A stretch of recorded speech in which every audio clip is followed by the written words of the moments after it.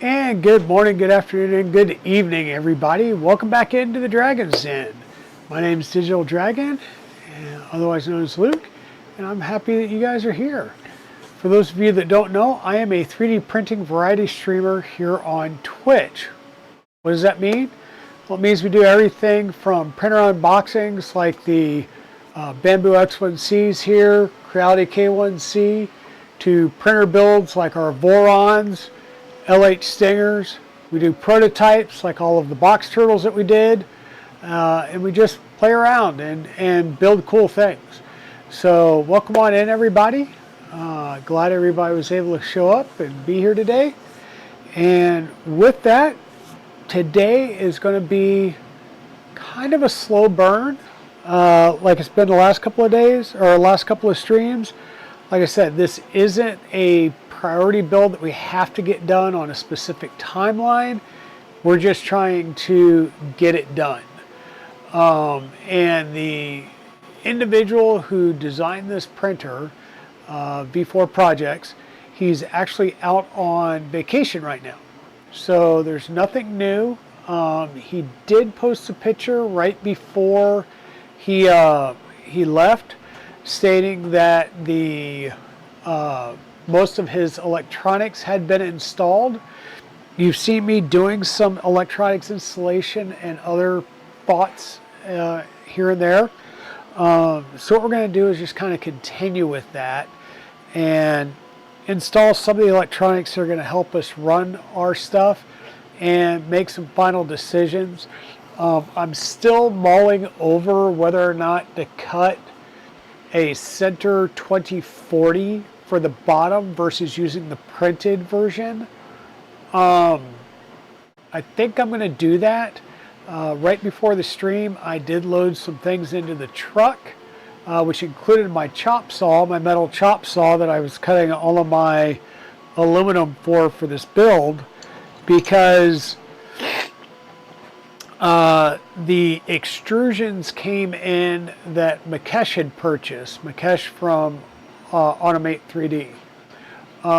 He bought a bunch of extrusions. I'm going to go down and, with the cut list that he left behind, go ahead and cut those extrusions down so that we can make another 2 or 3 of the auto ejects. I did just find out I'm going to build one off stream with just a one-to-one with the Automate team down in Auckland, New Zealand.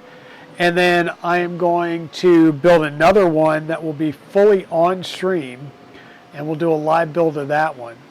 That makes 2 units. One will stay at Echovate, one will stay with me, and I'm going to create at least one more unit that's going to get shipped out to another member. With that said, another breaking news flash that you're only hearing here. I've been asked to bring one of the Automates to Murph. So at Murph, I will be building a box turtle, and I will have the auto eject on site, printing on a machine of some sort. One of the things I wanted to show you was some of the first prints coming off for that box turtle. This is what I will say will be the primary color schemes. This is the neon magenta and black. Whoops. We'll come over here to this screen. This is the neon magenta and the black. So just straight black, neon magenta. This is going to be the all of the side skirts. One of the lanes is going to be magenta, and then the other lanes are going to each be a different neon color. So I've got neon orange, neon green, and neon yellow, and then of course the neon magenta. Hey Thunder Keys, how's it going? So we will be doing each lane will be a different neon color, with the whole skirt and I'll say body frame being the neon magenta and black.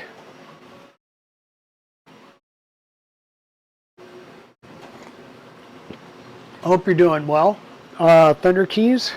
So I will pull this up some. I did get shipment notification of my shirt Thunder Keys, so that should be coming in soon. As I was digging around, we recommend you print the gears instead of using the LDO MJF ones just as a backup. I have, I am printing the gears. I will use the LDO ones as the primary and provide the gears as a secondary backup in case those gears fail. The ones in the kit that I did at Rocky Mountain seem to be really well printed, and they were already put on the shafts of the motors and the 8mm shaft for the respoolers. I do need to print the diffusers, which will be great because all of those files that I do in clear, I've been doing them on the Mark IV, which is sitting down at Ecovate, so I'll have to remember to take those with me tomorrow. Mrs. Dragon? Yes. Thank you. You're welcome. I got Duncan. Yeah, they're now pre-affixed. So one of the things that I came across was some of those 45-degree corners I was talking about. I'm going to use these and replace these ones on the uprights. As you can see, that it doesn't take up as much length, which means I'll have a little bit of a gap now on the panels, but it's a gap over 2020 rails, so it won't be bad. The only other thing I can do is then shave these down, or not shave these down, but shave the pre-cut panels that Happy Manufacturing made for me, and I would much rather swap these out for these types of corners. Also, for those of you that do not know, there's this small company by the name of Open Builds. Open Builds, there you go. Get some Open Build stock from Closeout. Yes, Open Builds is going out of business. I will tell you, I've got 3 boxes of extrusions showing up this weekend.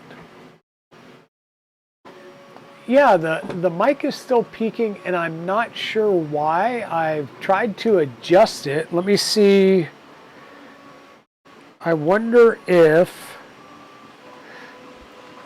somehow the gain got increased.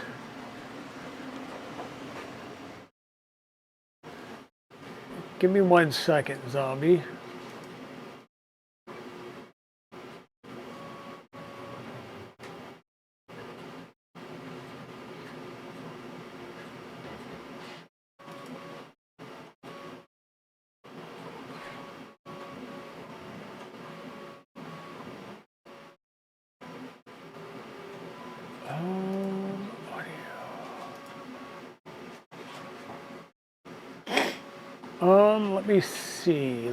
Let me see.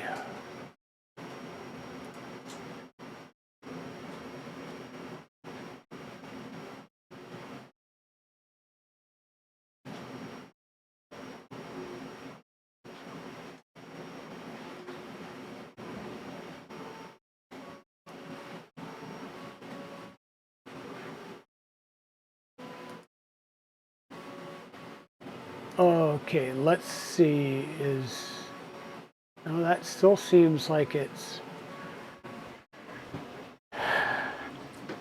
so I'm wondering if something got a little tweaked when we did the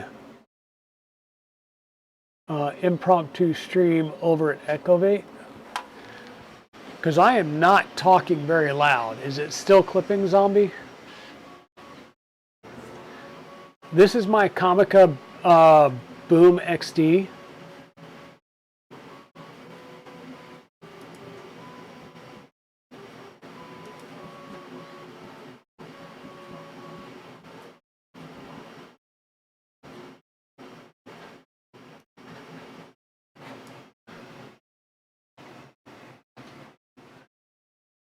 And that's going to clip now too.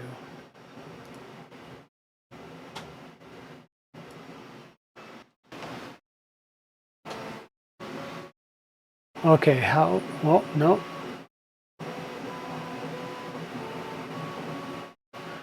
It's clipping a little, okay. What is going on?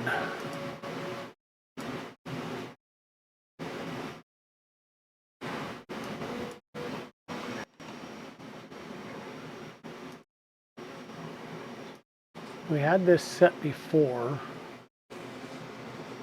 Okay, hopefully.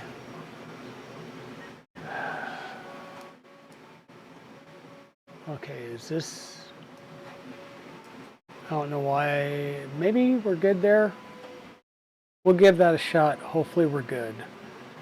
When you talk loud, yeah, I'm definitely not talking loud. I'm normally talking louder than this. And I don't know. I have updated the whatchamacallit, OBS. So it could be that, or it could be the Windows update. God only knows. I haven't adjusted anything in the settings, so we'll have to. We'll see how it plays out. Okay. Before we get into the build, or continue with the build, we had a few things show up.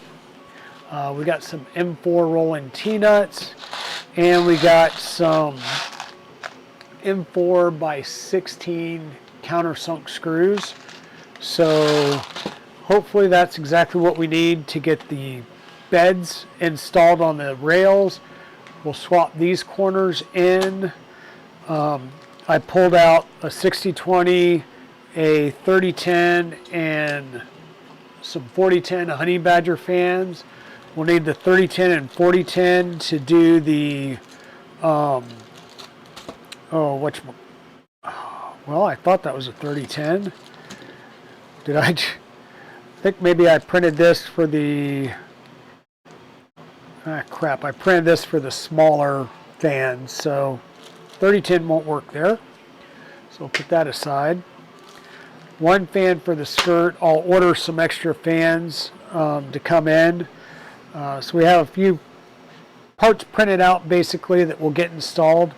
We are going to go Dragon Burner on this. I am not going to show you the build of the Dragon Burner. Okay. There's a reason for that. It's going to be, my intent is to put a hot end in here that I cannot show you.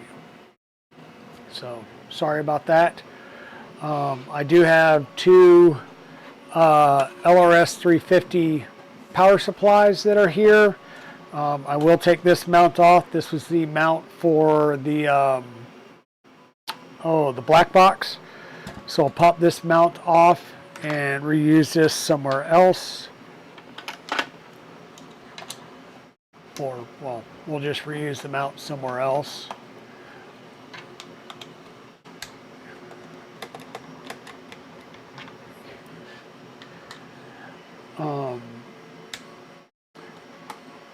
Yep, secret hot end. Hot end that I'm not allowed to disclose. That's why I will build the tool head off screen. Hopefully, I did print out the parts, and hopefully I will be able to put a cartographer on this. By the way, this is polycarbonate CF that we printed off before. Once again, all of my black box parts were black, and they were polycarbonate CF.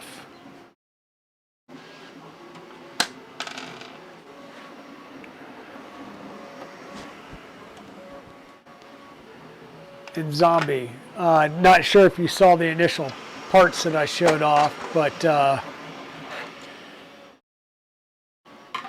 here's what those skirts are going to look like. So a neon magenta with black. These will be the skirts. One of the lanes will be the neon magenta, and then the other three lanes, one will be neon orange, neon yellow, and neon green with some black accents. And I'm liking the way that neon magenta Polymaker ABS is coming out. Okay, and speaking of things that we got in the mail,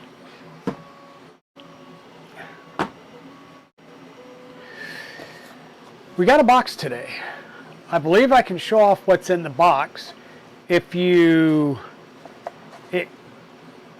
know, you know who makes this type of box. We've opened up a couple of them here on stream.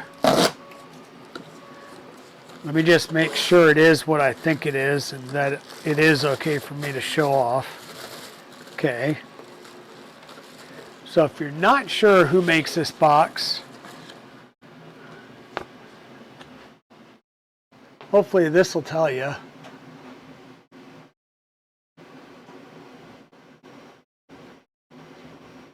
Got some cool new stickers.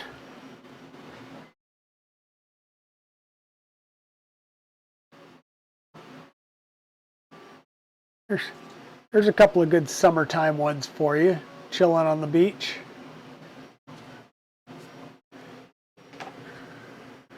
And yes, I am able to show this off because you can buy this now. Make some noise. Freak Mrs. Dragon out.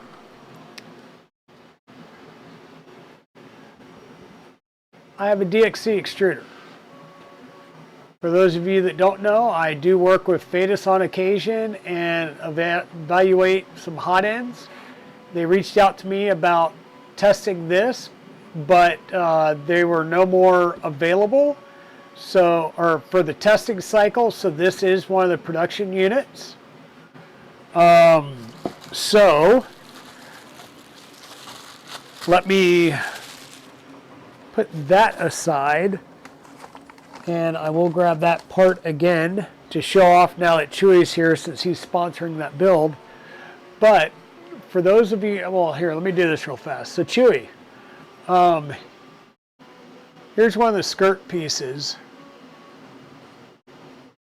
This is the neon magenta and black. This will be the skirts with the neon magenta as the corner pieces. And then we'll use this for one lane. Then we'll do neon orange, neon green, and neon yellow. So we'll have all 4 lanes in a neon color, and each lane will be different.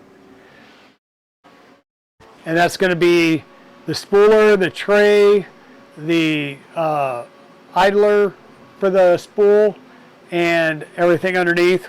Each will be a different color. So the DXC extruder is a new extruder design. This is by Devil Designs, otherwise known as Omnirello. And the design here is to help out the K1 series, right? So K1, K1 Max, and K1C. This is to provide stable extrusion, uses the run ice wear coating, smart filament break detection, and plug and play integration. It is designed to be a drop-in replacement for the existing extruders. So rather than, you know, this really came about because the original K1 and then the K1 SE had a lot of issues with the extruders, right? So this is where this design started coming about. It does have a dual drive, so you've got 2 different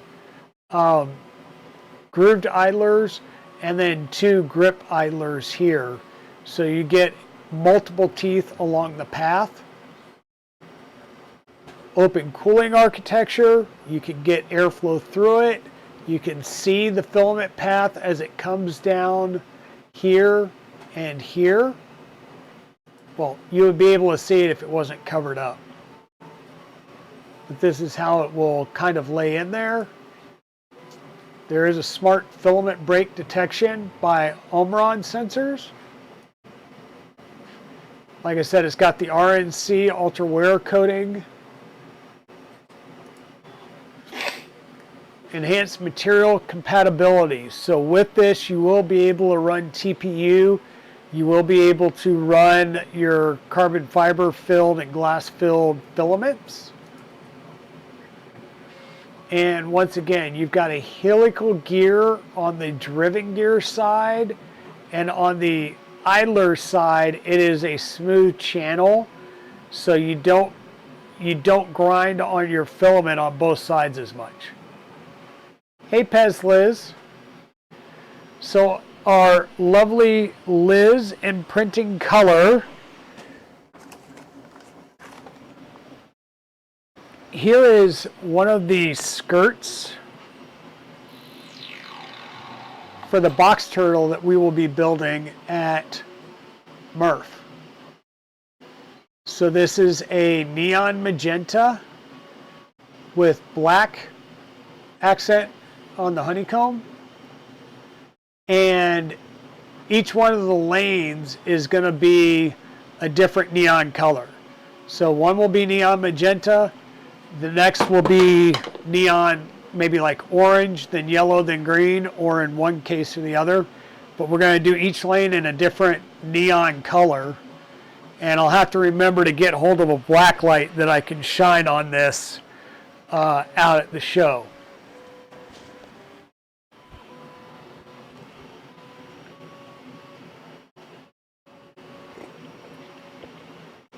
Yeah, it's going to look really awesome. The other breaking news that we have is I'm going to be going down and cutting a bunch of extrusion over the next couple of days down at Ecovate, because all the extrusion that Makesh bought for building another couple of the Automate auto ejects is sitting at the store now. So I will be cutting that stuff up, and I will be building one with the Automate team, and on some type of discussion stream on a platform, and then we will build one during a podcast style dual live stream with them. So look forward to that being done at some point. We're trying to get that done before we leave for Midwest Rep Rap Festival. I have been asked to bring one to Midwest Rep Rap Festival, so that is in the cards. Hey Waters, how's it going? And yeah, I knew that was going to show up, so if you follow me on socials, you would have seen that I was working on a V0, and I was working on a Voron 2.4 that had a whatchamacallit, a afterburner tool head on it instead of a stealth burner. The 2.4 is now put together. My understanding is it was PIF parts. It is a 350 size 2.4. It's working. I'm going through the commissioning process on it right now. And I had another 2.4 that showed up from EPAX 3D. So they were having problems with a Voron 2.4 that they really need running reliably. They brought it over to Ecovate, and I am going to be making that work as well. So what do I have for sale, Luke?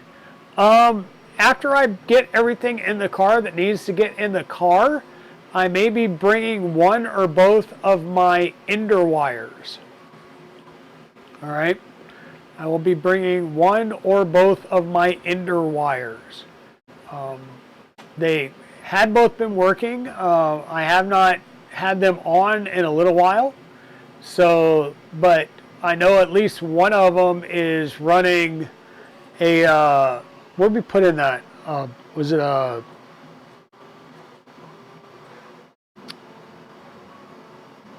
I think we might have put a, one of the LGX lights in it.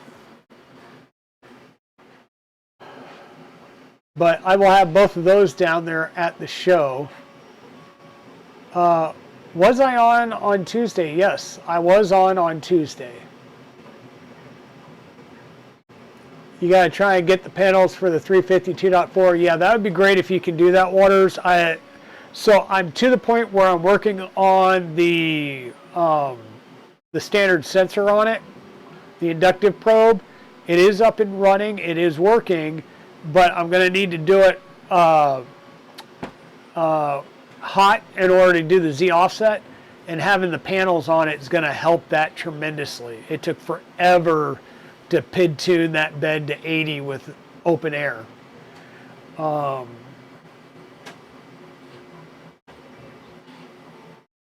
Your bin is not for sale. No, your bin is going to come with me. And Thunder, did you by any chance get confirmation from the winner that they got the parts that I shipped?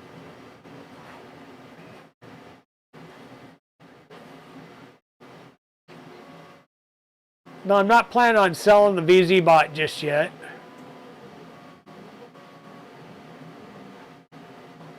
No, I won't sell Thunder Key's Ben unless he doesn't show. If he doesn't show up to pick it up, maybe I'll sell stuff. Maybe I'll throw it out there on like a swap meet table or something if they have it.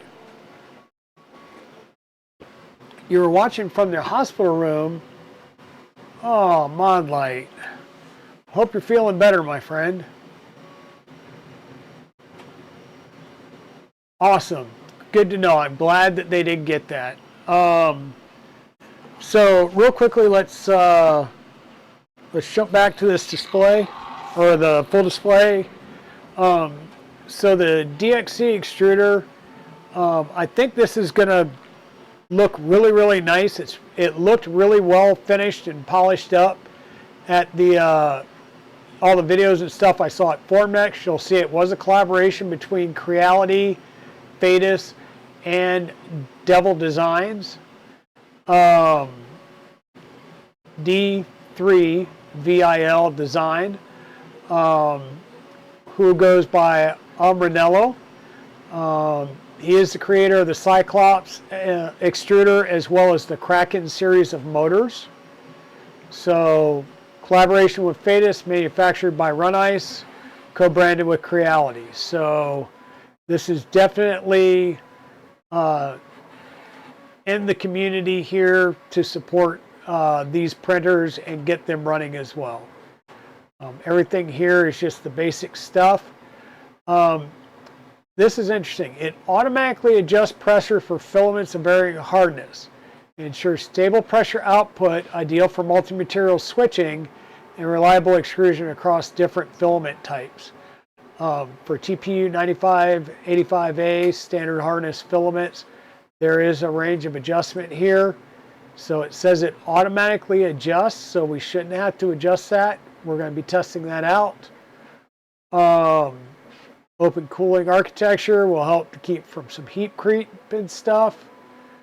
This is the big thing, plug and play integration.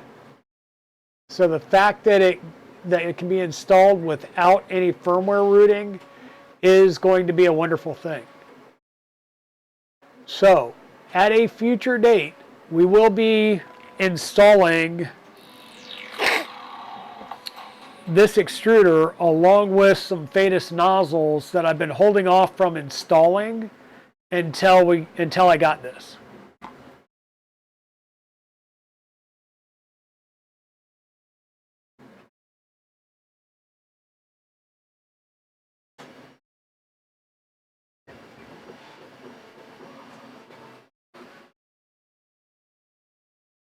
Ooh, severe issue of carpal tunnel. I feel you there. I've been seen numerous times for the potential of carpal tunnel, and I just went in for this elbow in particular for tendinosis and an enlarged ulnar nerve. So I'll be starting physical therapy, and apparently doing builds and doing a lot of this is not helping, but the show must go on. So, but look forward to a future video. I can't guarantee that it'll be before. It's most likely going to be after Midwest Rep Festival, where we install this and a couple, or at least one of the Fadis nozzles that we had gotten in. Okay, so other stuff that showed up was my package from KB3D that had the spherical bearings that we needed. We only need 2 for this build, but we'll go ahead and get these installed, and we'll be able to continue on this build and getting the bed put together now that we have the right screws and our spherical bearings.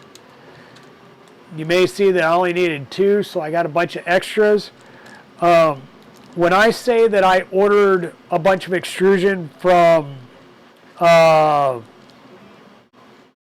Open Builds, I've got 3 boxes coming in.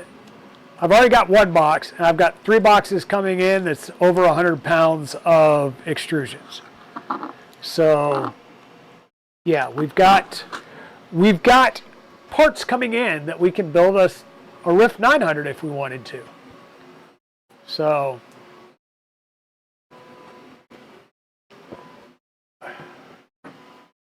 yeah, right-handed with carpal tunnel. Doesn't feel all that great. So, standard here, these should pop down in there just like that. And then we'll add 3 screws around the edge, and that will keep the spherical bearings in. So let me grab some M3x6 button heads.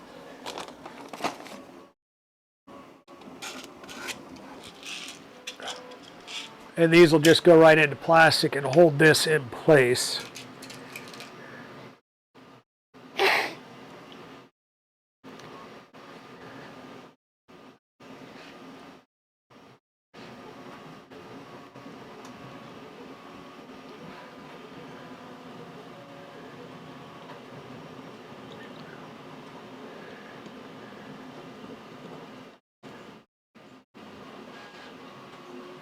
And I was digging around looking to see if I had another one of this style of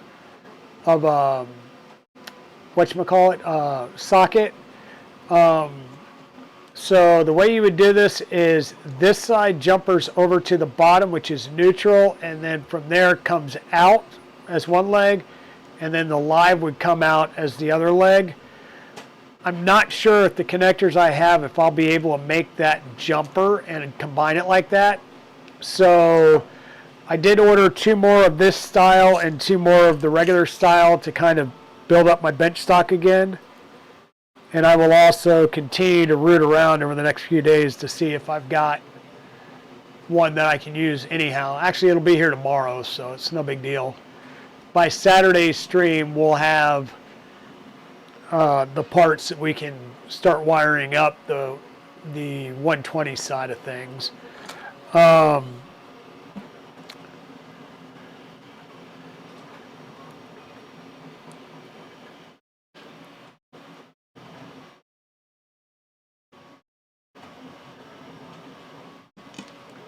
darn it.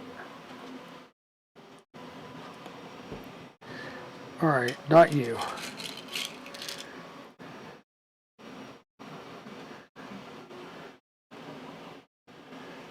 So Liz and Zombie, if you're still here, you guys ready for Midwest?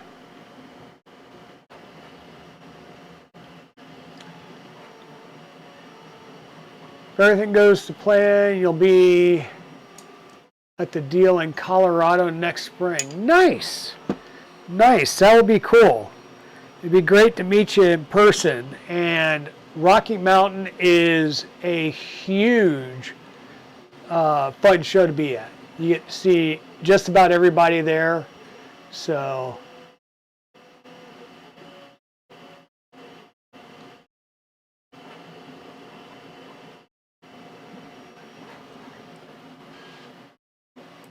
yeah, the working Newtonian microscope or telescope would be cool. Printing maker chips, and you just have to do laundry. Okay. I am printing maker chips as well. I need to start. I'm going to slice Miss Dragon's maker chips, and she's going to take over the Anycubic downstairs and just start running chips all day. Because I'm now down to one of the X1Cs doing chips, and the other X1C is printing the box turtle parts. And then I'll be using printers down at Ecovate to print skirts and stuff like that for Wolfgang's 2.4 and V0. Okay, spherical bearings are in and attached and connected to prevent from falling out. So now the other thing that we may need to do on that side, because we can, not easily, is it does have the spot where we can put in some heat set inserts and then basically do a set screw up against the 12mm bearings to hold the bearings in. So we'll work on that as well. We're going to need to bring the printer up here. And let me move a couple things around. We've got some motor wires out because I figured we might be able to do some motor wiring today and do some other basic build stuff and getting some things prepped and ready. We'll work on the bed. Actually, let's get the beds up here and work on the bed assembly before we bring the printer up here. That way, when we bring the printer up here, we can not have to worry about putting it on, taking it off, putting it on, taking it off. And I want to get the bed assembly going before too much longer.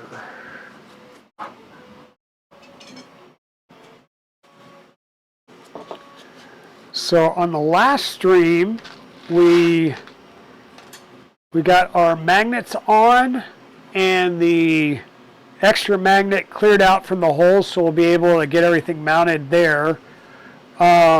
We've also got the insulation on the back, and we cut some spots in that insulation, and that will allow us to put in our spacers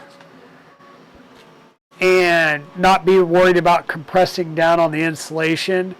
And we're able to insulate more of the beds. Normally what I see is they do like this X here, or they just cut the insulation down the middle, and you're left with a lot of edge space that's not well insulated.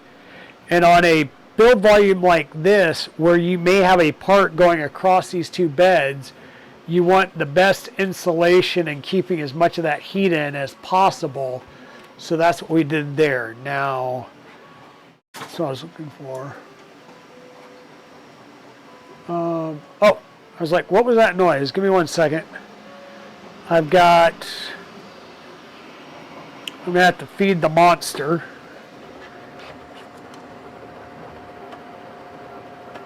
Oh, that'll be fine.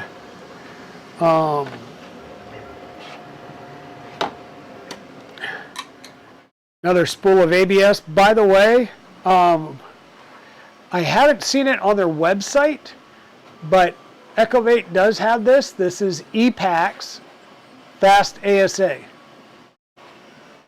So, Waters, when I'm there tomorrow, I'm going to be picking up some more of that, so please remind me.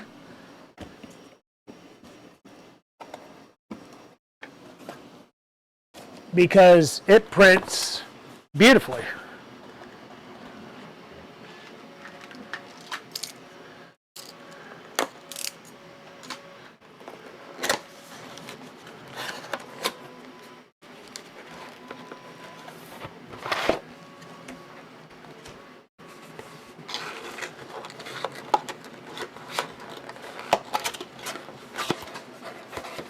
You have an A1 and a P1S running chips. There you go. Sorry, Liz.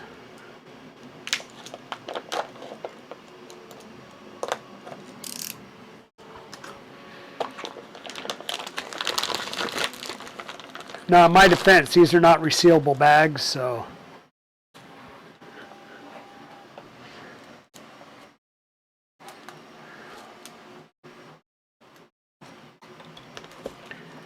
And like I said, folks, bear with me as I go get this going again because it's now complaining at me about being empty.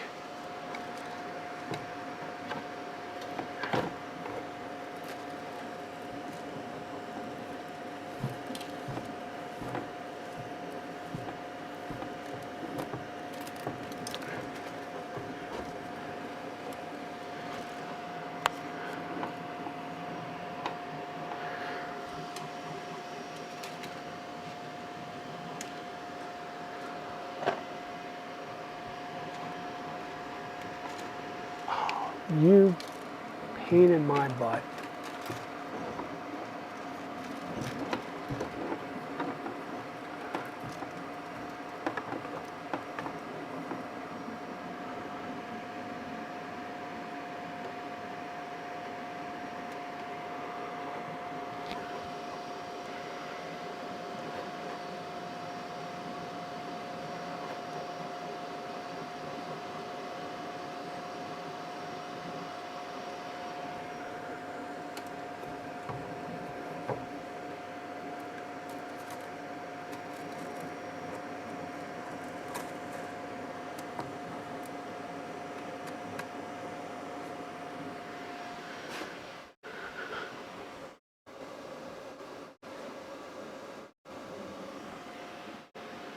All right, I'll have to keep working on that as we go here because of the way it does its stuff.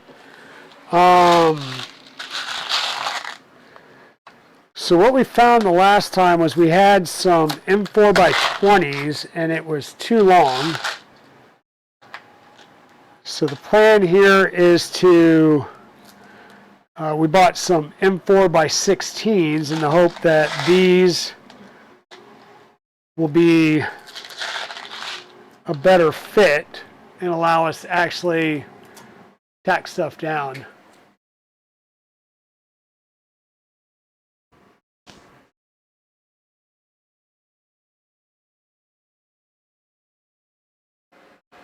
All right, let me pop this real fast.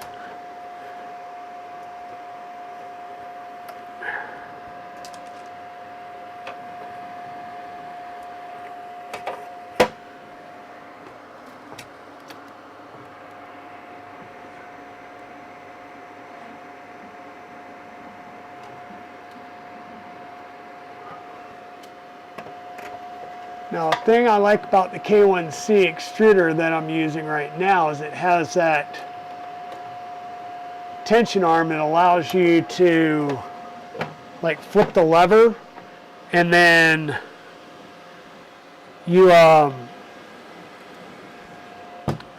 basically are able to run it down into the gears and then flip the lever back. So but we'll run the new DXC, check it out, run it through its paces, see how that goes. All right, this is going to be nice. And I'm sitting here looking at this going, yeah, we should be good there. We should be good.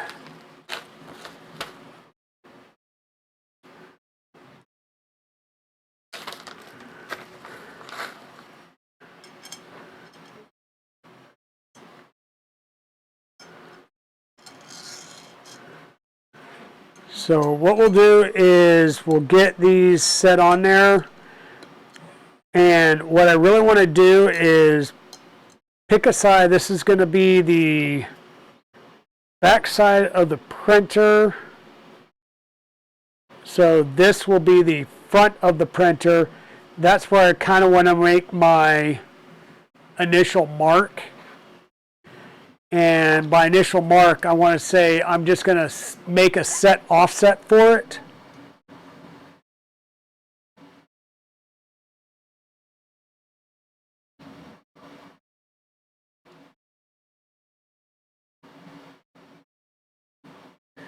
And say 40 millimeters. So this is going to be my, we'll say my North Star. Okay. Same thing on the other side. This I don't want to move these. I want these to be 40 millimeters.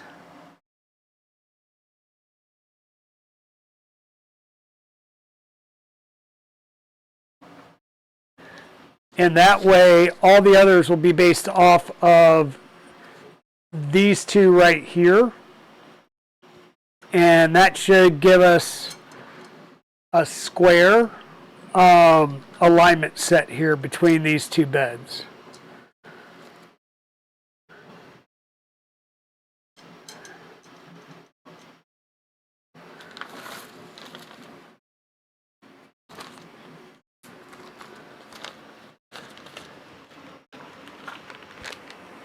All right, you're done.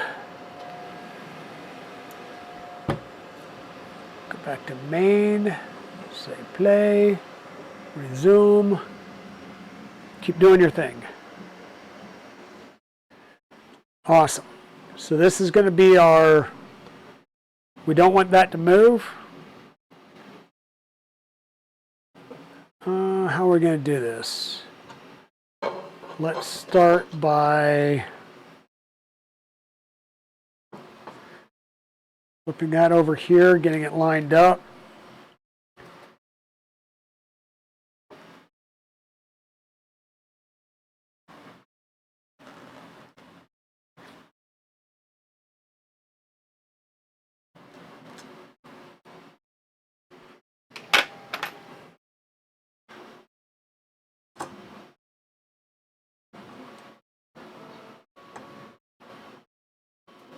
And by using the metal standoffs, we'll be able to do this and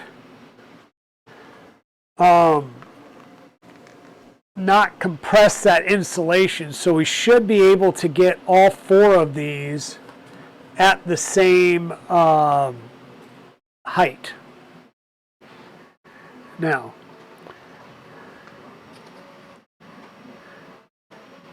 the nice thing about this as well is because we had that foam tape there, we should have some sort of whatchamacallit, stickiness to that piece.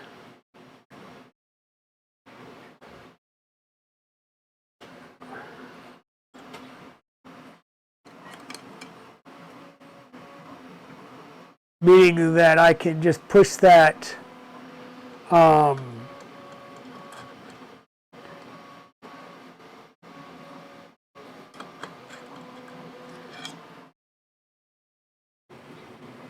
words on stream are hard.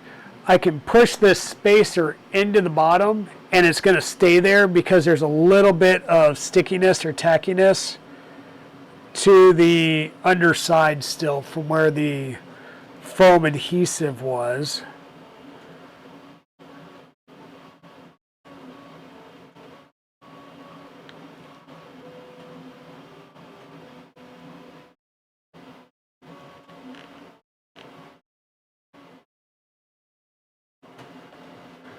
And I say that, and there's obviously one place where that is not a correct statement.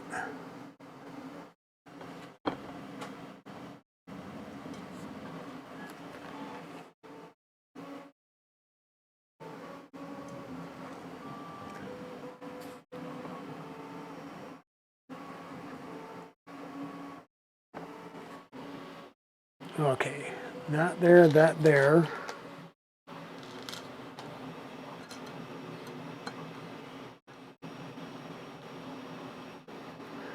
What I'm going to try and do is get a couple of these started.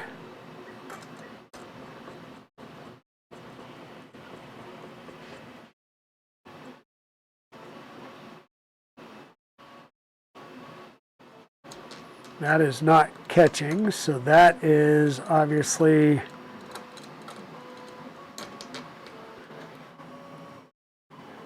not in the right spot.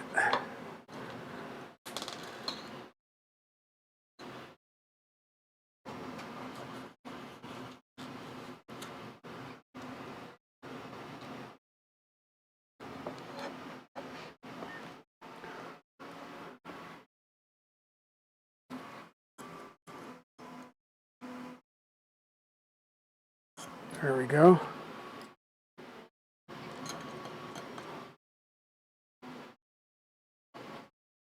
Once again, I don't want to move this one, and I will move this side to match.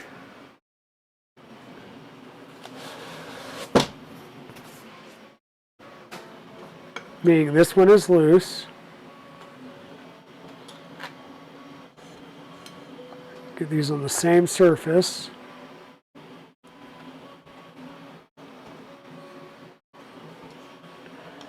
And we will move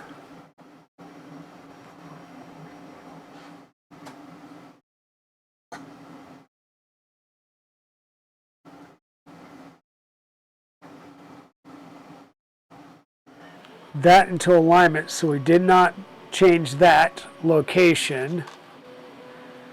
So we should have an even reveal on both sides there.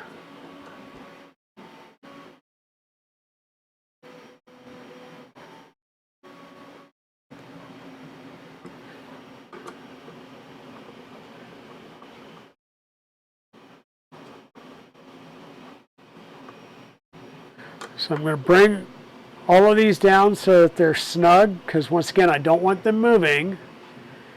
And then my thought process is these beds could potentially taco, right? These are not thick. These are not like our Mike 6 beds. So what we're going to do as we get these lined up is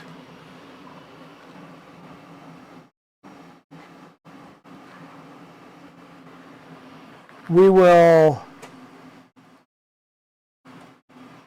play fun with lighting. I will probably do this one tight, and all the rest of them, I will undo some to give them the ability to kind of float just a little bit. And that will help in keeping things from warping really bad.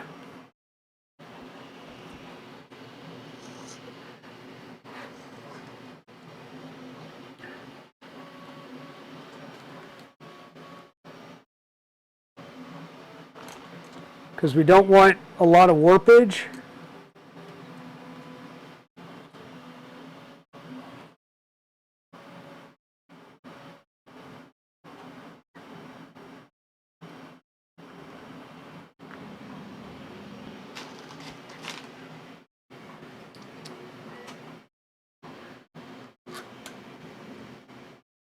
Hey, Happy, how's it going?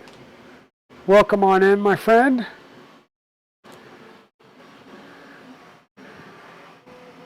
We are over here having a blast. And by having a blast, I mean we are trying to get our bed secured.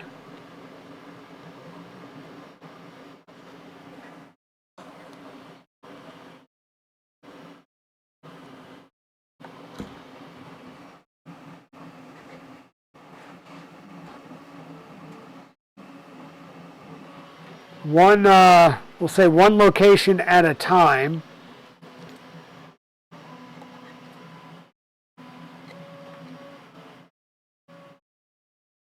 Once I get these lined up, we'll be able to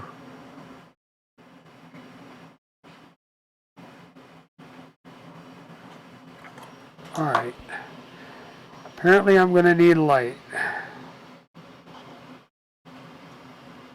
That is lined up. Once we get this lined up, we'll be able to get our beds put together. What we're doing is synchronizing our, where did it go? Oh, it's in front of me. We are going to be synchronizing our build platform based on 40 millimeters offset from the front of the of the one, and then we'll scoot this one over right up against it.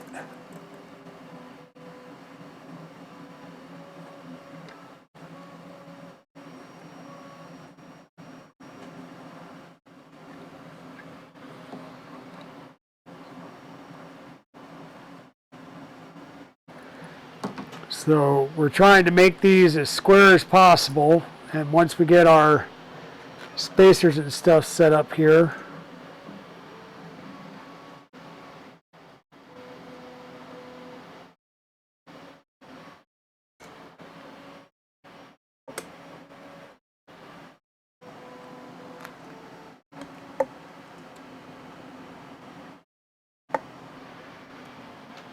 all right. Now I'll be able to get all 4 of these started.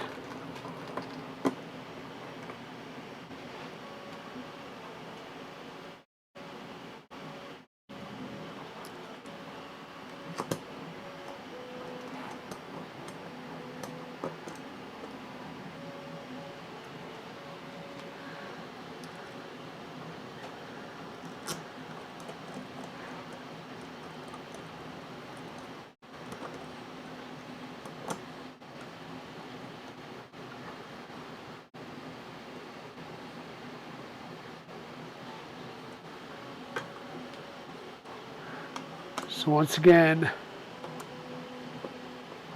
the front bed is fully locked down. I'll be able to push this over, maybe, work with me, there we go, so that these line up.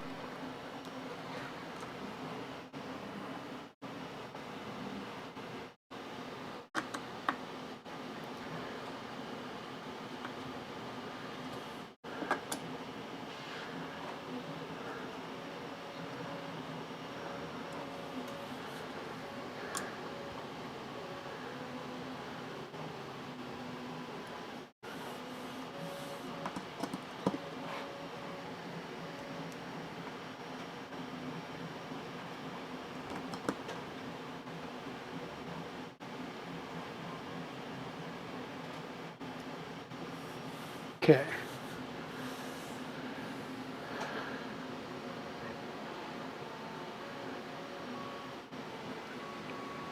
I mean, you're catching your fingernail, but it's not too much of a ridge right there, so that's good. Now, what's his name does is he uses an oversized plate. So this is 300 by 300. He would use like a 305 or 310 plate. So a plate would overlap this ridge, which would take out any issues. I'm going to wind up butting them because I believe mine are 300 by 300 exactly. And it'll be what it'll be. We might get a little bit of a ridge right there, hopefully not.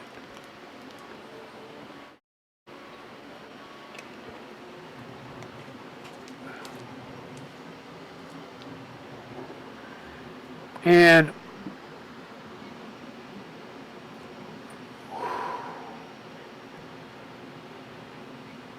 here's one connector, here's the other connector. So now I get to undo these 4 bolts, try and pick it straight up, rotate it around, and put it back down.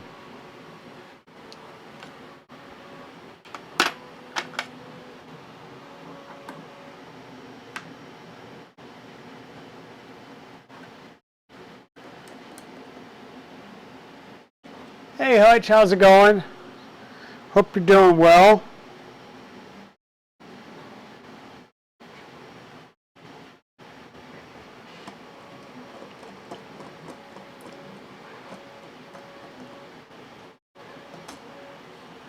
It's a good thing too, because this one, I think the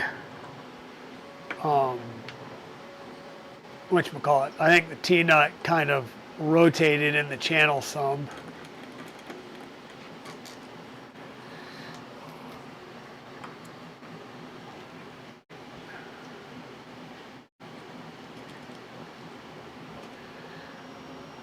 Okay, so the goals here is going to be pick this straight up,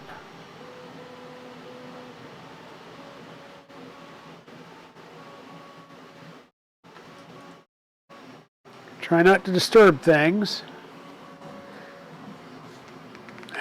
Except, of course, one of these popped.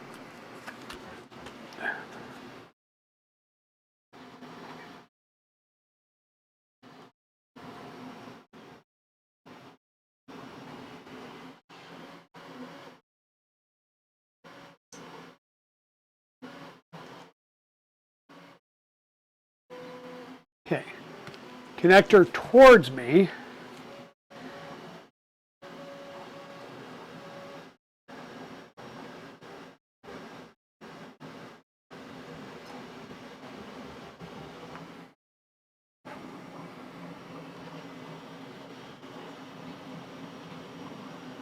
Okay.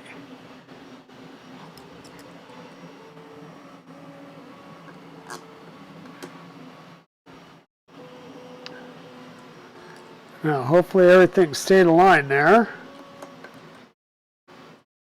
I now have both my connectors on the same side of the printer, which is always a good thing.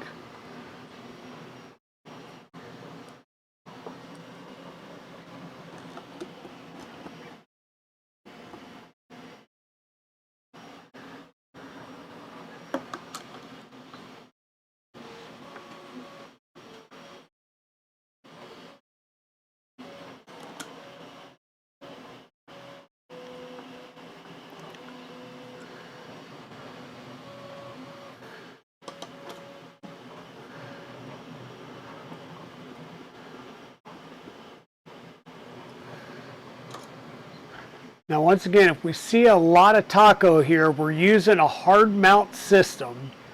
So if we see a lot of taco, we can start just removing some of the tension and some of the screws, and especially like the outer ones, so that as it starts to expand, it can actually push itself out some. That's why on like a Voron 2.4, one of the screws gets fully tightened. Two of them get, you'll tighten it and then crack them off like a quarter turn, and then the other one's about a half turn off. And that allows the plate to kind of move a little bit without being really loose.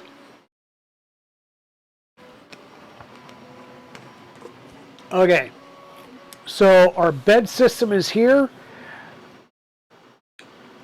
We're going to try and use our, the plugs. And my plan will be to either mount something here or at the bottom that I can zip tie our cables to, so that there's strain relief there. Right? I don't want them constrained. I will bring it down like here, bring this one, kind of loop it around, and then they'll come down into the umbilical that'll go down under the bottom deck. So there's our build plate system now set up. We'll need to set that off to the side for a moment. We can now bring the printer back up here. Let me get a couple of things out of the way, like the M4 hardware that I just bought just to do that.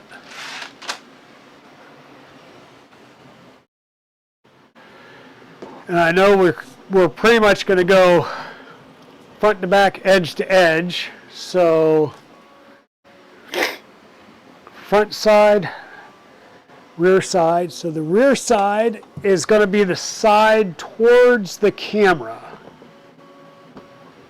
So this is the rear of the printer. Way over here is the front of the printer. So what you'll see here is I've got the SKR 1.4 board plugged in here. The screen's plugged into it. We've got our two MOSFETs. These will be to run these two beds. So the beds will connect down to the MOSFETs. And then each of these MOSFETs will pull to power. That'll get mounted one on each side here. this piece is going to mount right here. I'll need to put our M5s there. I might have to loosen these up and adjust the width ever so slightly to make that happen. And I believe these go in, are they like maybe like M5 by 16s, M5 by 12s? I can't remember. Basically, I mean, we're basically doing the same thing to this that we would do to a trident. And by trident, I mean the front edge of a trident.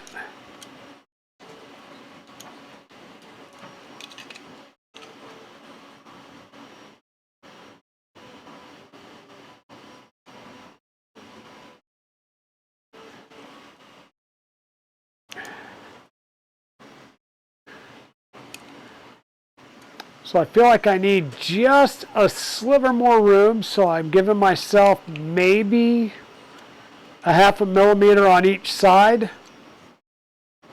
And that should help line these spherical bearings up on these mounts better. And I'll need to, let's see, what do I think I have M5 by 16s.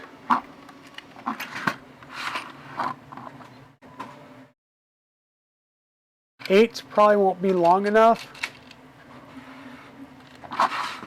So we'll use the M5 by 16s here. We're going to go through the spherical bearing and then down into the plastic of this printed part. So you'll make sure that you're lined straight up. And those aren't going in unless they're supposed to go in with a nut or something.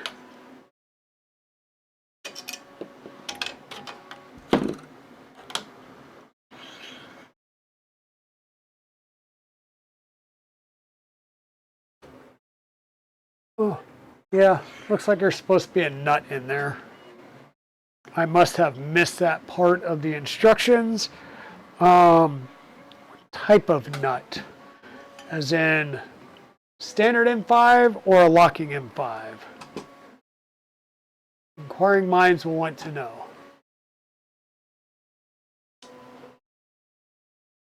Been good, just got home from your day gig and ready to build something. There you go.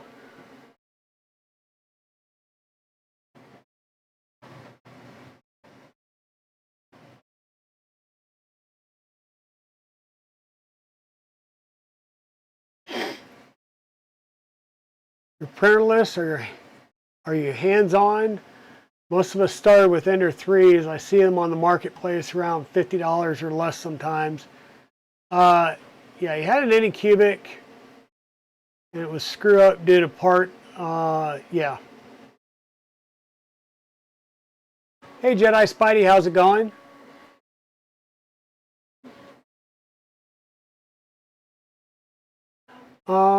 So the RIFF, I believe it is,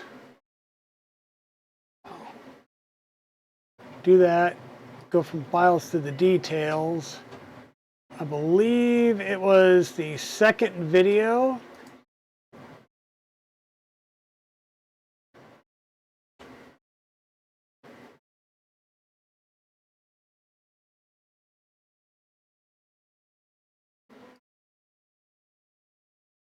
Sorry, I'm trying to see if there's a statement here about those spherical bearings.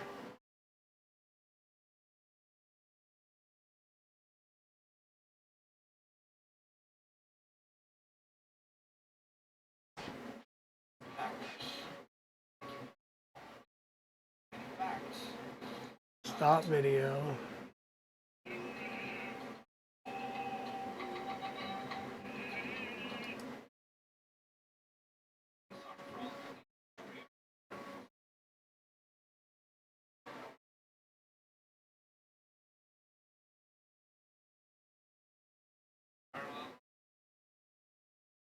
That's the front. It's the front again from a different view.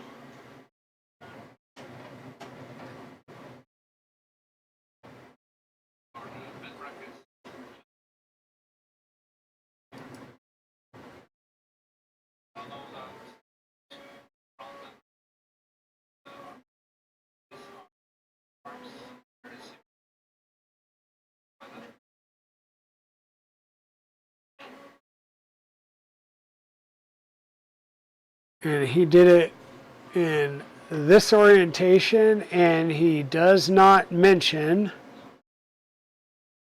any of the hardware that's used. Sweet. Alrighty. I'm going to assume that if we're going down into a cavity in a printed part on something that's supposed to move, that we would prefer an M5 lock nut over a standard M5 nut. The question is do I have any M5 lock nuts?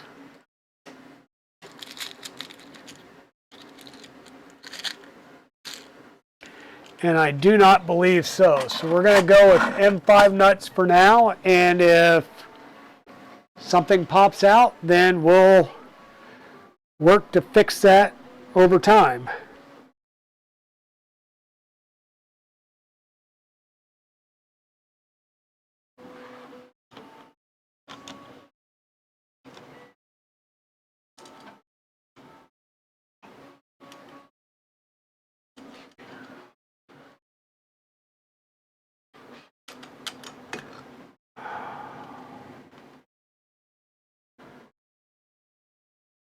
All right, we're doing well, Jedi Spidey.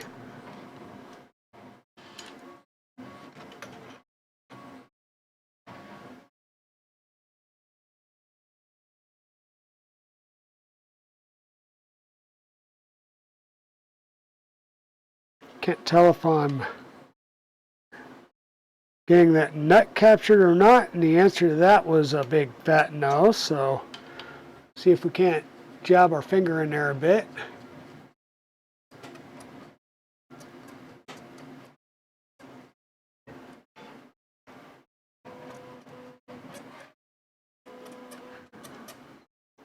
That's still not working, so we may have to use some. Where'd you go?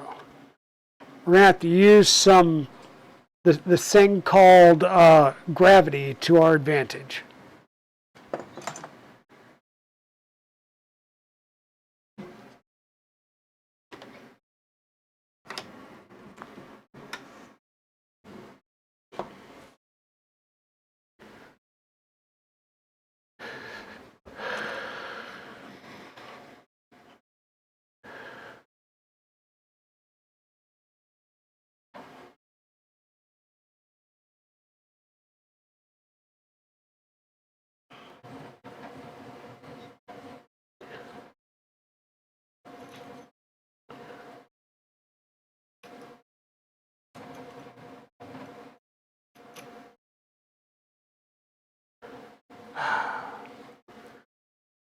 Somebody remind me to stop using a metallic object that's magnetized when trying to push screws into a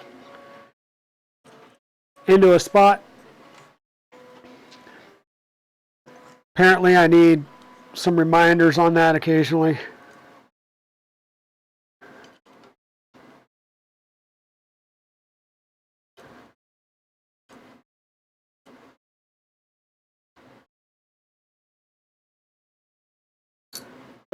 Alright, that side seemed to go in now. Now if I can get the M5x16 screw out that I just wedged in there to make that happen.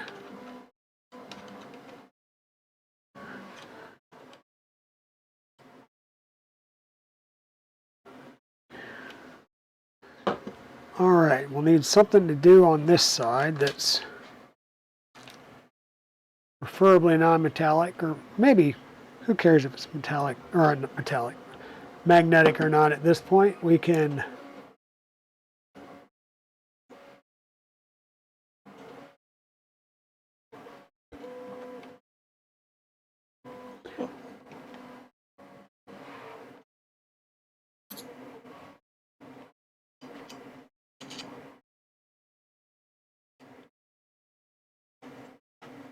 alrighty. I need a little bit more space there.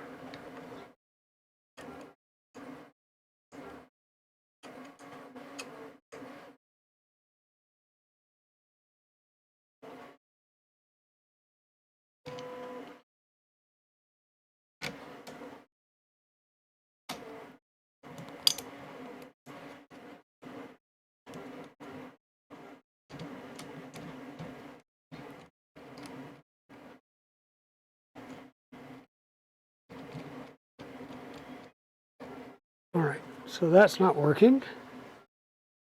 What do I have?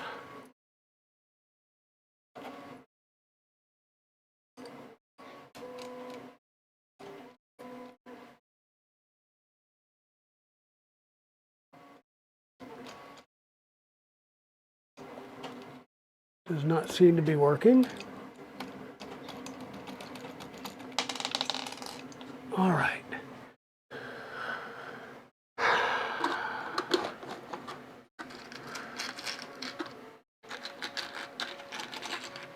Common sense.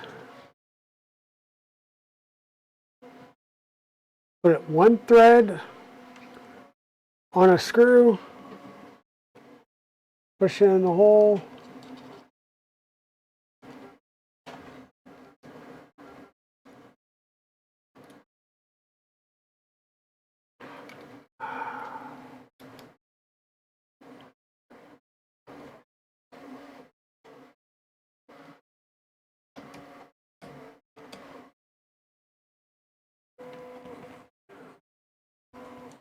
Seriously, what we're going with here.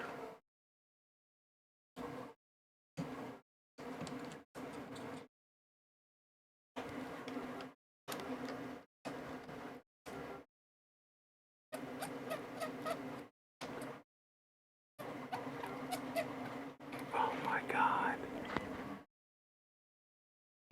All right, so that's attached.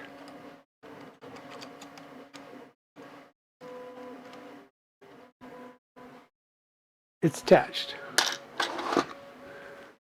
It's good enough for now. We'll make that work.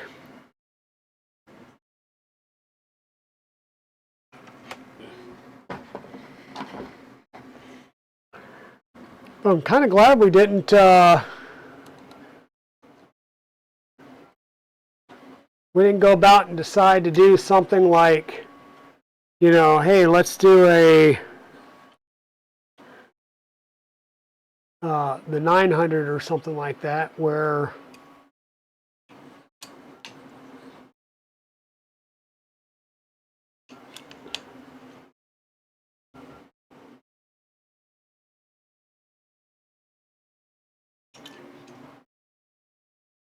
feel like this rail should have been a little bit longer.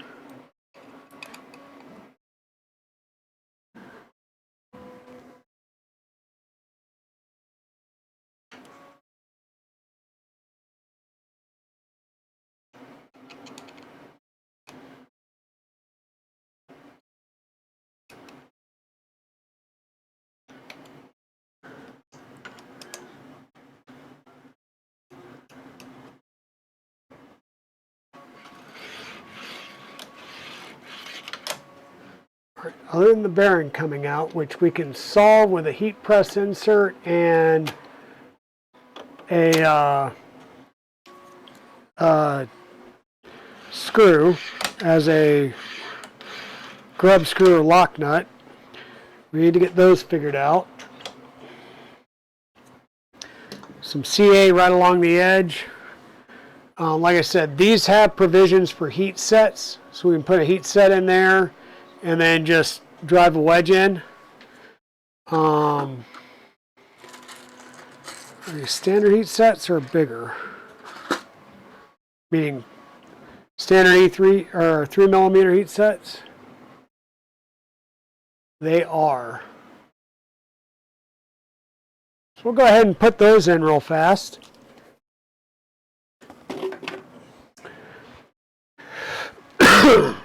Need to take my heat press or my tool out of my heat press to do it.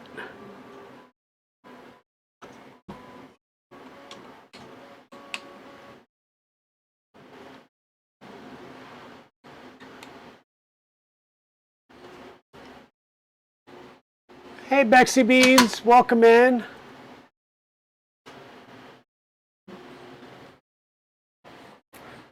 Filling with a printer. Oh yeah,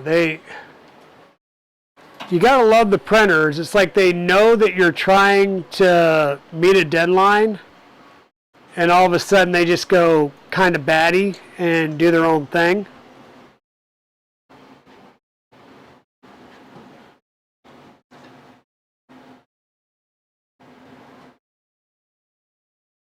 So I'm just going to load that in there.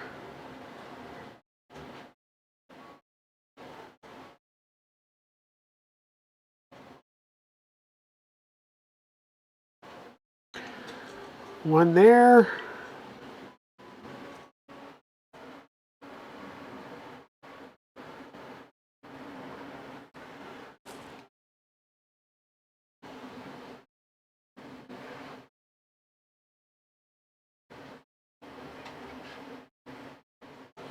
And one there.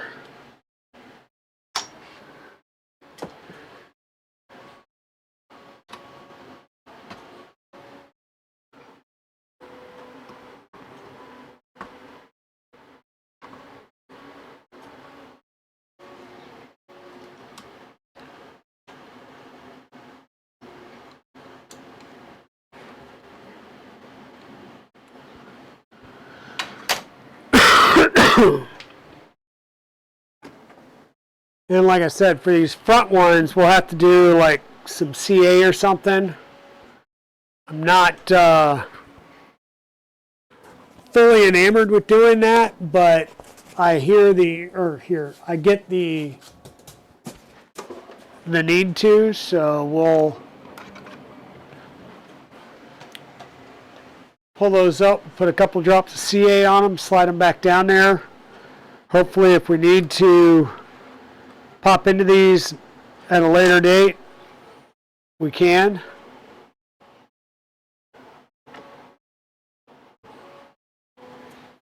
Actually,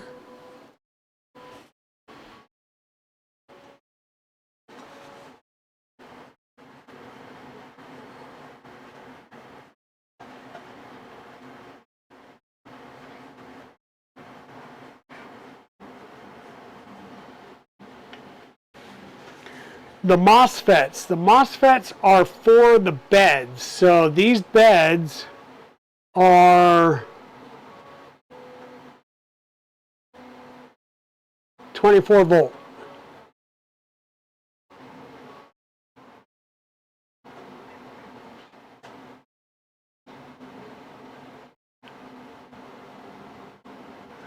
Well, dang it.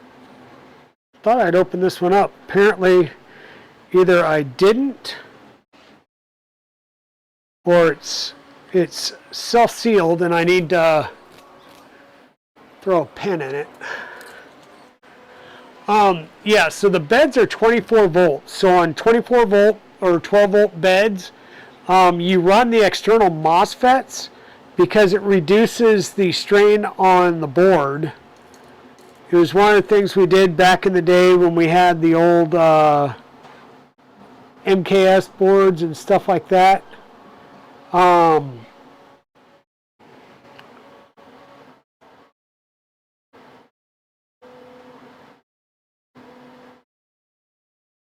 Once again, I'm trying not to put a bunch on there, just a little bit.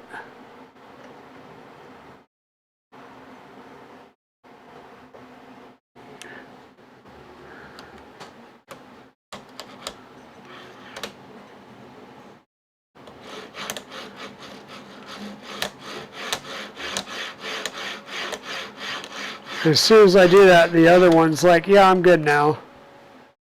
So we'll work that one if we have to down the road.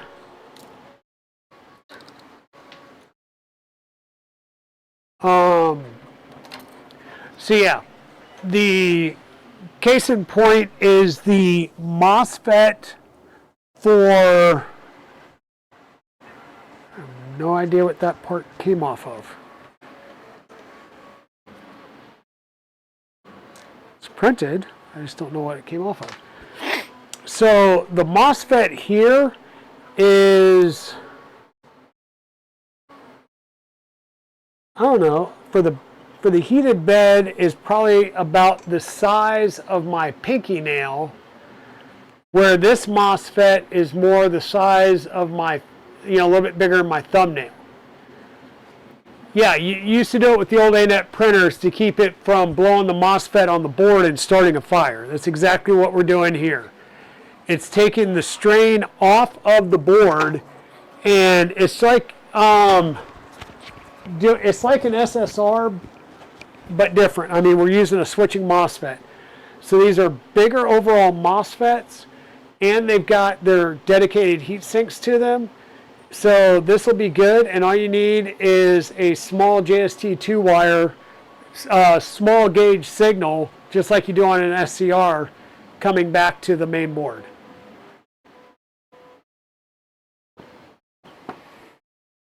Okay, so that's there. Now the bed mounts,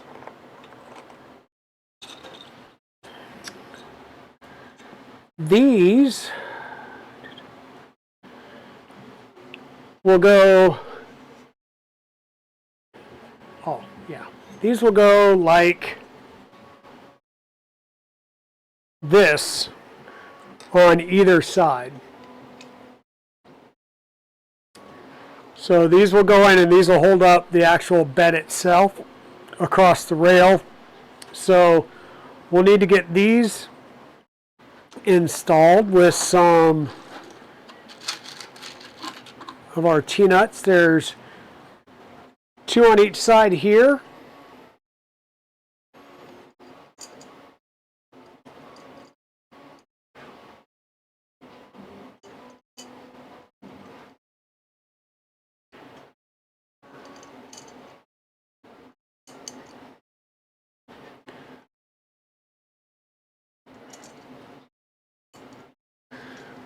We want our M5x8 screws, wherever I put those.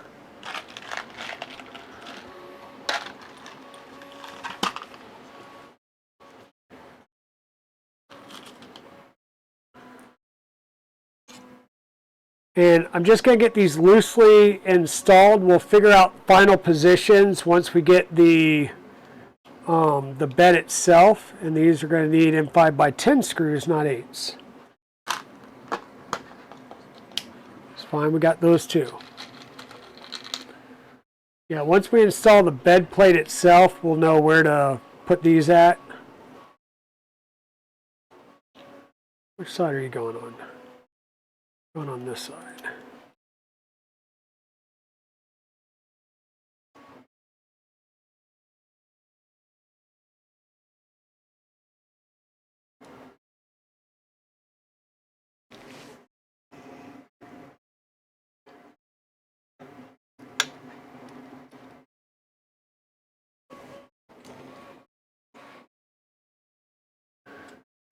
So I'll just get those started and then I'll move them kind of over completely to the ends, and that will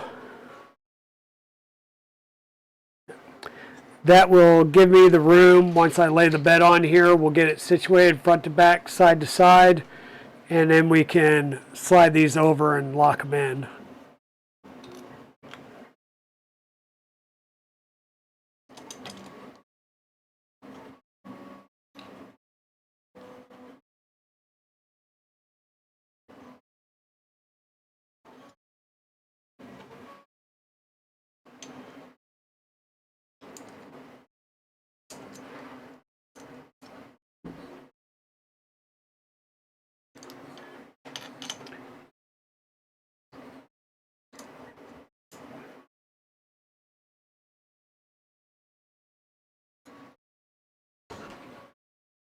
There's those two. We'll get these two done.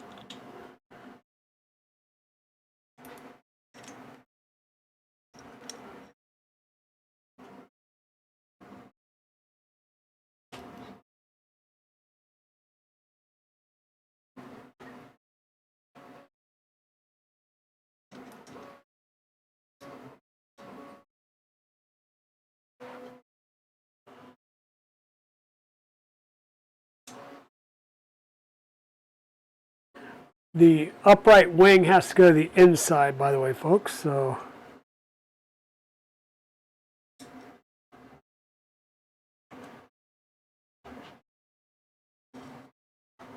and once again, once we get the 2 screws on, we will just slide it over and out of the way.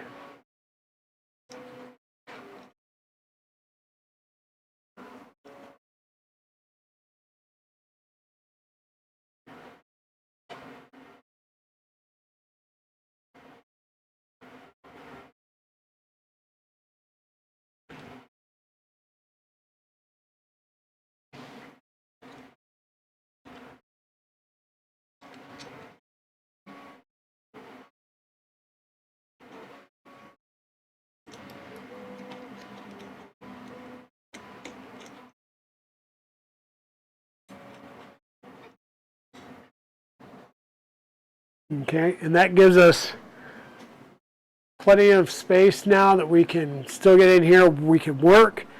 Like I said, I've got the the build or the attachment points for the power supply. So the way it's most likely going to look, because I think I am going to do it the same way they did, is we'll have a power supply that'll sit here and one that'll sit over on this side. I am still thinking about I'm going to replace this with a 2040, and that'll give me even more rigidity and structure to the base for our bottom panels. I've got replacement corners here for at least a few of them. I did find some open build style corners, so we'll go ahead and put these type in, so we shouldn't have an issue with the bottom deck panels anymore.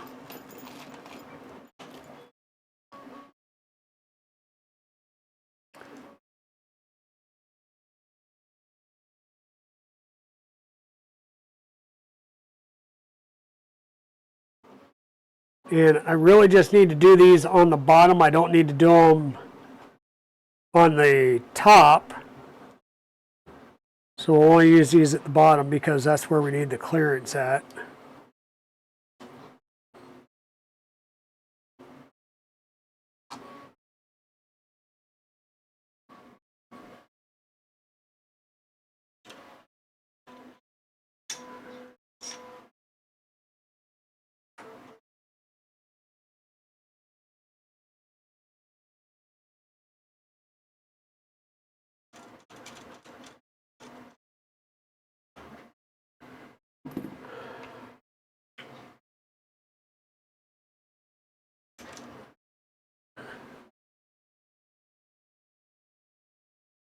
It was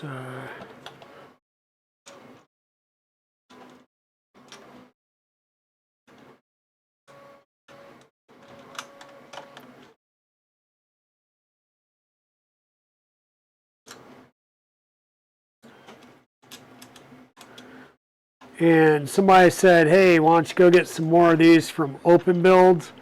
That is an option. I will look into that option.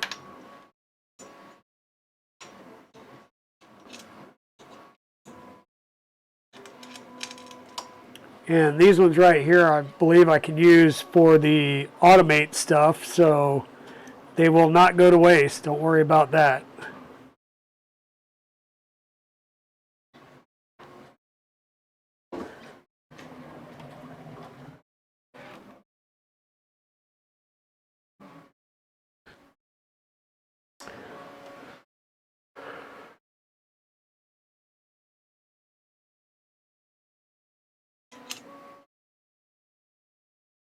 Open Builds is how you built your laser? Yeah, well, Open Build's going out of business. I mean, if you've got the disposable funds for it, now is a darn good time to go buck wild at Open Builds.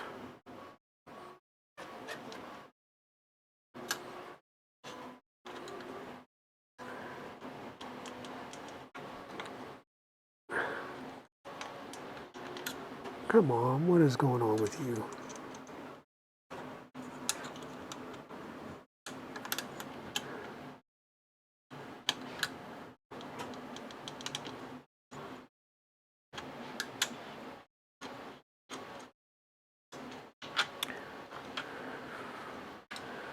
All right, so those two are done. We'll do this side over here.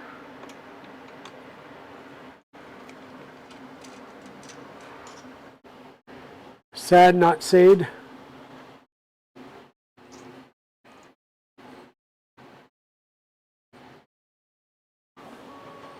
Gerber open source, yep.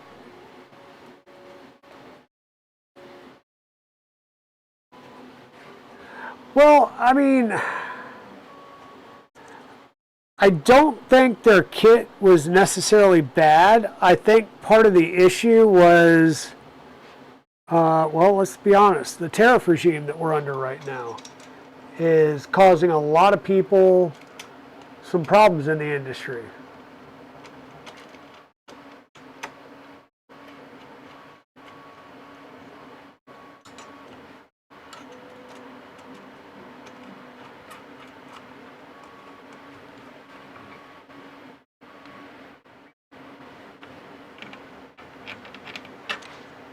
Hey Timur, hey Moji, how's it going? Welcome in. And for those of you that recently subscribed to my YouTube channel, thank you. We popped over 1,000 subscribers on the YouTube channel, so thank you, thank you. I will be doing some more shorts and other content over on that medium. There, you know, like we're going to be doing some more filming of certain things down at the Ecovate store, and it just may not be as conducive to a live stream. But hey Musaka, how are you? Welcome.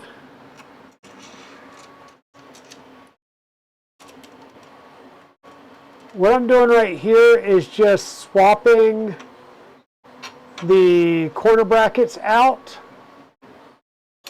Happy Manufacturing was nice enough to make me some custom cut ACM panels for this build. And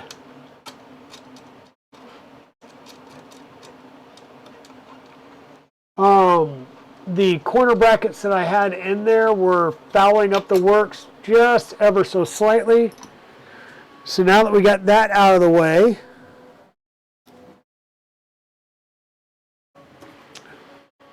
so once again, technically front, back. I don't know why I did it that way. This piece will come in here, sit down, and then this piece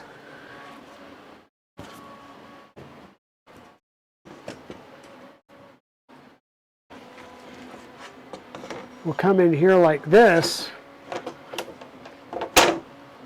and sit down, and we'll have a nice, very solid and sturdy deck panel. You can see there's a little bit of give. That's why if I replace this printed piece with a straight 2040, it will make it a little bit more rigid. And then the other thing that Happy did, which made me so incredibly happy, he laser etched the dragon on there. So this is the dragon from the emote and the your badge. So we've got that on there. Now before I put these panels on, I'm going to get most of the wiring done underneath here. We do have a pass-through right here for bed cabling that will come down. We'll get most of everything down here wired. I'll put this side on. We'll do the bed. You know, we'll lay the bed on here and bring the bed wiring down so that we can do the final connections on the bed wiring. And then we'll put in our last panel. As you can see, we're going to have the bed like all the way up here to put these panels in, just because. So come on, you. Guess now would be a good time to, I don't know, put in a M3 screw there as like a set screw.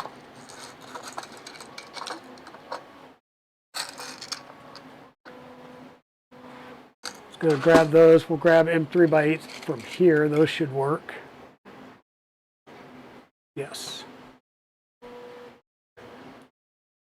Now you don't want to drive these in and deform the bearing. You just want them to go in and go snug against the bearing, because like I said, you don't want to deform the races in the bearing, but by doing this you'll add just a pinch of friction to the back side of that bearing and it won't go anywhere then.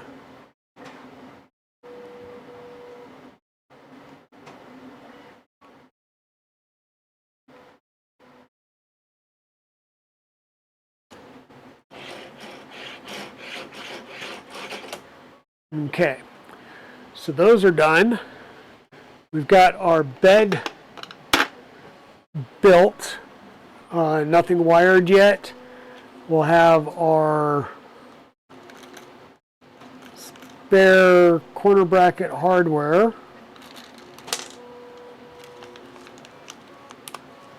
We'll have our spare corner brackets that we'll take with us. What else? Raspberry Pi wise, we do have that Raspberry Pi sled that we were looking at. And then I also printed this Raspberry Pi mount. This is the one that he designed. And you mount your Raspberry Pi here. And because there's an angle here, when you mount it, it's going to hold that Raspberry Pi at a slight angle like this. So when you have your fan, that fan's going to be blowing over the Raspberry Pi, then up over the top of the Raspberry Pi, and your heat sinks on your board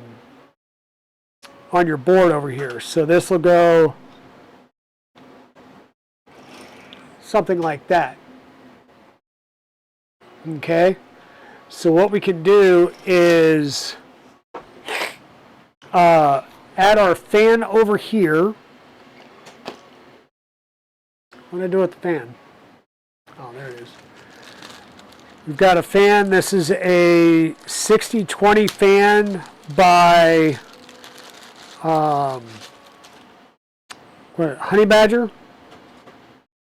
24 volt, 4800 RPM dual ball bearing. So we'll go ahead and install this right back here. We'll put a front cover on it to cover that up. And this will provide airflow over the Raspberry Pi and then up over this.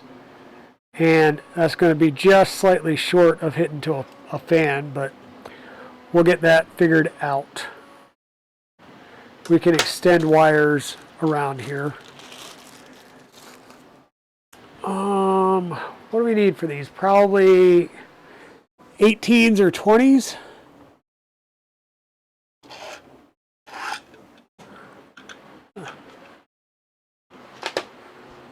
Looking at the number of 18s, I'm going to hope that they're 20s. Oh, not even 20s. They'll be more than that. Oh, wait. It's a 60-20 fan, right? Which means that the fan is like, I don't know, 20 millimeters thick. So that means we probably need our 25s to get through the fan and into our things. And we're going this way. I'm going to put washers on the back side of this.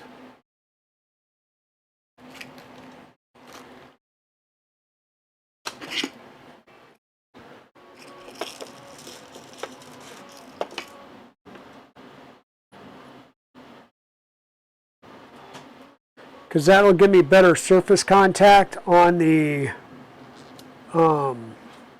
back side of the fan.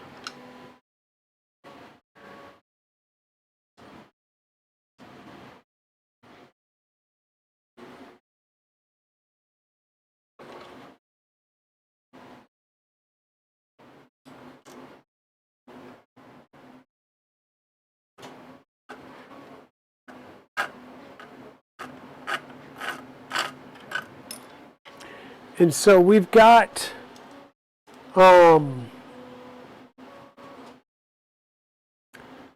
words on stream, hard sometimes. We've got M3 heat set inserts on both sides of this skirt opening.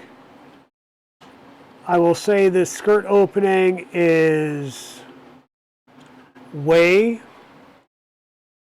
thicker than it probably needed to be. We could have done the same thing, put heat set inserts into the fan itself, and then just come through the front like the Voron.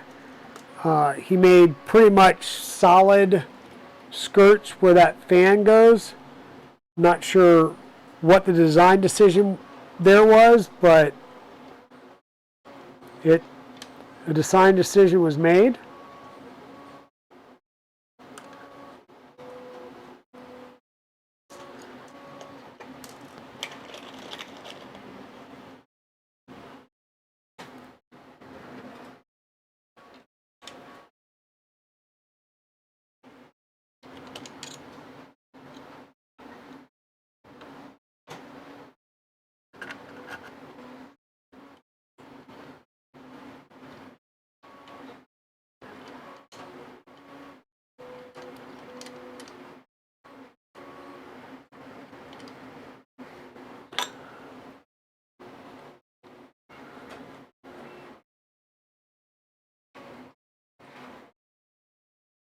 Trying to get all four of these lined up.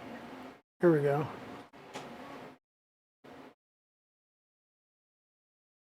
Most certainly a design decision of all time. There we go. And make sure you set your fan up to be blowing in. You want fresh air coming in over the electronics, not pulling a bunch of hot air over the electronics.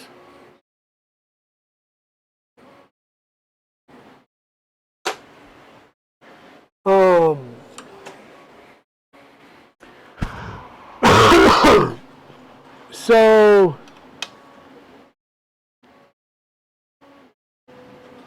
is the front a strange orientation like the Magneto? Yes. So the apparent front of the printer is what's facing me, right? That's what's going to have access to the electronics tray and our screen.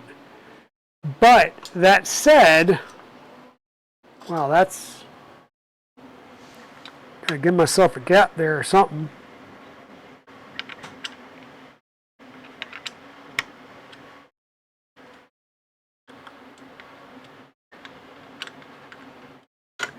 So that said, the true front of the machine, so the machine will sit on the bench like it is right now. The right side that's closest to the camera here is the rear of the movement of the printer. Okay, so this is the front from a user interface perspective. From the machine, this is X-Min, X-Max, Y-Min, Y-Max. So your long axis is the Y, short axis is the X.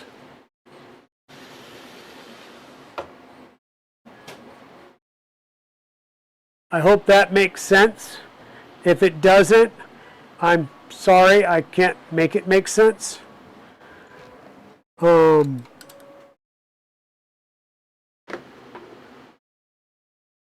So I need to give this a little smidge of room.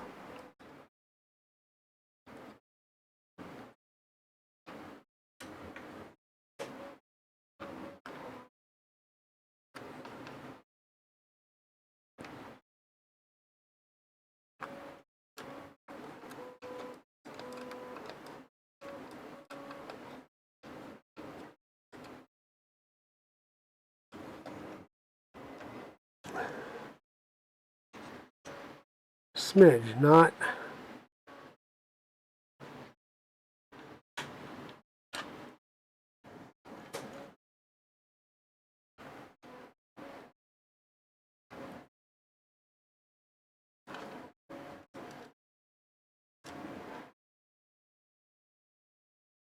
here we go. Now the screen will angle up a lot easier.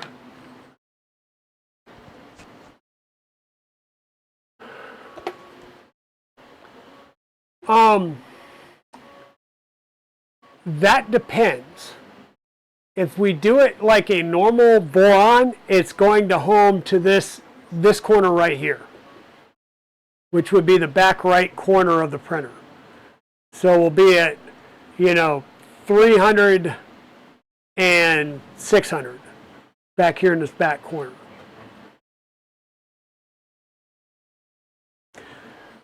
So yeah, that would be, oh, well, that was a great decision, Luke. Let's put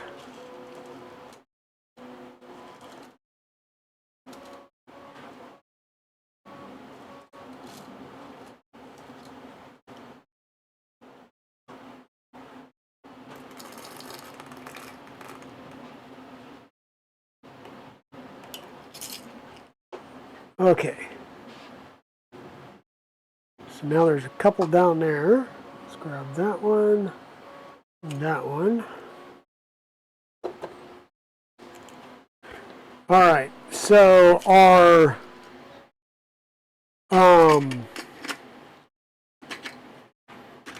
we've got the SKR down here. This is a 2-board setup, right? So what we're going to have is we'll have the SKR 1.4 here, and this is going to run our 4 motors. This will run power, 4 motors, most likely heat bed 1, heat bed 2 will be one of the heaters on here. Then on the back side, right, on the back side of this upright over here, either right on the upright or off in the corner here, there's going to be another control box, and that's going to have either another SKR or an SKR Pico or something, and this one is going to control everything at the top of the printer. So it'll do the 2 top motors, it'll do the X motor, and the tool head will run off of this one. So our umbilical for everything up here are on the X gantry, comes back to this. Our Y motors will route down and around the frame into this case back here. And then we'll have a USB that comes from here down through the skirt or something and connect into our Raspberry Pi. So this will be a multi-controller setup like we did for the Annex Engineering K3. I do need to get at least one more fan for a 6020. I need to do some tiny additions to the front here. We're going to use our standard Vaughan style fan covers down here. So it's going to get a Vaughan style fan cover down here.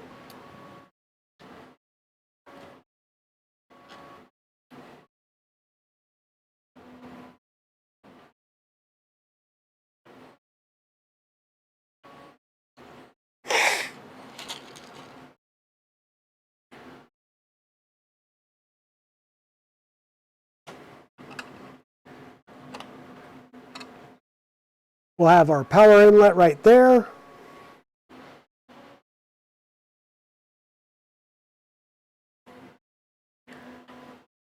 And this will be the power inlet for, I'm going to do it for everything. He had a secondary power inlet in the back that only did the secondary power supply for the second bed half. And I kind of don't like that setup. Because it means you have to have a second switch and everything. Yes, it will allow you to only, well, you've got two different MOSFETs. So if you only need one bed, you only trigger the one MOSFET. You'd only trigger the secondary MOSFET, most likely through a macro, if you needed the second bed on. The nice thing about having a switch is if you didn't need to power that second bed, you don't have to do anything with a macro or post-processing script or anything to kind of keep that one shut off. You just literally flip a switch. Got to head out. All right, Cool Waters. Were you still over at the shop?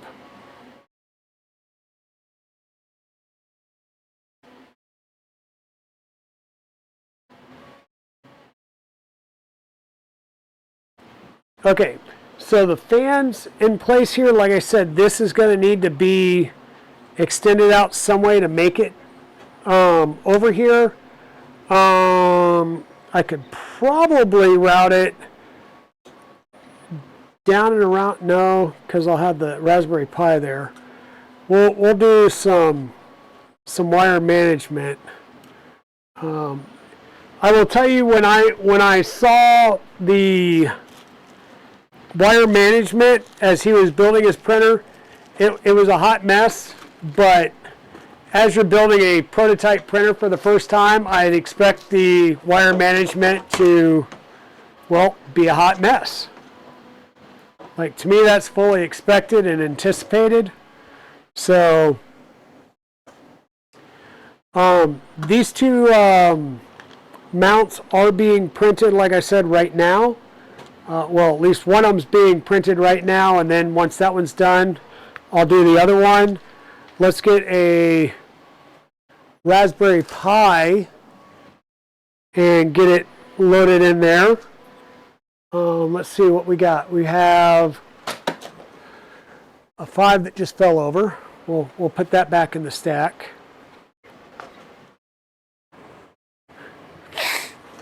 So, actually, I think Walter said that Raspberry Pi 5 that he gave me had a bum USB port, and I haven't even tried to mess with it to figure out if it does or doesn't. But we'll take a look at that. Hell, I got a couple of boards in there I could use as well.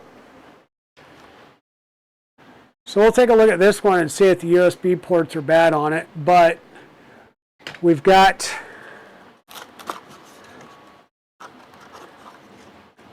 a Raspberry Pi right there. I will tell you, this Raspberry Pi has been the one that I've been using. You'll notice that there is a SD card in it. It's the one I've been using to test various things. So, goes that way. And what size screws are we using? We're using 2.5 millimeter screws.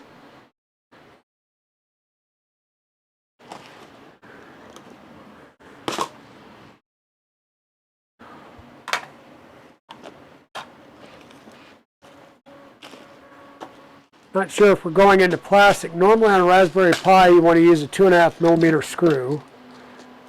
So we'll take a look and see. So I knock everything over trying to get this open. It says it's 2.5 by 6. And that goes straight in there. So this is either, it needs 2.5 mil inserts added and then, or he's doing 3 mil, and in essence what you wind up doing with 3 mil is Or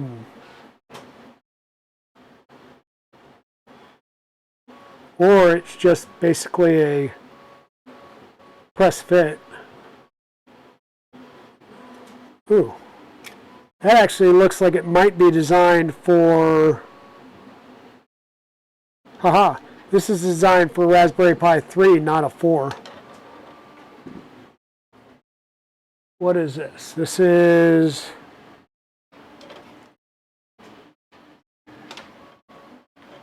a 3. So we're going to have to see if this Raspberry Pi that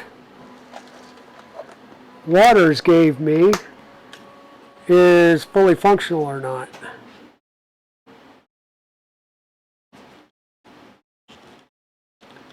Well, come open, you little jerk.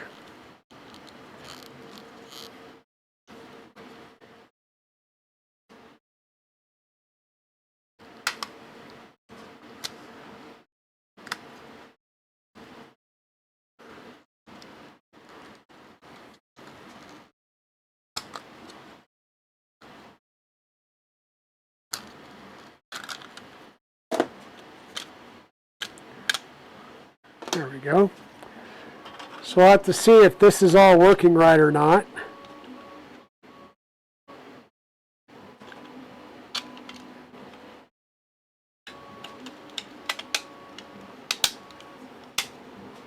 Not, I might have to go out and get me a Pi 3 somewhere.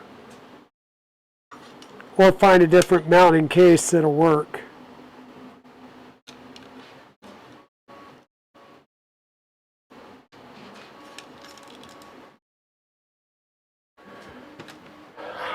Do I have a 3?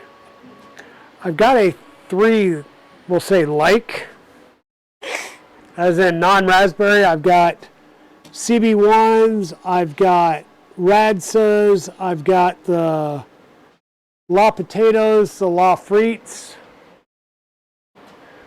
by Libre Elec. So we do have options that we can use here. I do not plan on doing a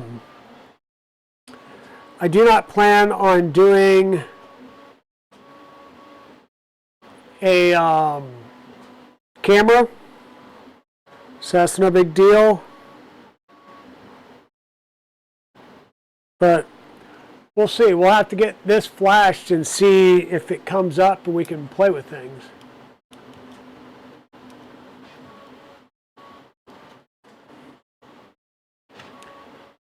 So I know there was a flash on here, but I can't remember if it was, I think it was Rad OS. I have no idea what's on this, but we'll reflash this. Where are we at? It's 8 o'clock? What the heck. So we got that, We're going to work on that. I was going to say put the printer down, but before we do that, let's just give everybody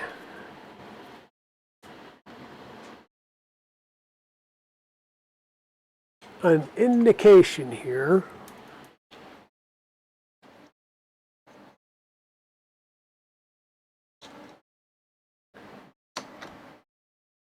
of how much this is going to suck, because I can't get these out far enough. Oh, there we go. That side's out far enough. But the fronts can't go out far enough. Maybe, maybe not. Nope. So do these have to go to the inside instead of the outside?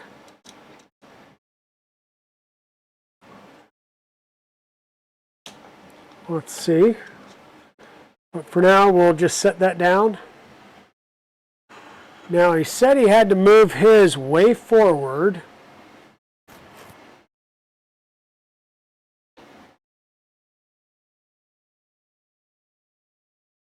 So with this moved back, fully back,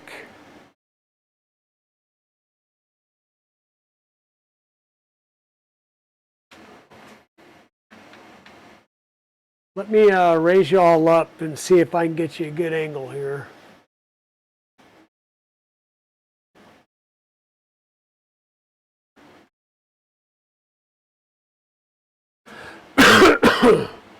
So there you go. That's fully back. And based on that, our tool head, I mean, the beds could still move forward a little bit. And if I bring this all the way forward to dead stop, yeah. So what I can probably do is move everything forward, kind of right flush with the, whatchamacallit, the extrusions here. Slide the extrusions back a little bit because I'm right at the edge back here, and I'd really prefer to have this kind of centered at least, or close to it, like that.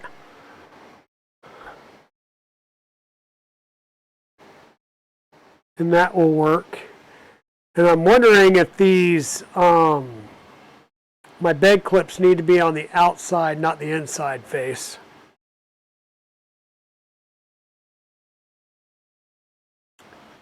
That would work over here, is putting them on the, taking these two off, switching them around and using them on this front face because I can open them up wider then.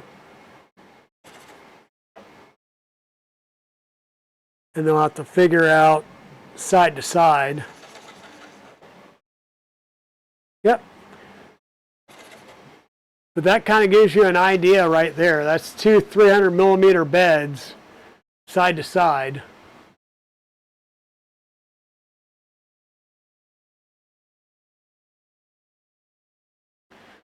So I'm happy there. What I did was, he said he cut his beds at 645, I believe, and I cut mine at 650. So I do extend out off of these rails some, but like I said, I need to know where my 0 point is, and with that, this bed probably needs to still come forward.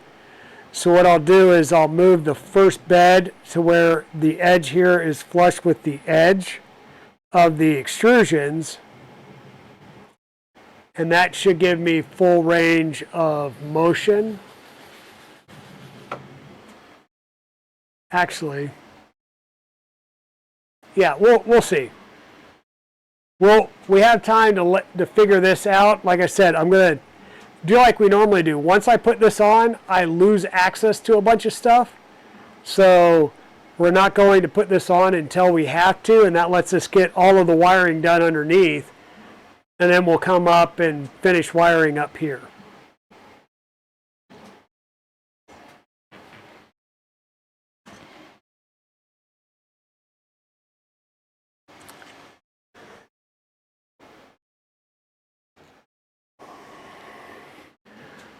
What I was thinking about doing was popping this over here.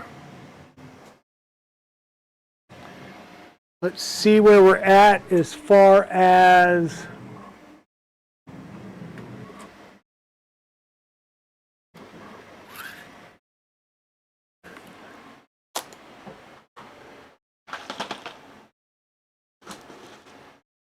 I don't know why the color there looks darker than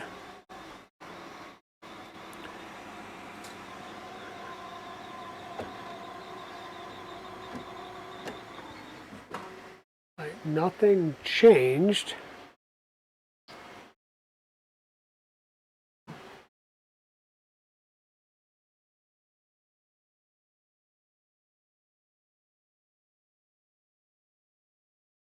There's another set of coins.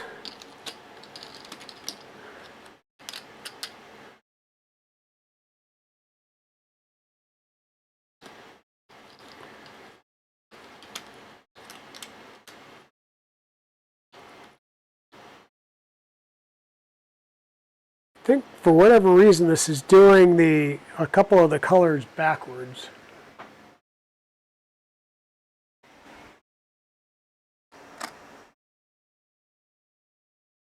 And funny enough, none of those colors had changed positions, so I don't know what is going on there.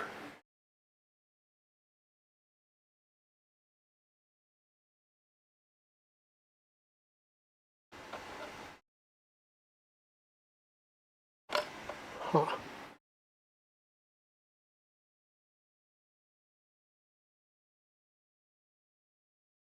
Ah.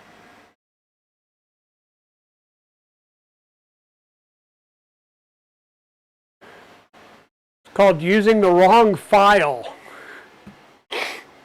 Use the wrong file.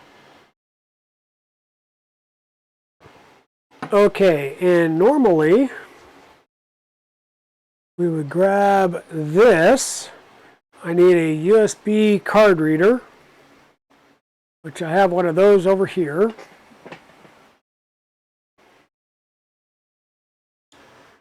And what we're going to do is we're just going to flash something onto that and then see if we can get the USB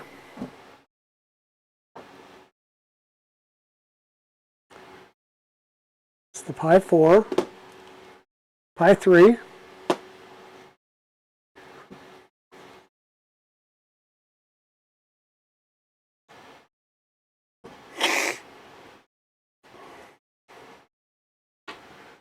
We'll do the standard here.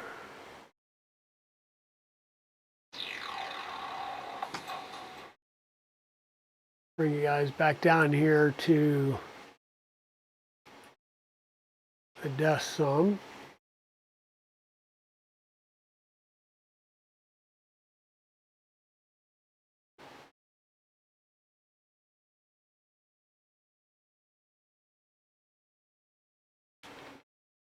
All right.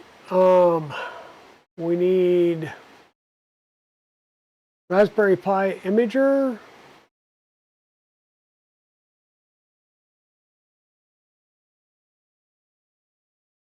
Which is apparently not on my desktop.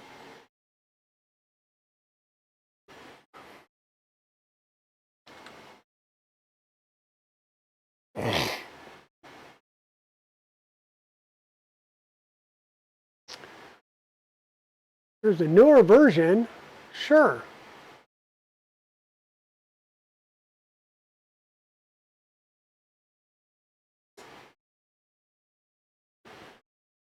I love the cracking sound that makes as things cool.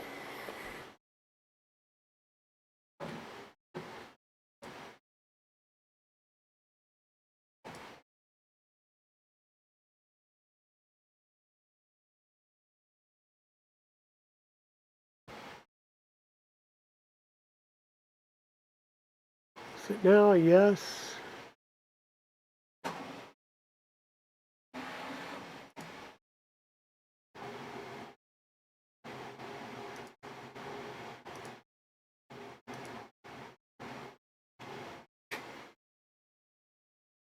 Okay, so we'll get this set up. We'll get an image on it, and then we'll take a look and see what all it does for us. See if we've got everything there on the, or all access to all the ports on this board. We're going to do a Raspberry Pi 3 OS is going to be specific purpose, 3D printing, Mainsail, sure. Choose the storage. Do not do the 250 gig drive. Let's do the 8 gig.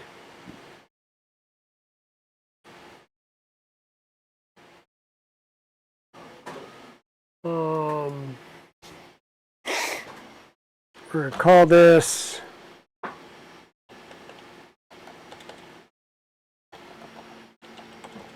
RIFF 600.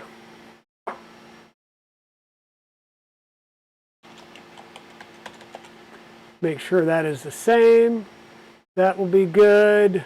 US, New York, yes, yes, yes, save.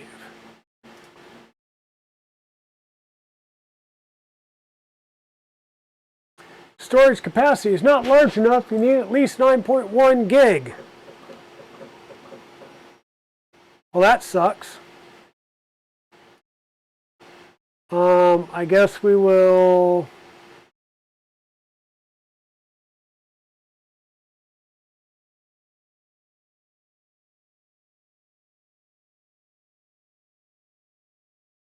eject that.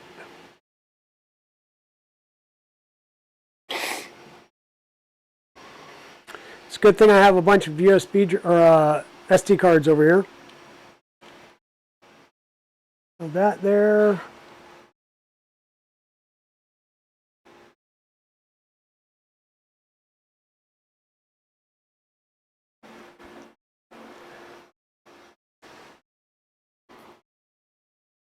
Got no idea what's on this.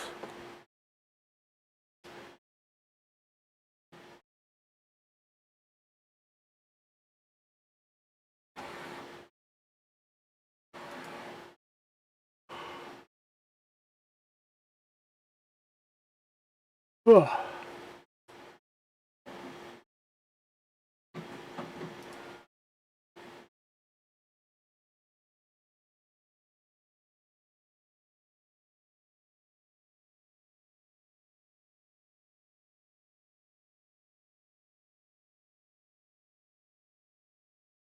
All right, kept that RIFF 600, okay. All righty. Now let's see if we can get a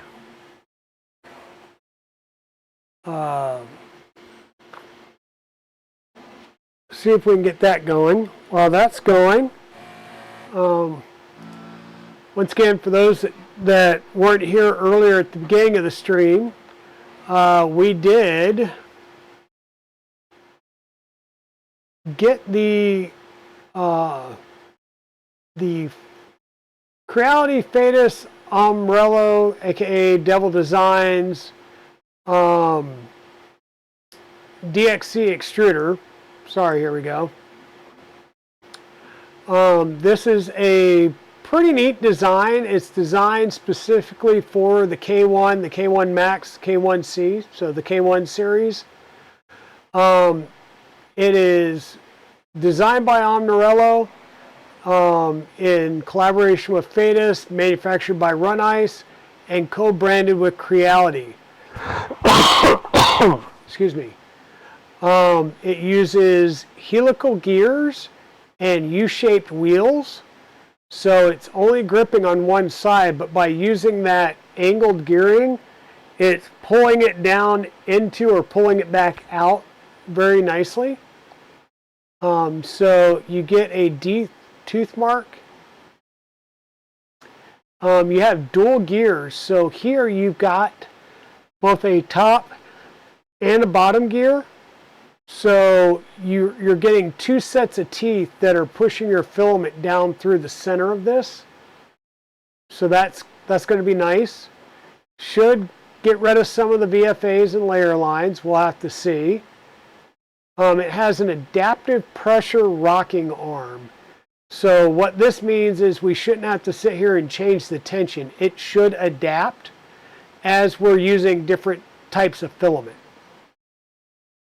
and keep an appropriate tension. Open cooling architecture, because it's an open design, air should be able to move freely through this gearing mechanism. Plug and play integration, this is the nice thing.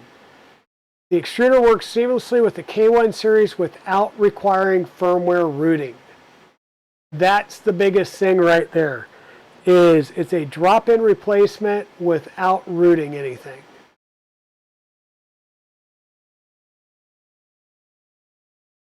You know, the RNC wear-resistant coating, that's a big thing out of Run Ice.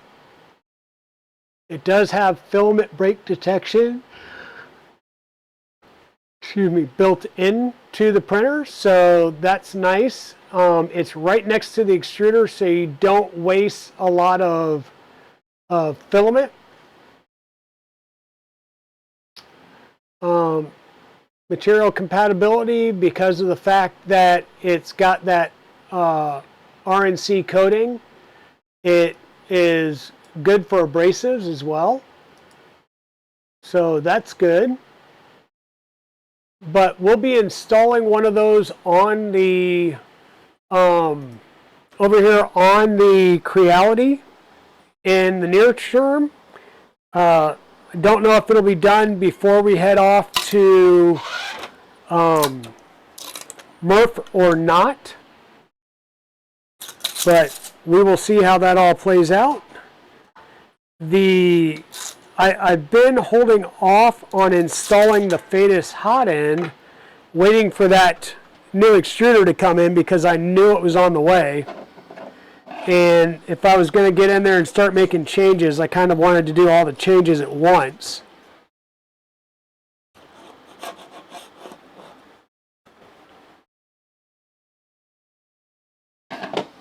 So we'll do that on stream one of these days real soon. So that one again. Right.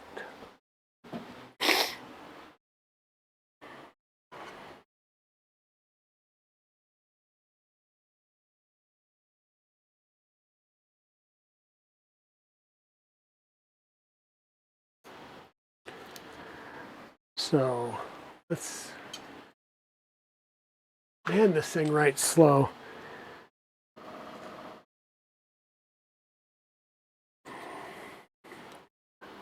And I want to say I did have an SD card that I thought may have been suspect. I hope it's not this particular SD card because that would really suck.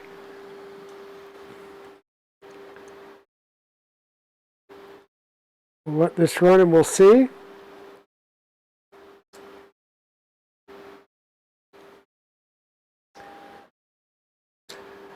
So Jedi Spidey, are you going to Midwest Rep Rap Festival?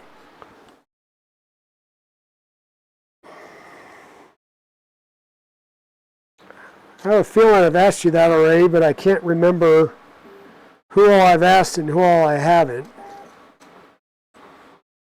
I know I'm going to see Pez Liz there, and Zombie, and K2.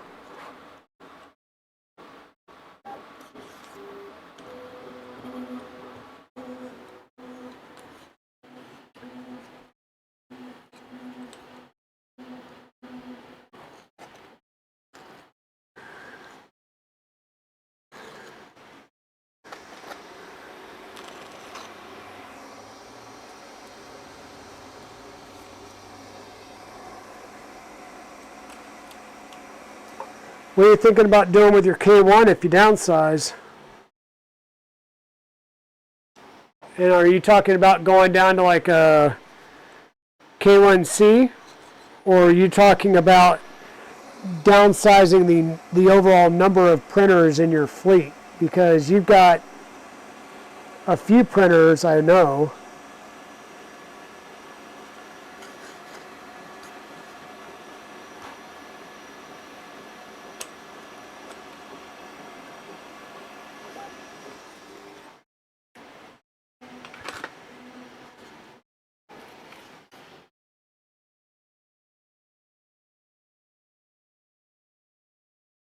Just making it one less printer in your inventory?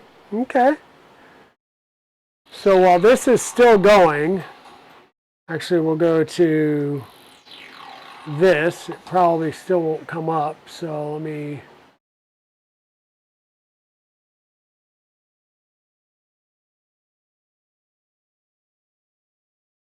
Okay, don't know why it's way up there. We'll do that so we can keep an eye on that. These are the two parts that will make the PSU holder. So it's kind of weird in the way that it holds. I have no idea why one's thicker, one's thinner, and it has this weird cutout in it.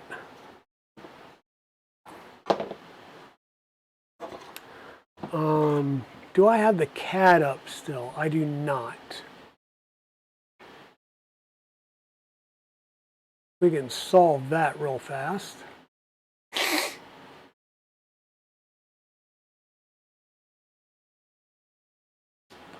CAD.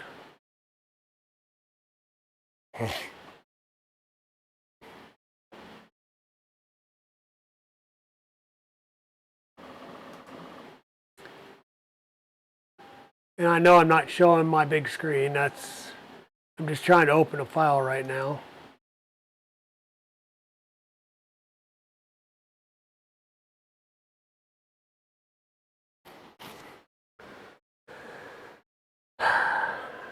Really need to make a place to sit.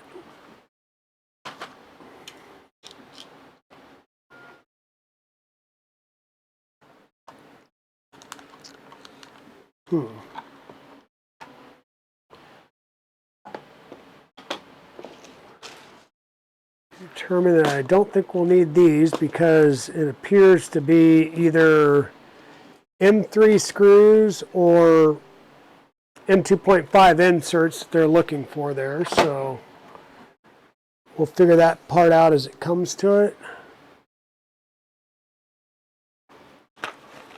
Stuff's left over, that's left over. What did I put in there?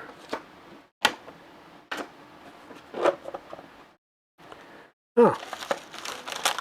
The parts that I'll use to build either another one of these or the 300 by 900.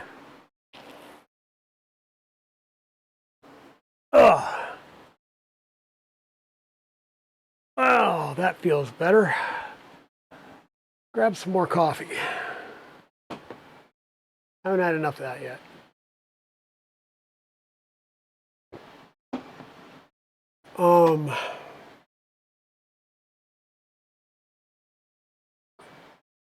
Go away. So here's the CAD that has been provided so far by the designer. The covers, nice.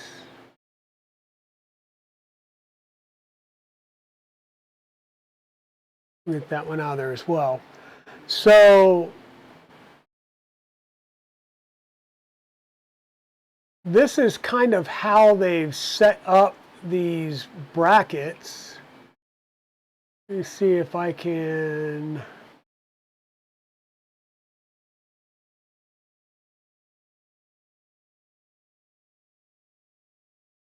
There we go.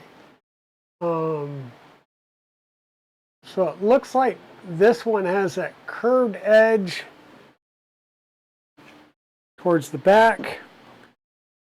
This one goes there. I know everything I just said didn't make any sense whatsoever. The big question is does this work on my LRSs? Because it looked like he was using a different style of power supply.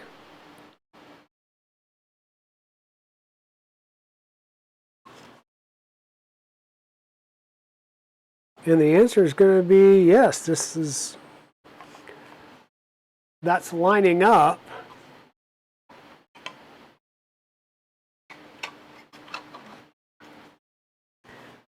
So there's the one piece.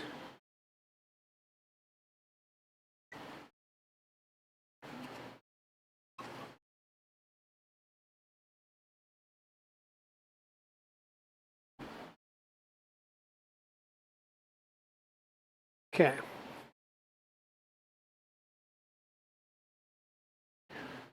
So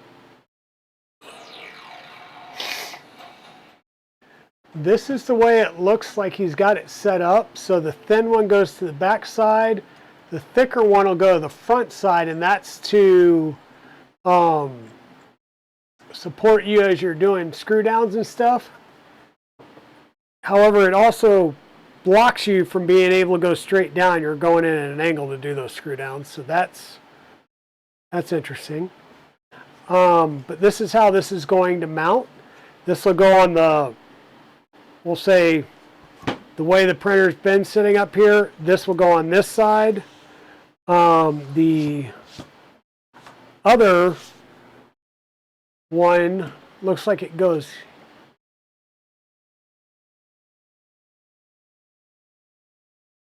because he uses the exact same brackets. They'll be reversed, so it almost looks like either you have the thin one up here and the thicker one in the back, or he has it set up to where this one is facing the opposite direction, which really would not make much sense to me. You'd want it like this so that all your connections are in line with that centerpiece where you have places that you can zip tie things to using the centerpiece there. So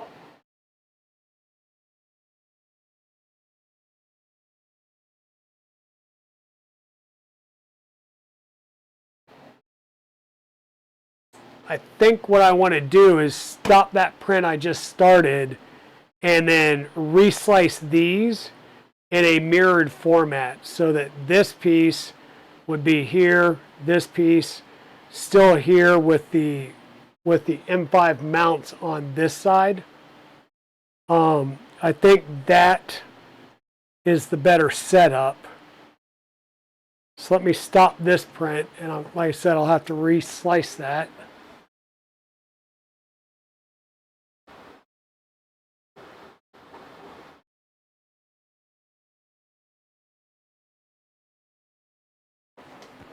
Oh, so reslice that and get that going. I just saw the scan for threats pop up, so that tells me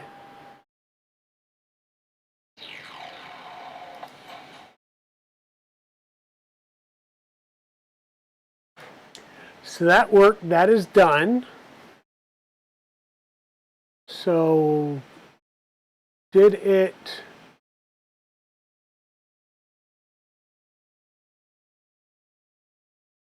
It did, so we can pull that.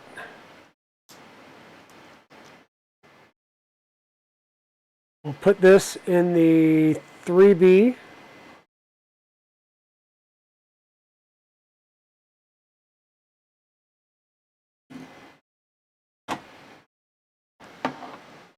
And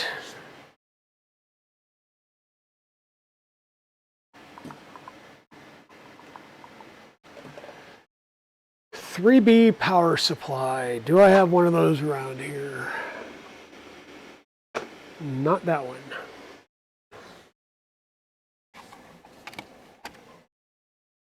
That one works.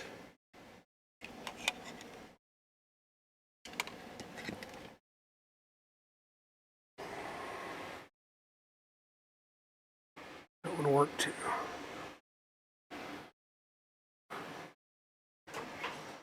Okay.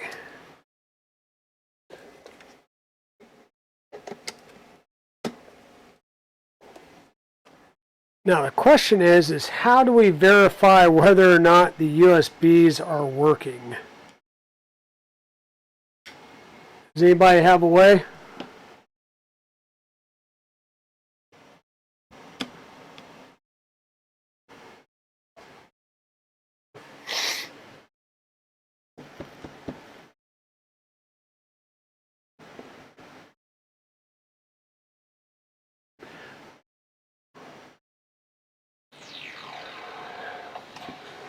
So our Raspberry Pi's right here. We got our blinking lights. We're going to go ahead and make sure that we can see it and log into it. We're going to do that with PuTTY.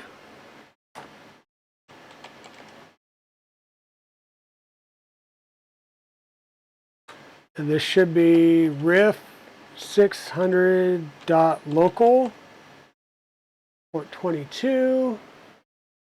We're giving it a little bit to let the blinky still blinking.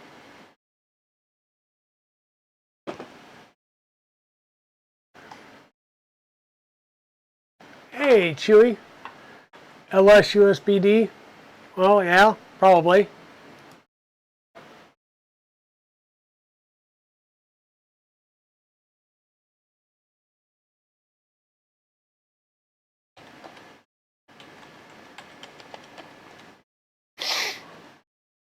So good news is the Pi basic functionality works. We've got, actually, let me do this. We'll go this way, and we'll throw on that camera. So Pi basic functionality works.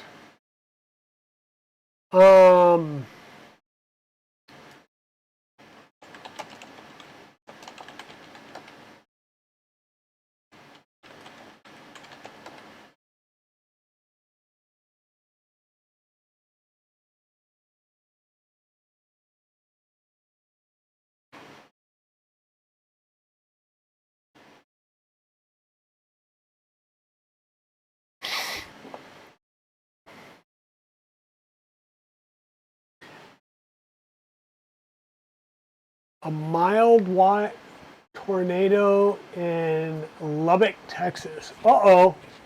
A mile wide. Oh, wow, Mud Light. Anybody know where that is in relation to Royal Nomi in BC?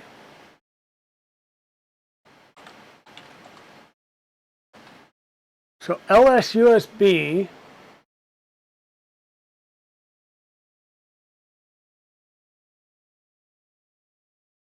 So it did pick up a couple of things. So here's the question. And here's a thought that I just had. Besides the fact that I think KB3D did his fracs without me. Where's it at? Where's it at? Where's it at?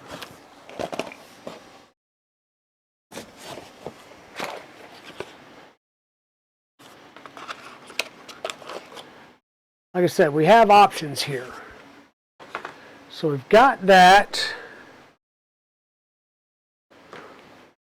Which way does that connect? Does that connect with the same micro, or is it... Oh, damn, that's old school. Hold on. I got some of them too.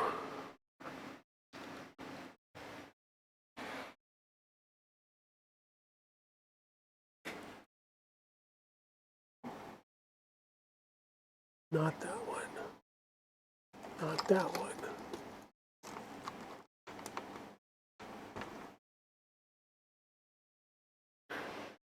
Damn it, not that one either.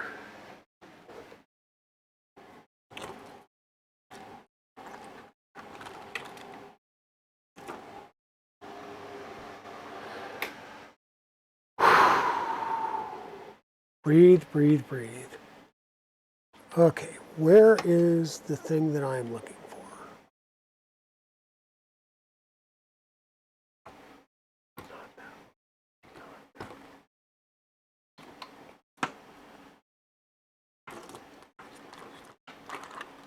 I do not know why I have some of these cords, because they are standard printer cords.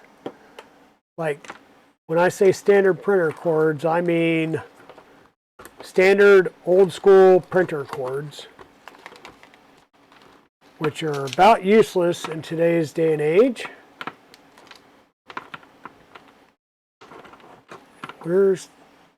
That's the head I need.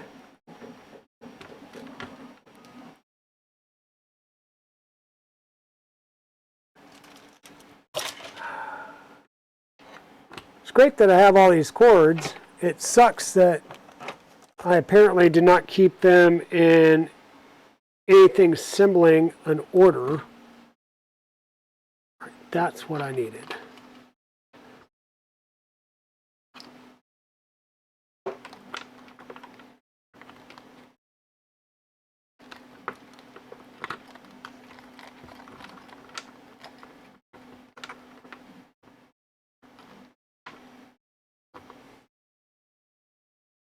Okay. We need one of these things. because these are older school boards. But what I'm hoping is if I plug that in and plug it into one of these, I should get light here. And with the light on, if I do the LS USB,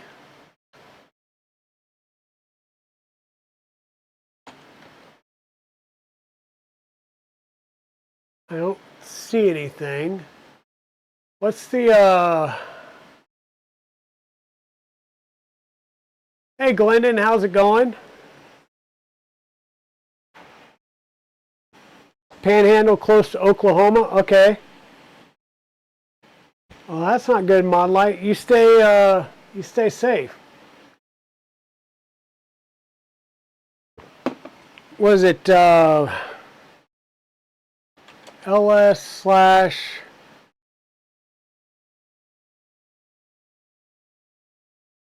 dev slash USB slash by ID?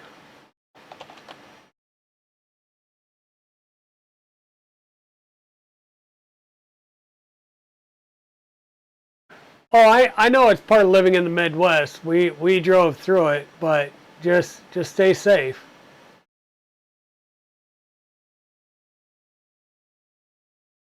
Oh,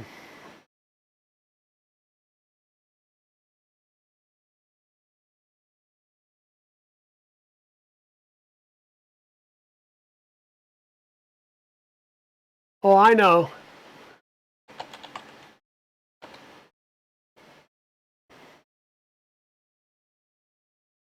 Pretty bad when this is my go-to for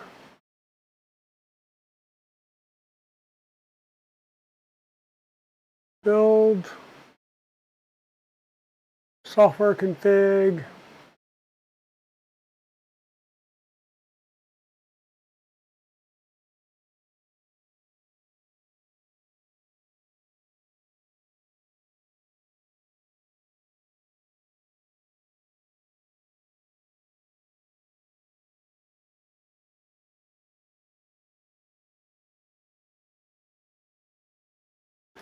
Serial by ID, that's what I wanted.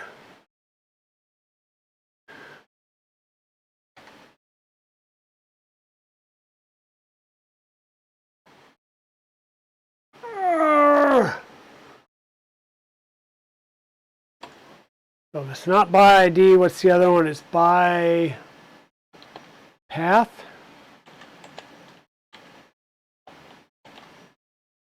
Path, not Patty. Don't like that one either.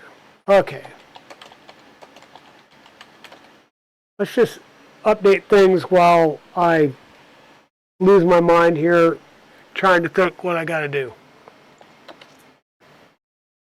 So what we're trying to do is validate whether the USBs work on this Raspberry Pi. So I've connected the device up. It is whatchamacallit, it is getting power because I've got lights on this, right? We've got lights here, so it is getting power through at least that outlet. What I'm not seeing is whether or not I'm communicating. Power's one thing, but is the data chip on the USB port fried? Because once again, this came from Waters at Echovate, and he's like, I don't think the USB works. I'm getting power.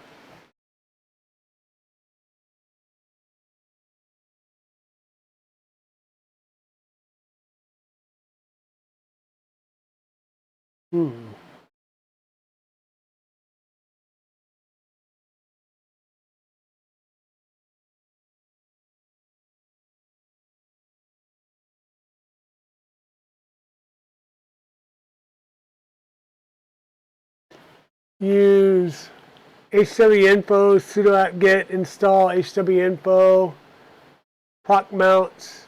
Use LSUSB active USB devices. LSDev pipe to less to list all hardware device. Use sudo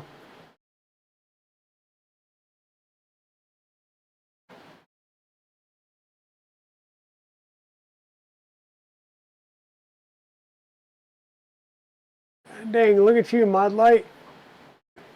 You're a fount of information. We're going to take that, copy that out.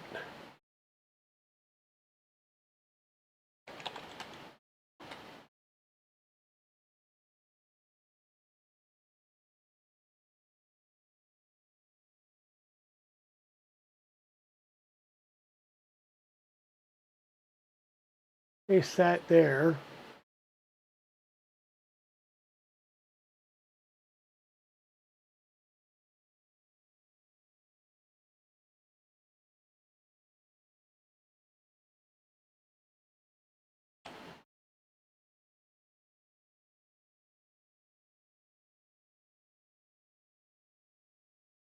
I'm going to have to break this down into commands so I can use it.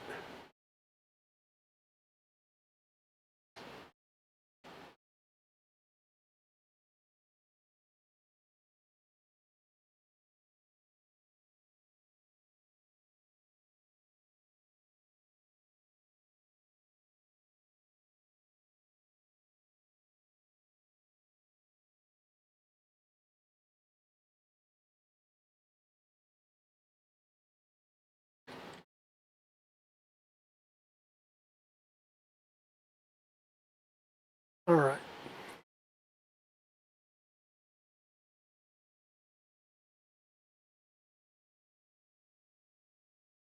Use the last one in the US cable, and the USB has a cable connected. It should show up. Okay. Has an occupied USB port. All right. So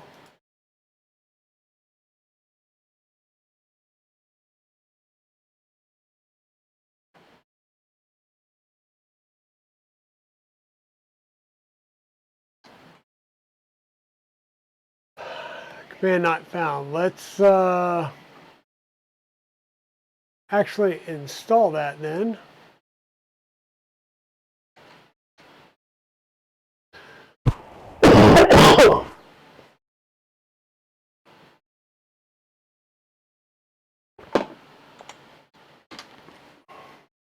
Yeah, I'm installing it now.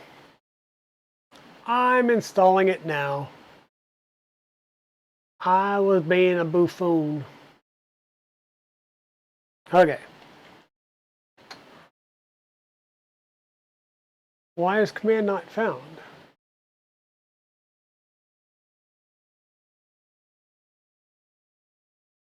I just installed it.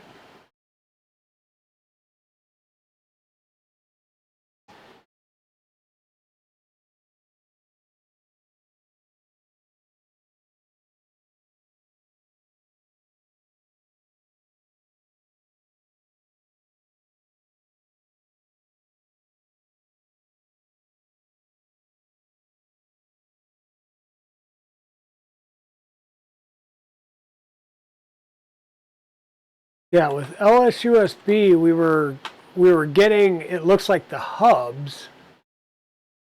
So the fast adapter, the standard hub, the root hub, but we're not getting whether or not we're seeing anything beyond that.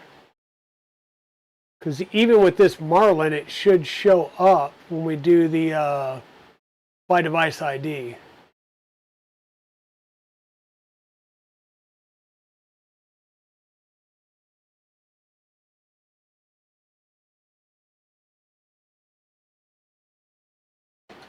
Hey Kenneth, how are you doing?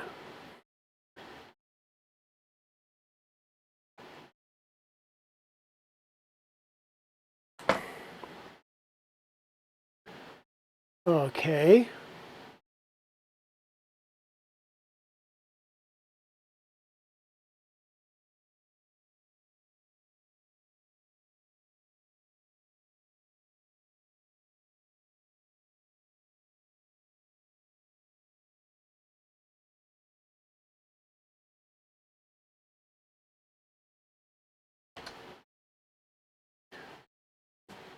Command not found. LAS.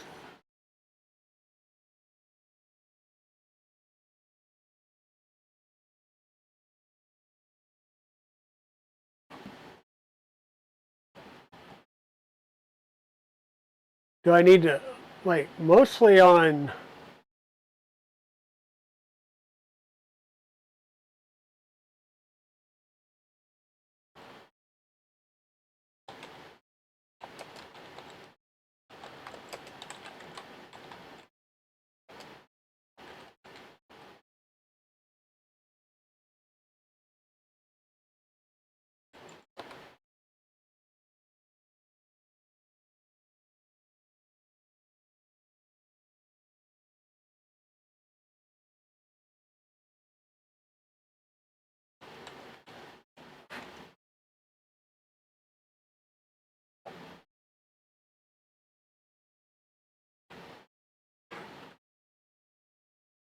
Hey, what we got here?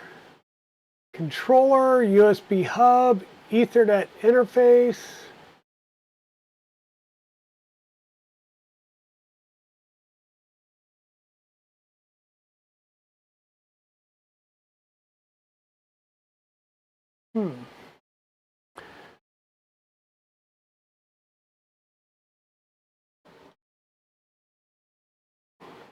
Like I said, I'm getting lights on this particular board. I'm just not... We're not seeing anything.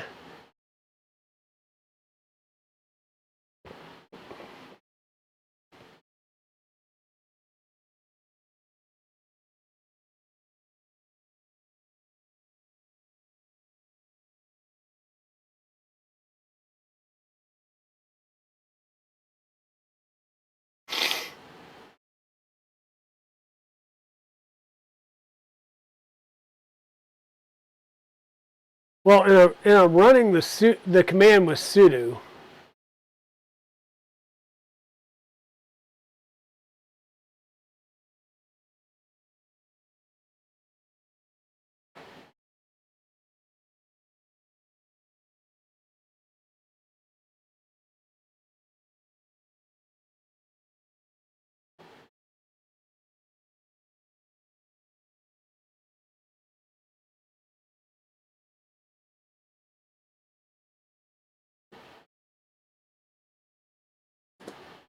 I did not, but sudo lsusb. Yeah, see, I'm seeing the hubs, not anything beyond it. So maybe this really is a...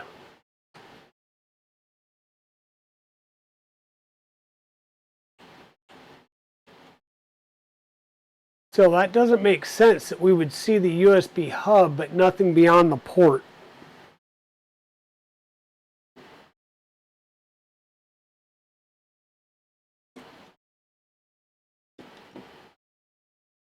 Hey, Daisy, how are you?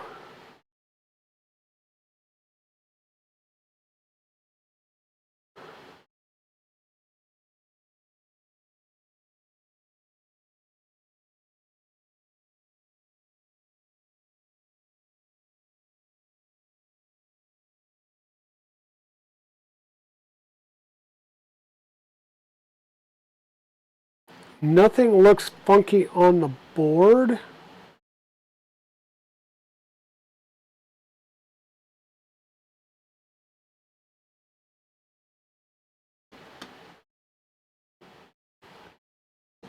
I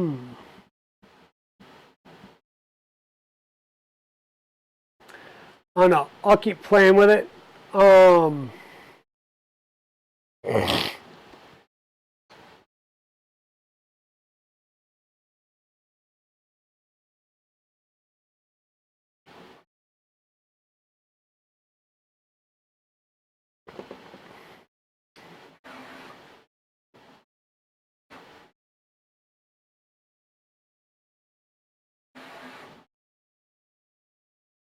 Because I have no idea if this has Marlin or Klipper or what on it, and I don't think it would necessarily matter.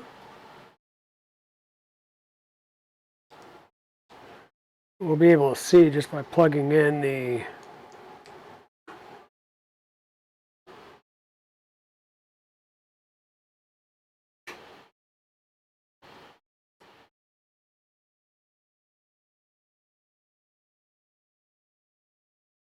firmware.cur. So firmware.cur, that would be Klipper.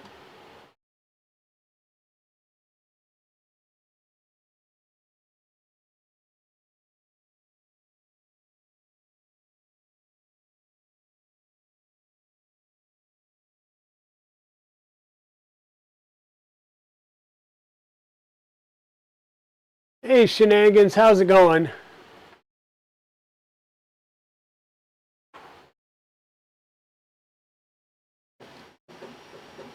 Yeah, that's why I said that sounds like Klipper, so I would have expected to see something on this board, well, provided there's nothing wrong with that particular board either.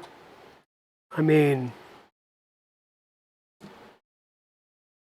I was given a box of boards, so we'll see.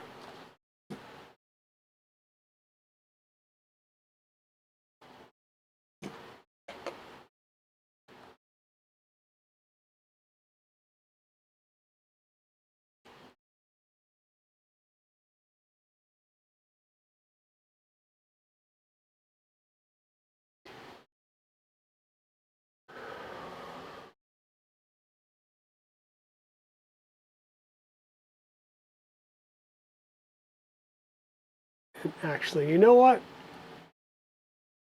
Let me unplug everything. The only thing I have is power, which is the USB power in. What does it show me with nothing connected? Just the DWTC controller. Okay.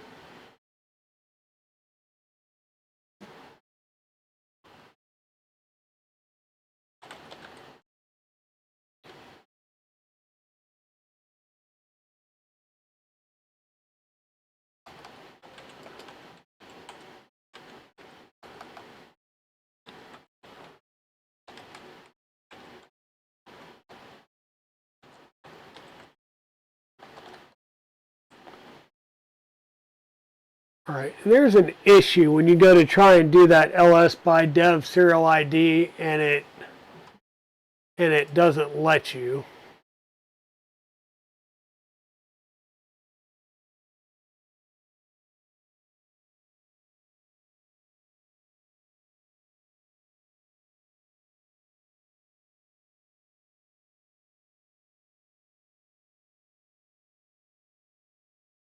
What version are we on?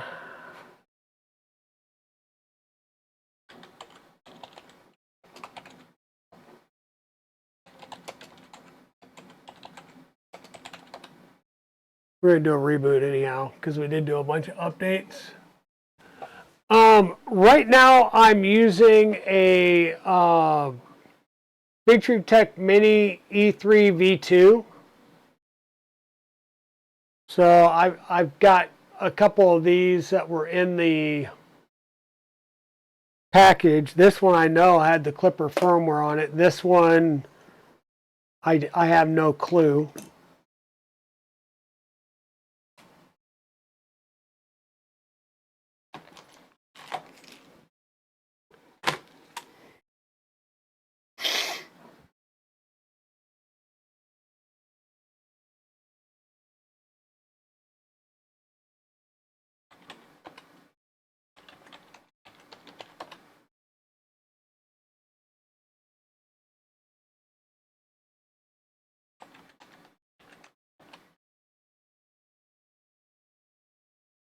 Yeah, so I'm seeing the fast Ethernet adapter and the hubs.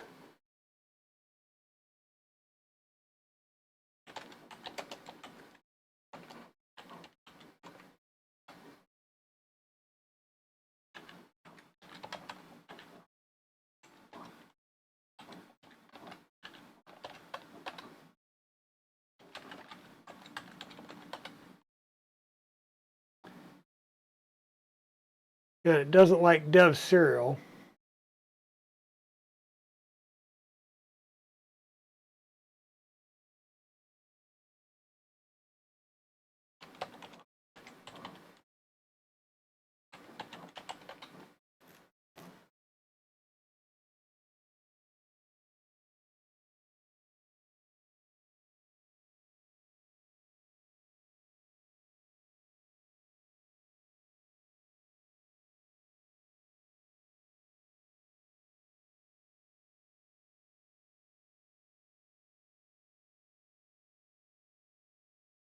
It's on Bookworm.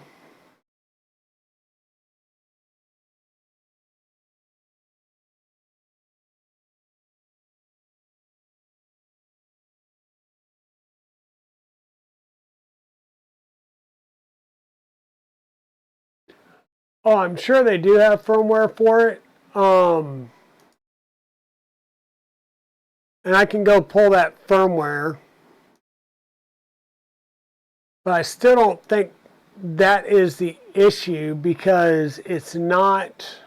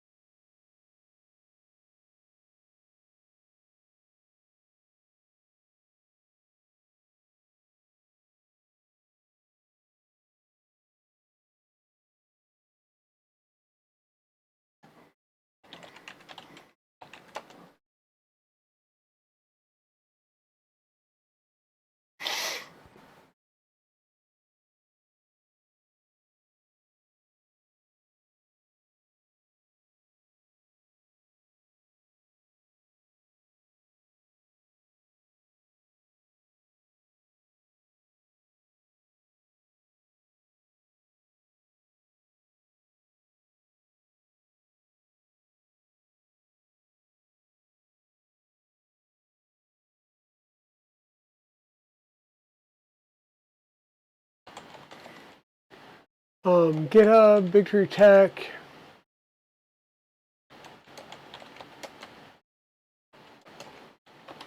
E3v2. Firmware.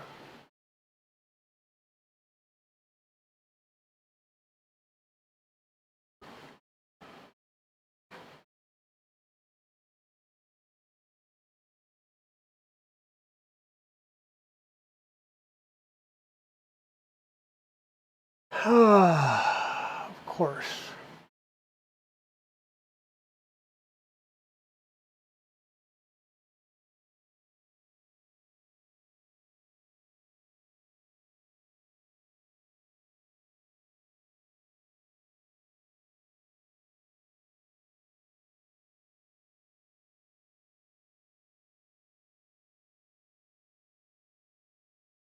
What is that?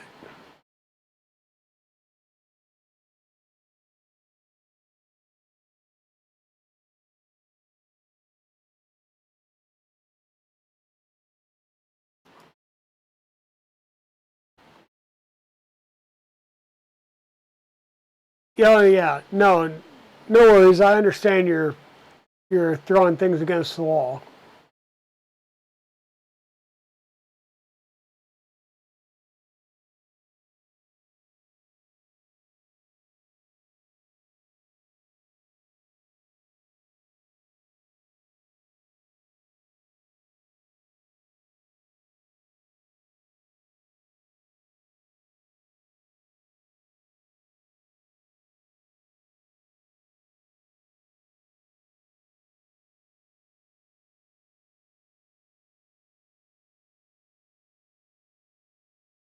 I mean,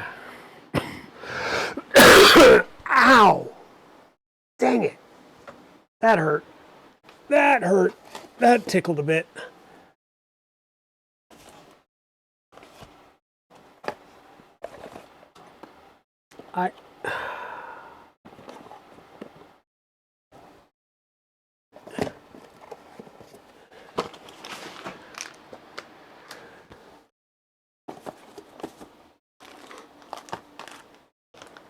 I mean, it's not like I'm starved for boards to try, so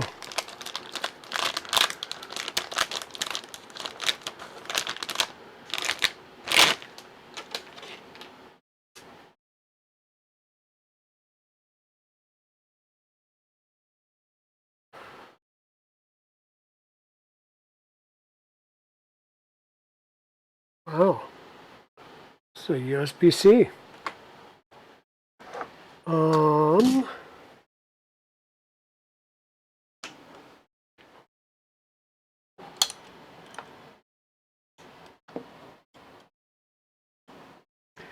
And I need a jumper on this for the USB-C, don't I?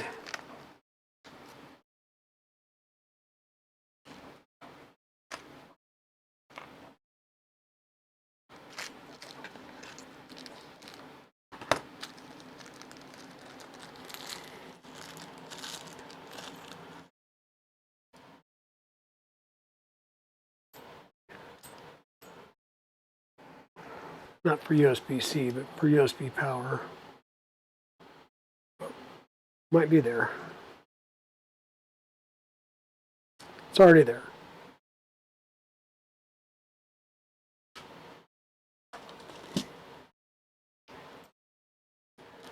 So now I got two boards. See if either one of them will be seen. So how to use Klipper on SKR E3V3. The problem is that's a V3, not a V2.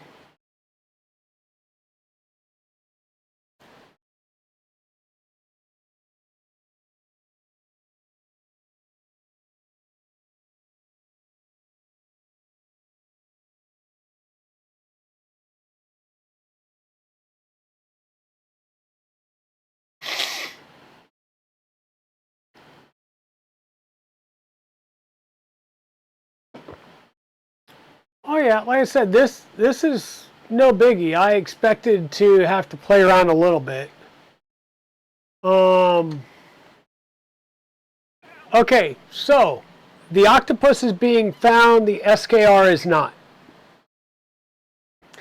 Now, on the SKR,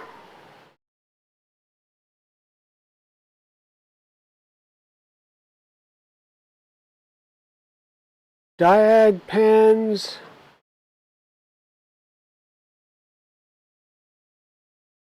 TFT,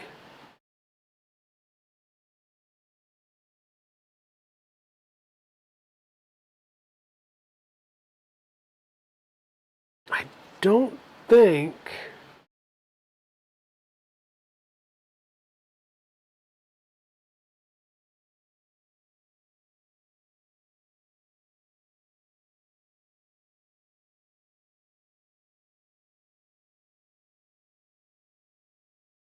it's been a long while since I played with one of these.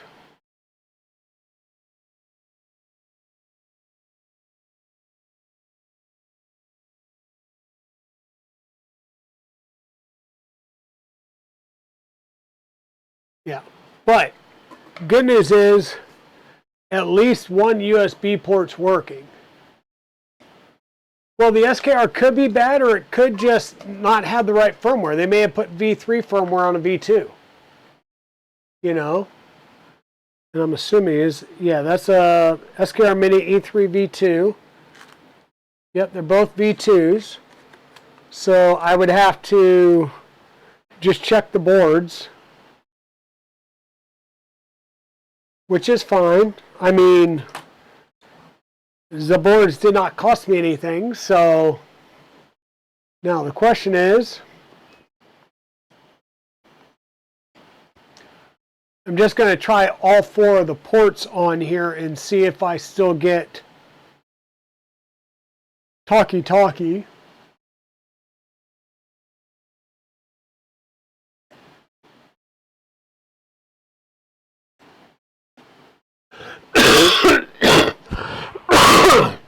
Sorry about that.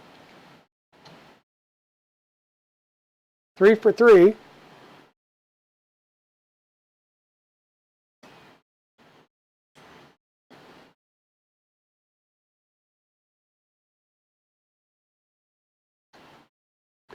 Four for 4. So from what I can tell, all four of these ports work on this. So that's good. Now this thing is whining. And by whining, I mean it's like an audible, like, when you unplug it, which is weird. I don't know if that's indicative of a cat getting ready to have a bad day or what, but we do have an octopus board, so woohoo! I'll have to play with those SKR minis to see about that, but at least this board's good. I mean, hell, maybe we could go around and just plug all the boards in and see if all the boards come up good. I got a couple of them here. What do we got? We got the, should be a TFT. This is an 8P.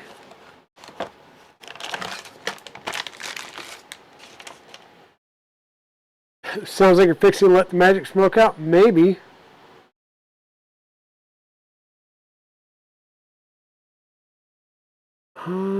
Mantas, I don't think we need to do anything special for these.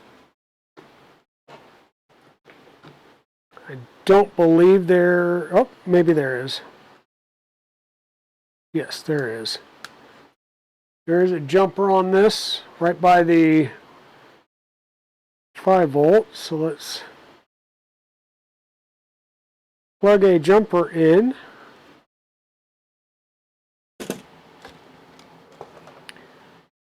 Plug that in. We get lights, or a light.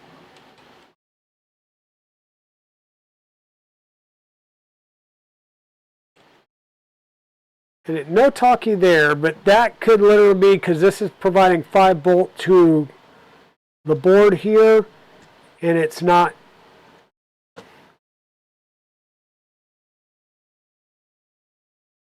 Like, I'm not 100%. The board has lights. We know that the ports are working.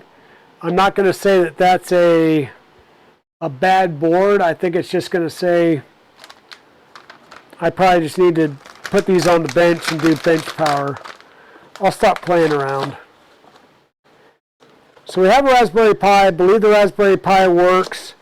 Will it talk to the current board that we have plugged in? That we're not 100% sure of. We know it talks to an octopus. Let me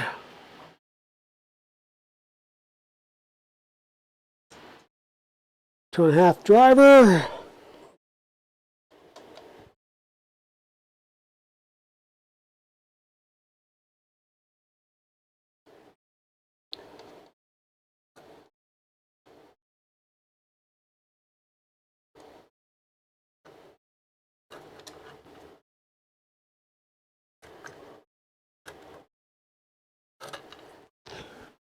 Okay, so this board, wow, that would be why I had the old style cables. Because this is going to require the old style cable.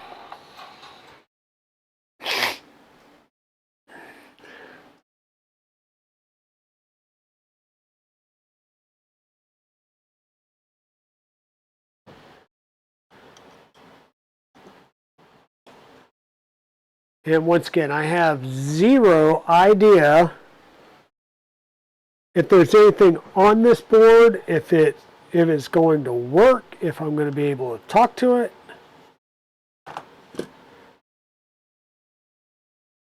Well, I can tell you I did not get any power indication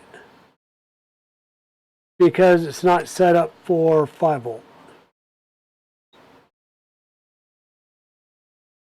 Put that over for 5 volt.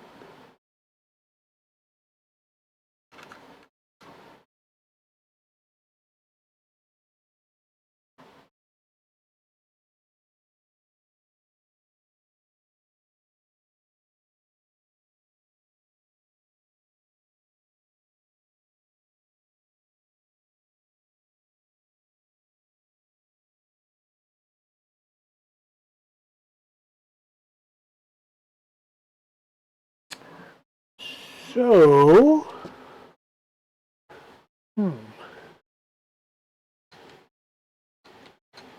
no power indications. Big Tree Tech.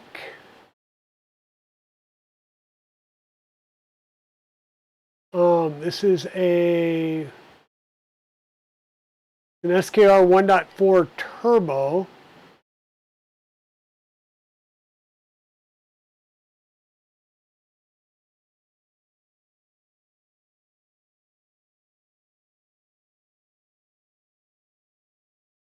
Sorry.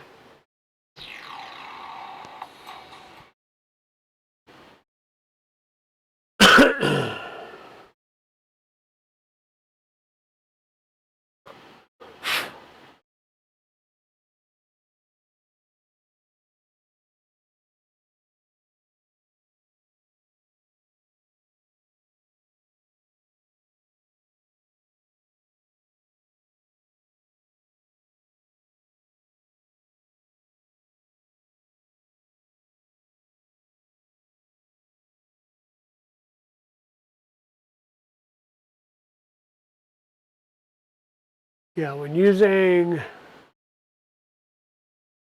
D5,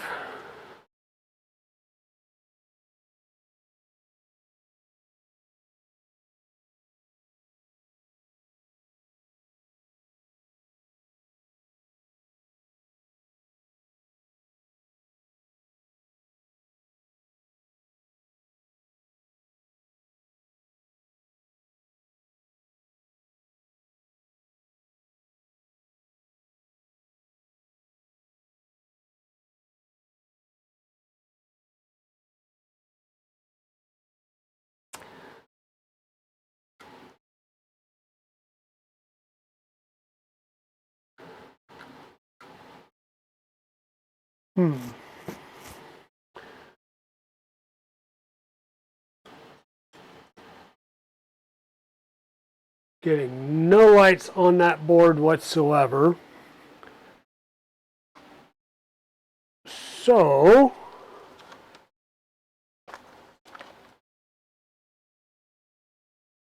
we'll just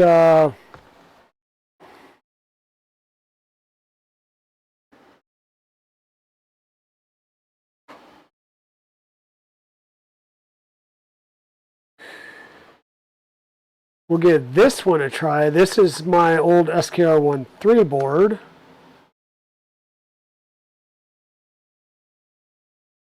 Zero power indication on that either.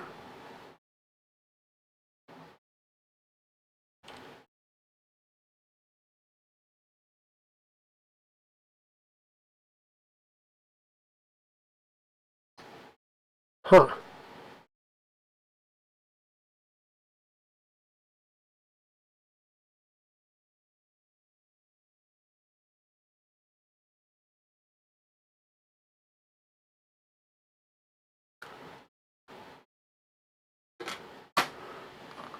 Oh. Zero indication because it's not plugged into the other end, you idiot.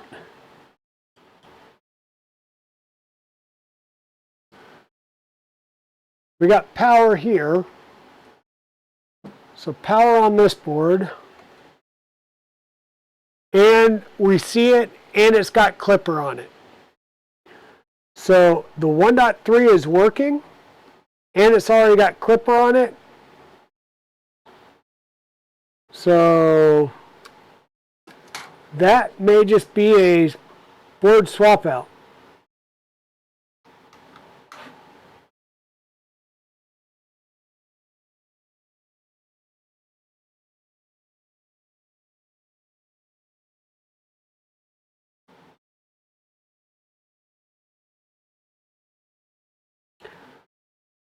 I don't know why I'm getting zero in the indication of that on the 1.4 turbo.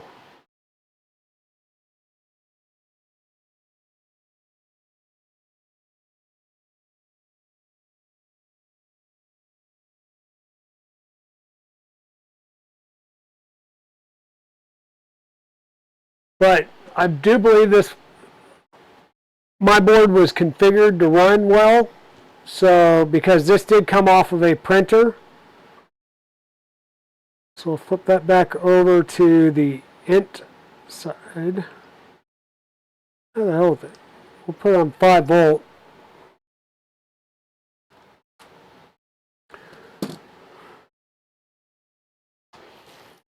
Now, and that is a true 1.3, right? Yes. SKR 1.3.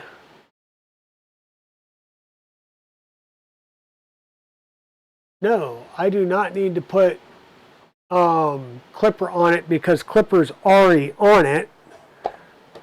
Right? What I need is a Klipper config for this board. So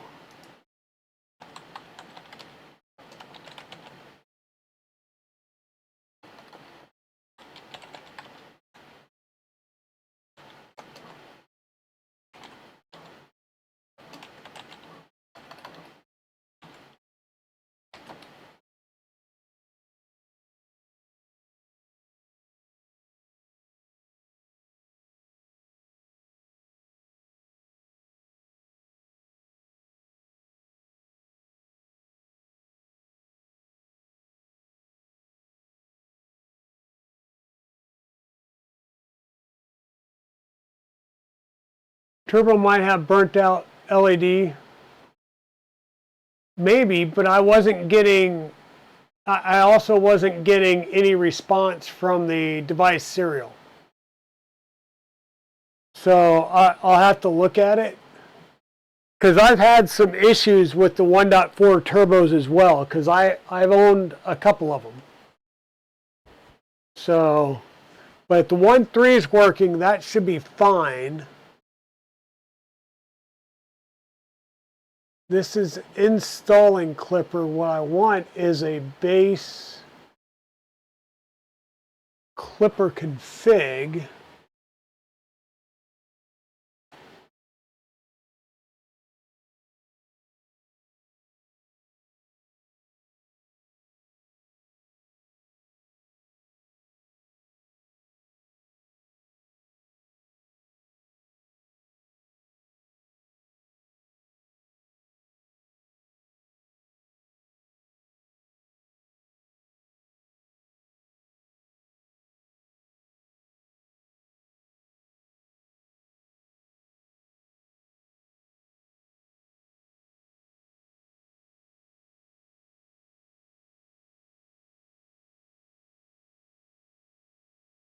Like,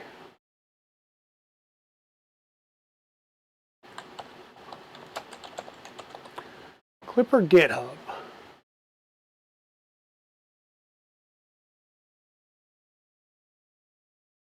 Config. This is all I need here. I need a Big Tree Tech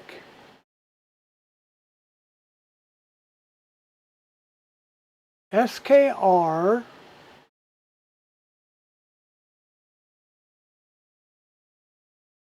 V1.3. This is all I need right here.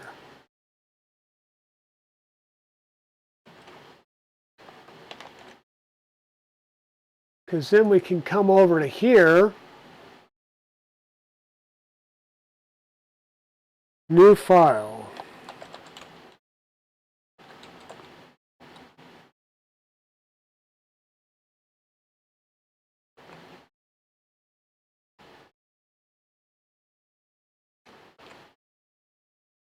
And we at least have a basic printer config, which is somewhere to start with, right?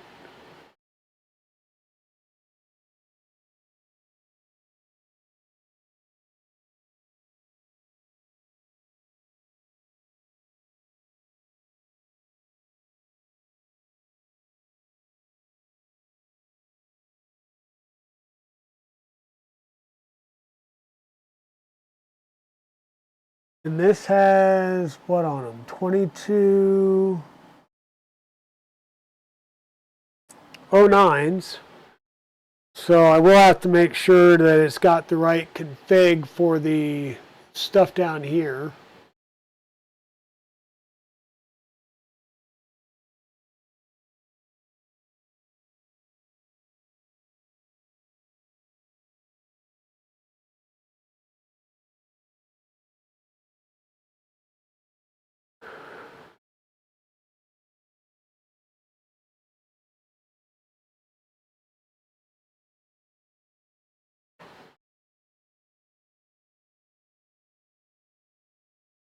Yeah, and all 5 are set up for UART.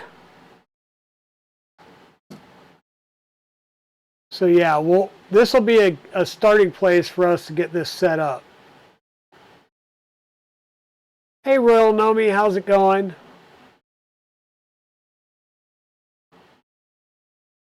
Yeah, we were wondering whether you were in that the potential path of that tornado, Nomi.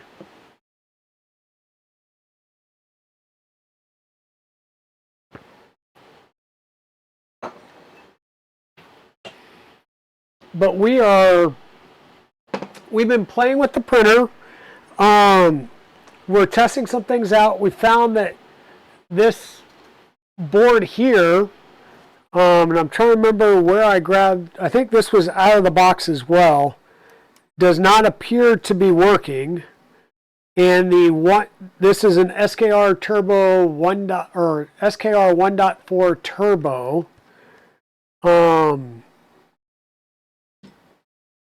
So I'm going to go ahead and take this off, and we'll put the 1.3 in here.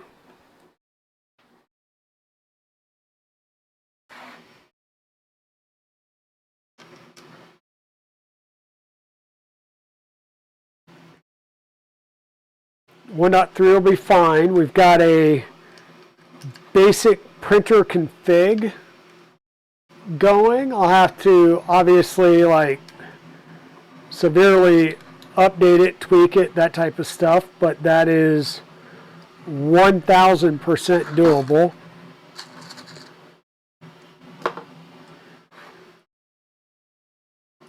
And right now I need to knock a bunch of junk out from the bottom of these holes. So, Royal Nomi, will you and BC be going to Murph?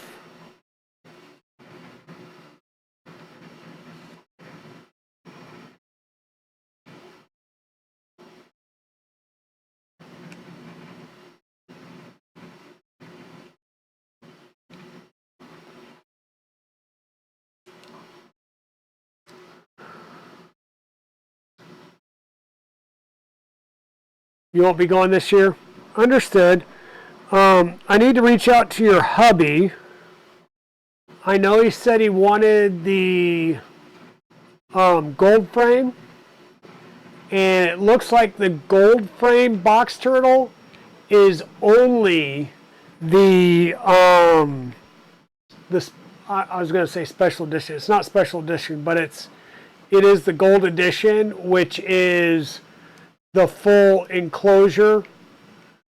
So, which is more pricey. So I just wanted to talk to him about whether he wanted a standard one with a different color frame or if he wanted the gold one.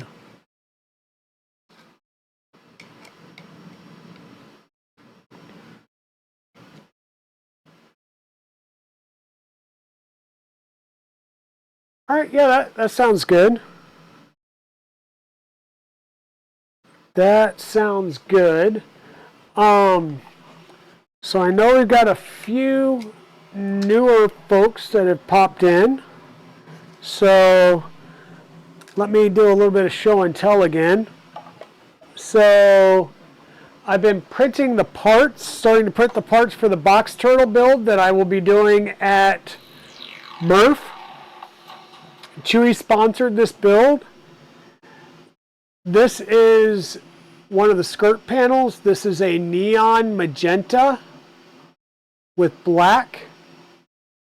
So the skirt panels are all going to be the neon magenta with the black on the inside, because it's going to be a black frame, and each lane is going to be a different neon color. One will be the magenta, one will be neon green, one will be neon yellow, and the other one will be neon orange.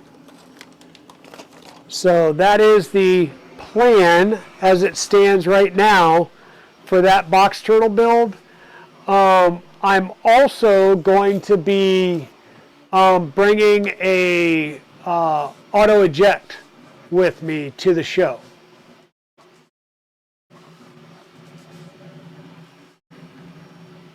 He's working 17-hour days and have a funeral for his friend on Monday. That does not sound pleasant. I am sorry to hear about his friend.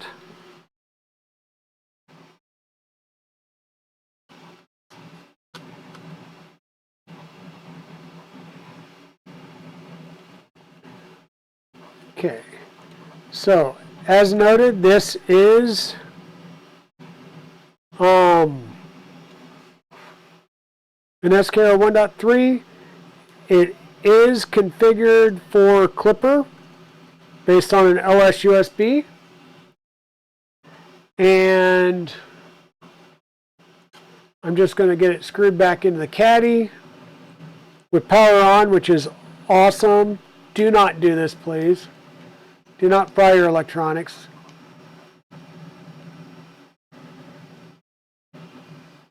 Well, I won't be going to RIFF until next year, buddy. But I get the sentiment, and we will be careful when we go to MRF in Indiana. I am also being invited to, well, I've been asked if I want to attend Formnext in Germany. So we're going to have that conversation to see if that's something that we can pull off. For now, I'm just going to come back over to this view. I might pull the camera down because I'm going to sit down for a minute. Camera. 1. Come down here. There we go. Hey, everybody. So yeah, that's a conversation that we're going to have. That would wind up being in like November. I did put it on my calendar at work, so they'll expect me to be gone, but we're going to have to see how that all works out. Yeah, it'll be fun if I can swing it.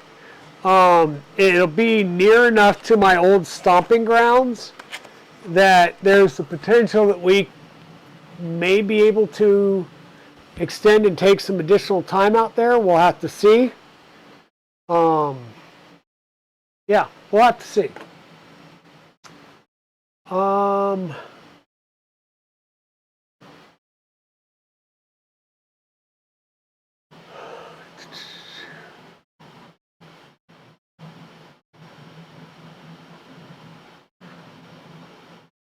Got you. Working the overtime between classes. There you go.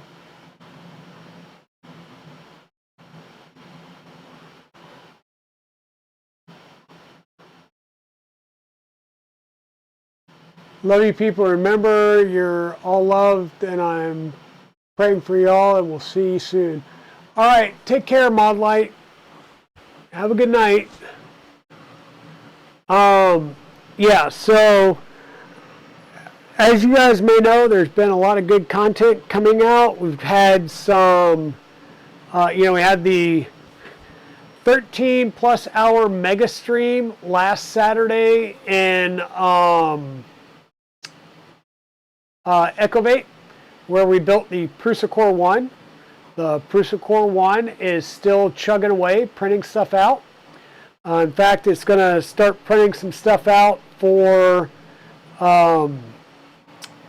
the 2.4 and B0 that I'm working on.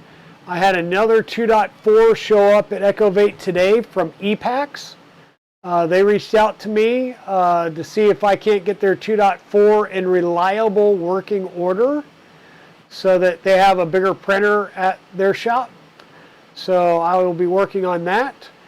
And I will be working over the next couple of days to get some extrusions cut.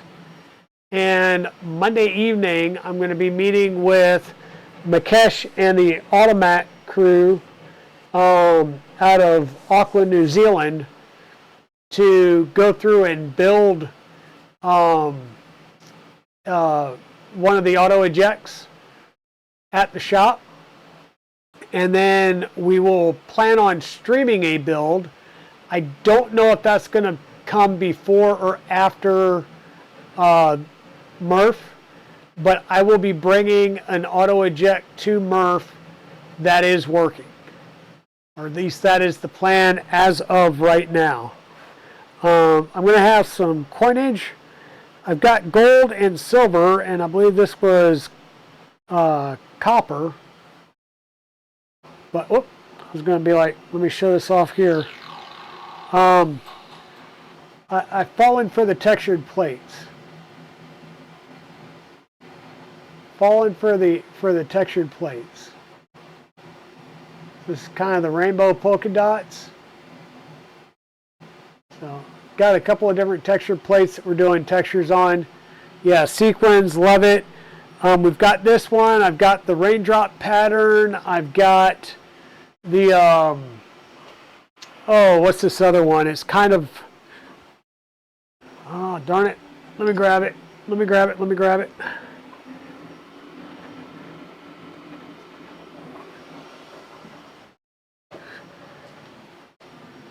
We've got this plate,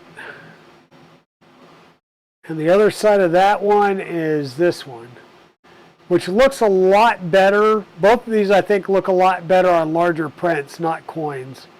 They're really not doing a whole heck of a lot on the coins just because they're not big enough, I don't think.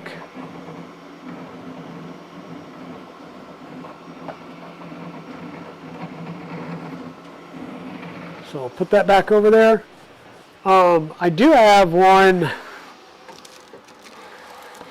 as well. I haven't put it on yet, but this is for the K1C. So we'll get some going on the K1C as well.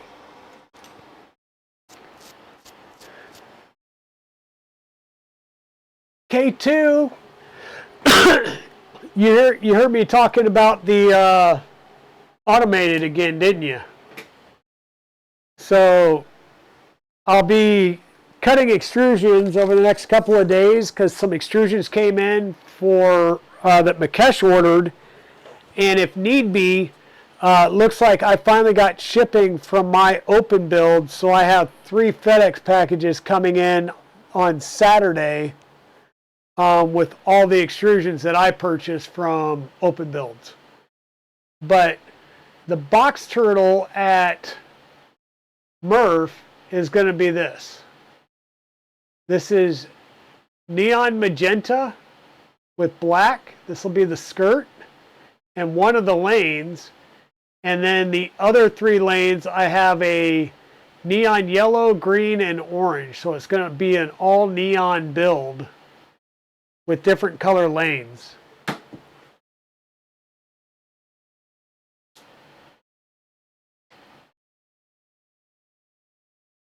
Tigers and lily pad lids, what I see.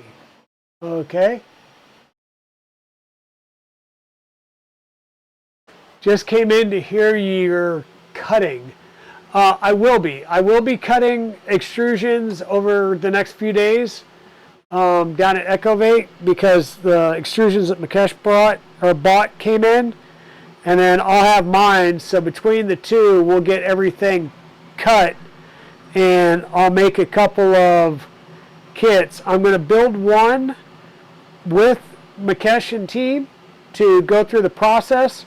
We'll build a second one that we're going to live stream, right? Me doing a build and them being on board to do some assistance if need be. I'll probably still do that down at Ecovate where I have plenty of room to spread everything out. And then the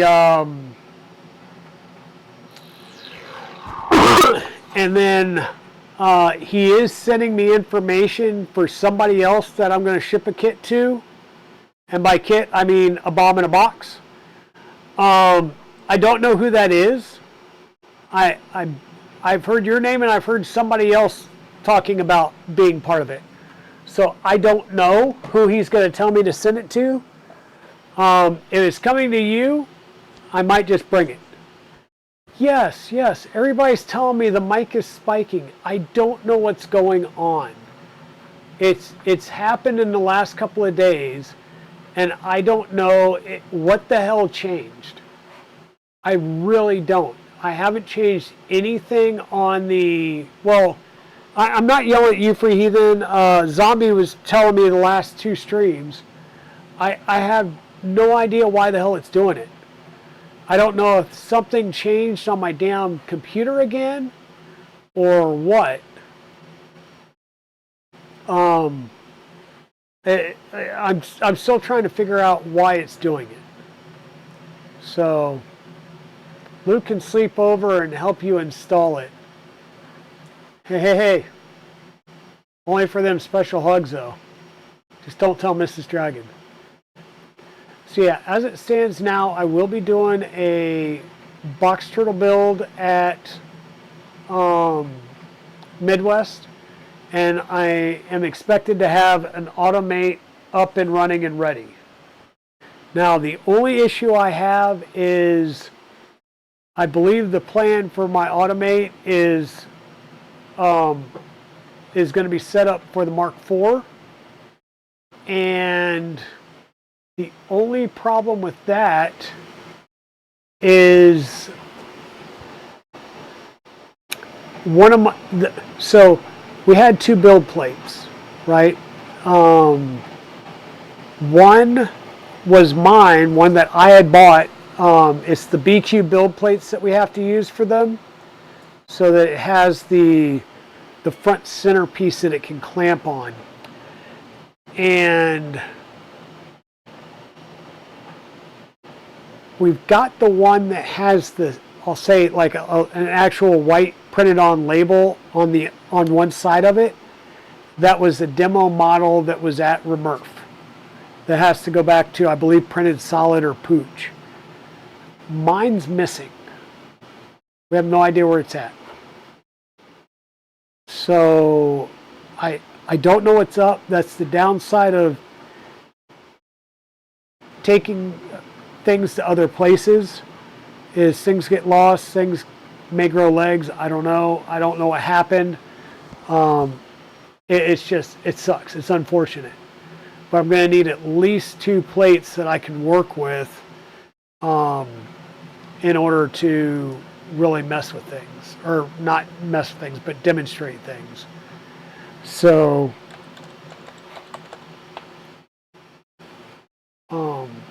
but as we're sitting here talking, I am seeing, yeah, that audio spiking.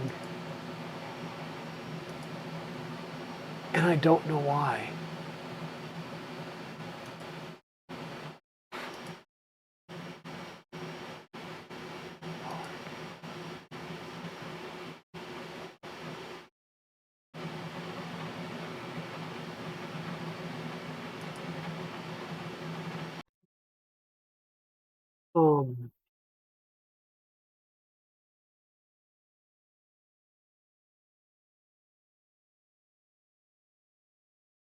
Yeah, I don't know.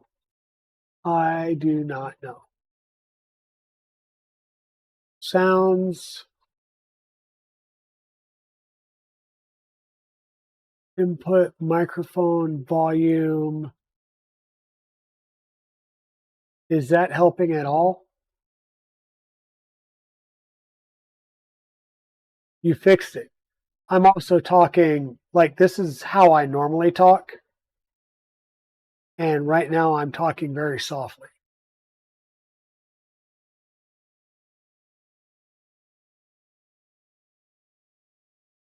So yeah, right now I'm talking like very, very softly. This is how I'm normally talking on stream. So if it's still clipping right now, I'm at a loss. I'm gonna have to play with it some more. Hey, Down Under Maker, how are you doing?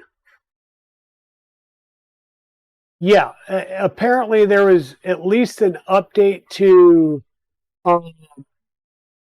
NVIDIA broadcasts, and it turned off the noise cancellation. So that's part of it. Now I still see that it's hitting the red and it may be clipping. And I don't know why. Hey, Keela and everybody coming over from Keela Stream. Thank you so much for the raid, Keela. Welcome in. Lee Marie, welcome in. Jeremy, Foxy Owly, Shenanigans again. 3D and T Printing. Hope everybody's doing great. Wow, that's Random Tinkerer. Sorry about that. Red on black is sometimes hard for me to see. And it's nothing on you. It's just the color scheme that's coming up right now. Doing good. Doing good. Dealing with some weird mic stuff, and my computer keeps asking me to reboot, so I'm going to have to reboot it tonight and a bunch of other stuff. So I'm being invaded. That's kind of scary. How's it going, Harsh Reality? Welcome in. Yeah, red on black has always been an issue. That's the one thing I hate. Like, I'm using dark mode, and whoops, where is it at? Where's this? Like, update controller path. Awesome. I can't read that unless I like get right up on it or highlight over it. Can't read it at all. So before I forget, I probably need to. Now I'll work on this later. So where we're at on the current build, and I'm going to say I apologize for this. I'm not picking the printer up again right now. Well, I say that, and then I'm probably still going to pick it up. But this is the RIFF. This is the RIFF 600.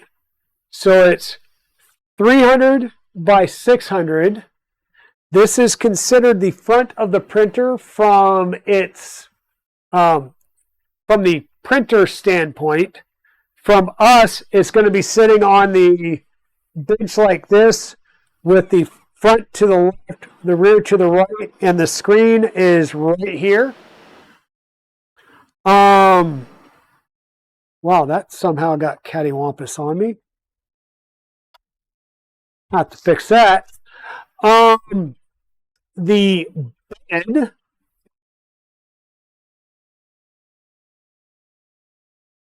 is right here. This is a pair of 300 millimeter CR10 24 volt beds, including insulation, and sitting on a pair of 2020 rails. These will go across the middle here. Something like, well,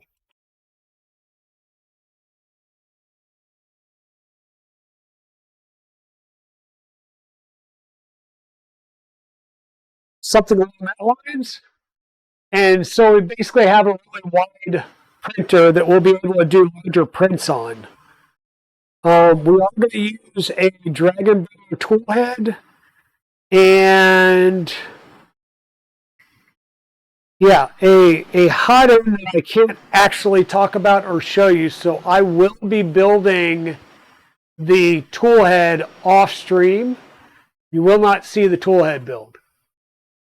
The way that they run this, I don't know why they just changed. So let me do this. The way the gentleman runs this printer is cheaper boards, smaller boards, stuff that he has on hand. So this is an SKR version 1.3 that I know has Klipper on it, and I've used it in the past. I've taken it off of a working printer. So this will be the main board that sits down in the skirts in the electronics bay. It's going to have the 4 Z motors. We won't need the 5th motor on this. And it'll run all the controller fans. We'll have external MOSFETs, so we'll have power in. One that goes out to the main bed. We'll use the other heater that will go out to the secondary bed. And we're not going to worry about using these MOSFETs because we have external MOSFETs that we'll use. Because they're 24 volt. We'll have two 350 watt power supplies that'll hang underneath there. One for the printer and one bed. One will be solely for the use of the second bed to distribute the power. And the design will call for a second controller board. He normally uses an SKR Pico that will be mounted to the back center pillar, and that will basically run everything on the top gantry. So the 2Y motors, the X motor, the extruder motor, and so on. So that's kind of how he's breaking everything up. And that's why you see kind of this hodgepodge mess over here. We were trying to figure out which of the umpteen controllers I have here are working. I was told that we felt this is a Pi 3 that I got from Waters over at Ecovate, along with a plethora of boards. He wasn't sure if these were working. They are. I was able to talk to a Big Tree Tech Octopus across all four of those ports, so that is a fully working board, so we'll get that installed. These will go back over here in the pile of stuff. What else? We talked about the box turtle build that Chewy has sponsored. So at Midwest Rep Rat Festival, I am building another box turtle, and I will be giving that box turtle away at Murph in Goshen, Indiana. I'm also going to have a automated auto eject Mark 1 there. I will be building that in the next few days. The plan, according to Mukesh, is I'm going to cut up all the extrusions that he had shipped to Ecovate in the next few days, and I'm going to build one on a dedicated stream with them to make sure that we understand the process and I can get it built, and then we're going to live stream a build. I am hoping all of that can get done before we go to Goshen. The Kickstarter launch was supposed to be June 10th. I believe they are delaying that. And the plan now is to actually do the Kickstarter launch at Murph. So, or at least in conjunction with Murph. It's amazing how much I can build fairly fast. Like I will say, last Saturday we built the Prusa Core 1. For those of you that were on the stream, thank you. For those of you that that came in and out of the stream, thank you so much. That was a fun build. It was the first time I've done a build that I will say with a, well, let me rephrase that. I did a box turtle at Rocky Mountain, and I was able to get that done pretty easily. You know, it was number 8 build for me. Murph's going to be number 9. But I'm going to have people talking to me about the box turtle, and I'm going to have people talking to me about the auto eject because it'll be at the table. So I'm going to have to power through that one. The Prusa Core 1 build, I know that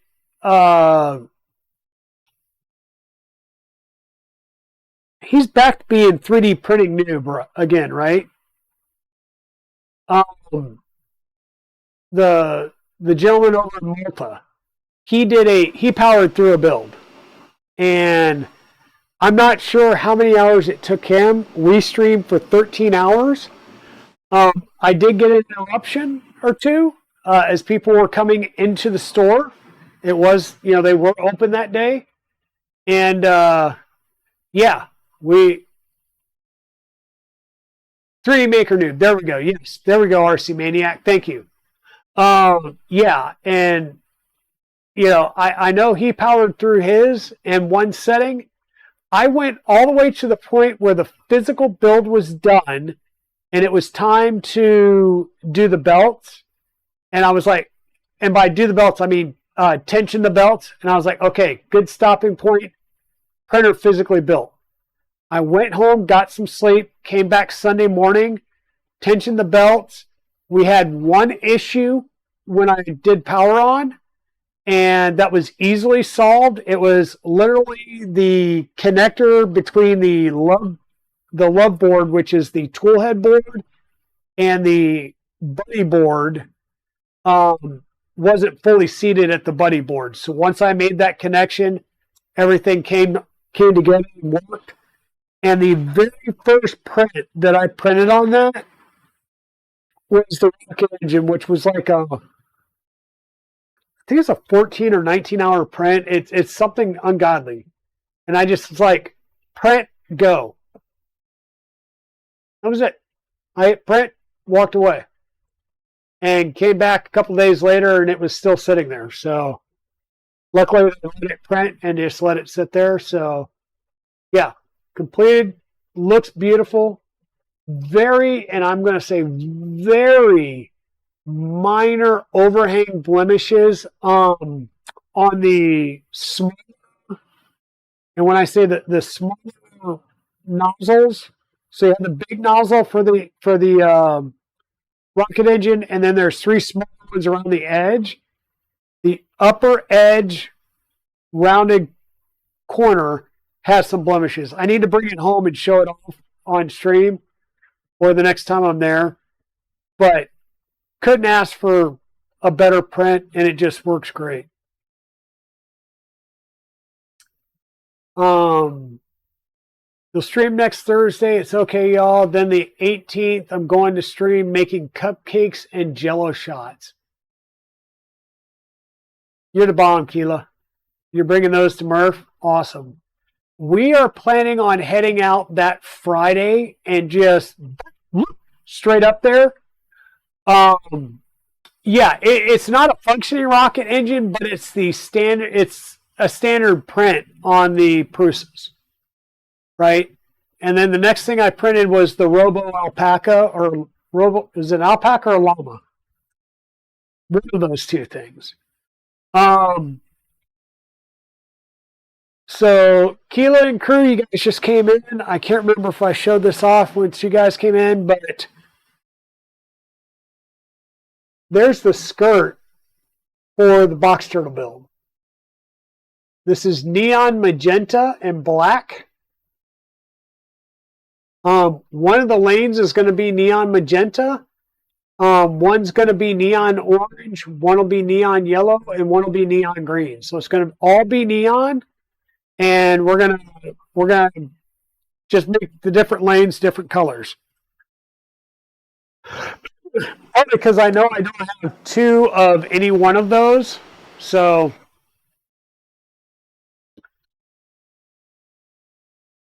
We just need your entire restaurant. Is that what you put it? Yeah, you got to call Chili's tomorrow. We're staying, where did I say, the Hampton Inn, which is right behind the Starbucks. So we'll be staying at the Hampton Inn.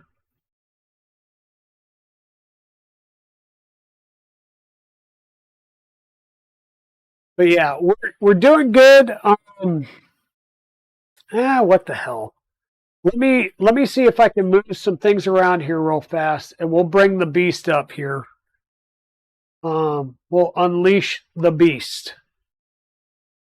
This can go here. This can go here. These 2 things will go here. He actually has in the CAD two mounts like this, so one would go like this and one would go like that. I'm just going to reverse these so it'll be on the other side of the printer. That goes there, that goes there, this goes here. Kind of like a disco, huh? This stuff gets put out of the way so I don't bust it. I think we'll be good. Because I'll move this around in a second. Okay. Hoofda me.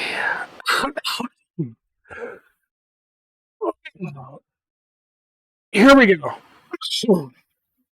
Sorry about that, folks. Give me 1 second.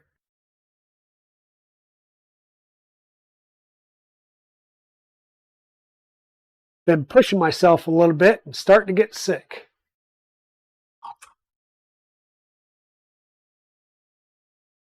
So let me see about raising this up and giving you a kind of like a bird's eye down view.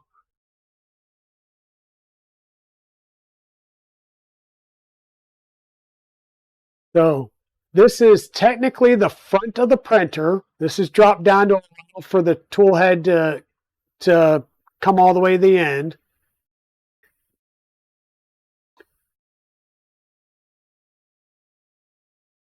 So just to give you an idea, like I could go one more panel and it could sit entirely on this on the bench.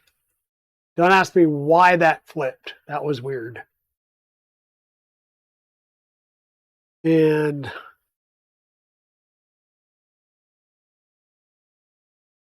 that's right. I haven't tensioned my belts yet, so that's why it gets a little cattywampus. So the front bed, the cross member up here, is connected through bearings. So these can move independent. The rear is attached a la the front of a Trident, right? So you got spherical bearing mounts on the two sides in the back. So that gives you the ability to adjust, and we'll be able to do quad gantry leveling across this. And we'll also be able, potentially, I'm going to try and put the cartographer on this. So, and then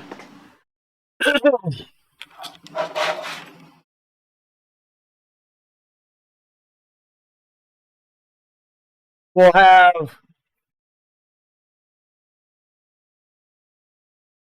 I'll have to figure out a good way of keying these so I can get them on straight.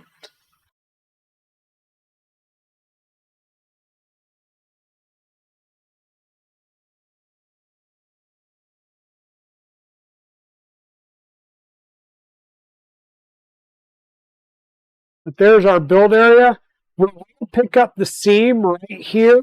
You're not gonna get away from picking up that seam.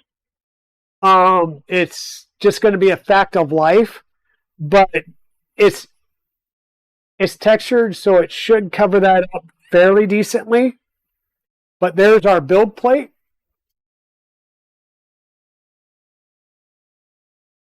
You're going to be in the Hampton Inn too, Check Jeeper? Awesome. Yeah. Well, I either go to Hampton Inn for Hilton, and I also got Marriott. So yeah, we need the chilies. Exactly. And then the other thing that I will show you, I'm going to take this back off. Back out slowly. Oofda. So the other thing I've got, thanks to Happy Manufacturing, is custom deck panels.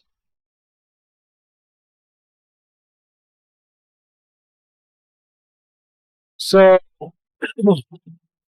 we got custom deck panels. We have a hole here. It's 20 millimeters by 20 millimeters.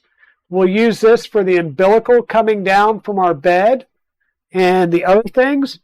And then the front, once again, this side closer to me, did we like zoom in or something? I wonder if that's the case. If it did. That's why it feels so weird. There we go. So Happy when he cut these panels for me, engraved it with my emote logo. So this is going to sit down here facing me. So we get these panels in. So I'm going to try and get everything as wrapped up underneath as I can, because as you can see, once I put the bed in, I kind of lose the ability. I'd have to have the bed all the way up at the top in order to try and get these panels in. So it'll be one of those things of the panels not really going in or out too well once the bed's on. But like I said, we got the spherical bearing mounts back here. We've got the ability for this to cattywampus some up in the front here. We'll have our really awesome killer engraved logo here that you guys can't see because of the bar in the way. But yeah, that's going to be really nice. It does have this printed support here that we're leveraging to tie into. But I think what I'm going to do is cut another piece of 2040 and do 2040 across the middle here, because that also gives me the option of using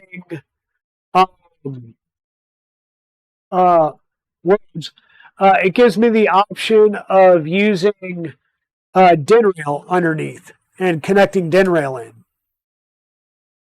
So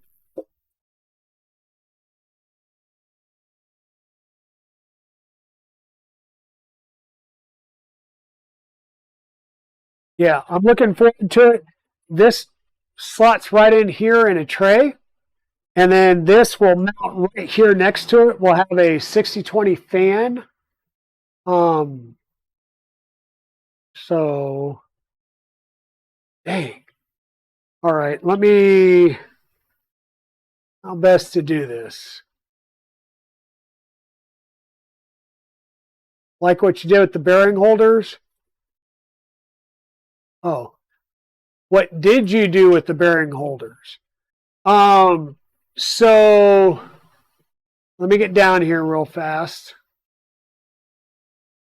Use two hands, hold it steady, make it go faster. All right, there we go. So once again, this piece comes in on a sled, and sure, why not? Power outage. So this slides in on a sled. We'll have a screen that will connect in like this. So this sits here on a sled. Our Raspberry Pi will mount right here. And the way this mount goes, it's going to angle down some. So the air that's coming off this 60-20 is going to go over the Raspberry Pi and kind of surf up and over the heat sinks on the controller board. So that's actually a decent design. We have the external MOSFETs back here for running the beds. And then these two bearings, there was spots on the back side for heat set inserts. So we put heat set inserts in, and I'm just using an M3x8 screw just as a set screw to provide a little bit extra tension, because these bearings kept popping out. But now you can see we do have some movement here to keep everything level. We will do quad gantry or Z-tilt adjust with 4 corners. This one, once again, it does rock side to side. This bearing would pop out occasionally, and I just put a couple, whoops. Yep, you're not going to see. This front bearing would pop out occasionally, and we just pulled it out, put a couple of dabs of super glue on the outer race of the bearing, and shoved it back down in there. This one's staying in pretty good right now, so we should be good to go there. These, I think, are going to get switched to the outer edge. Either that or I'm going to swap them so they're on the inner edge, because I can't get them out far enough for my particular beds to mount.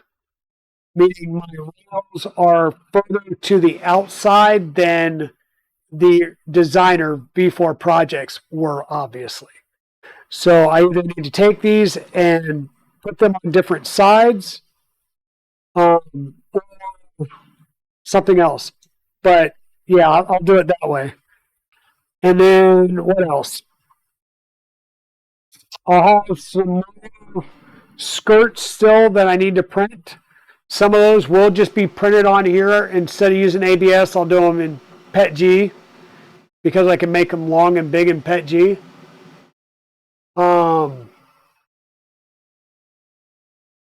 Yeah.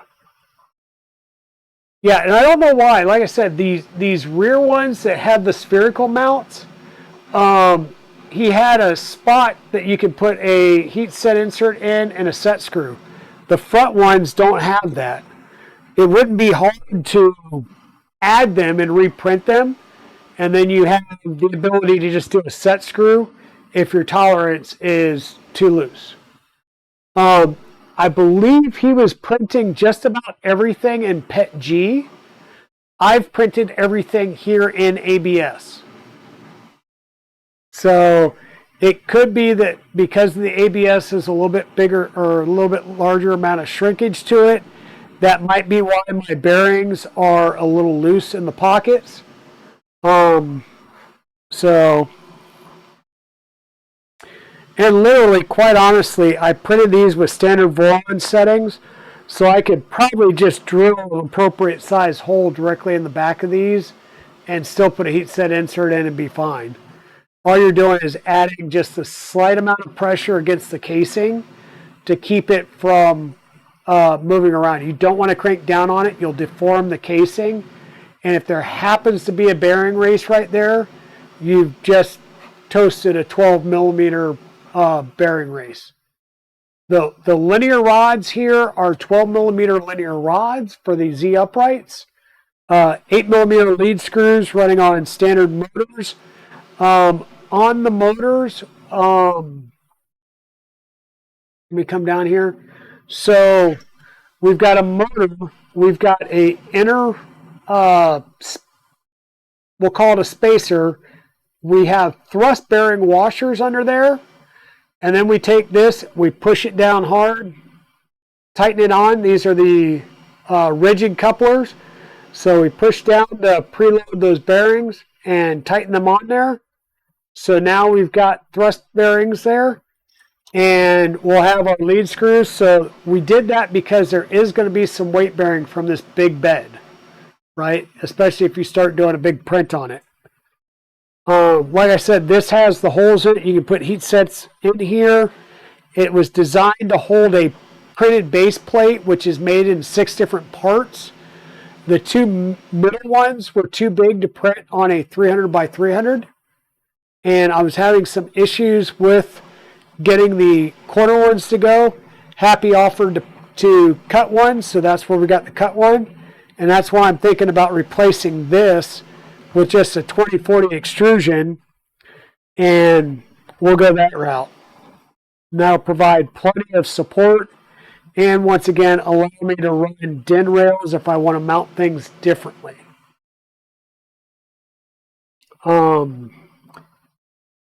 Yeah.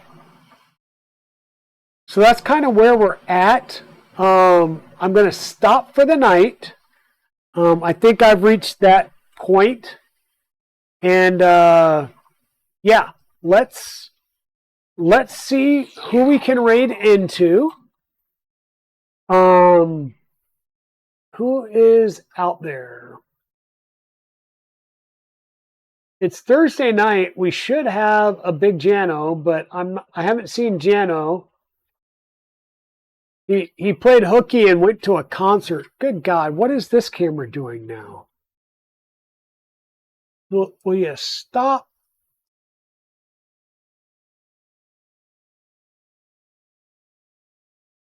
My cameras are going rogue.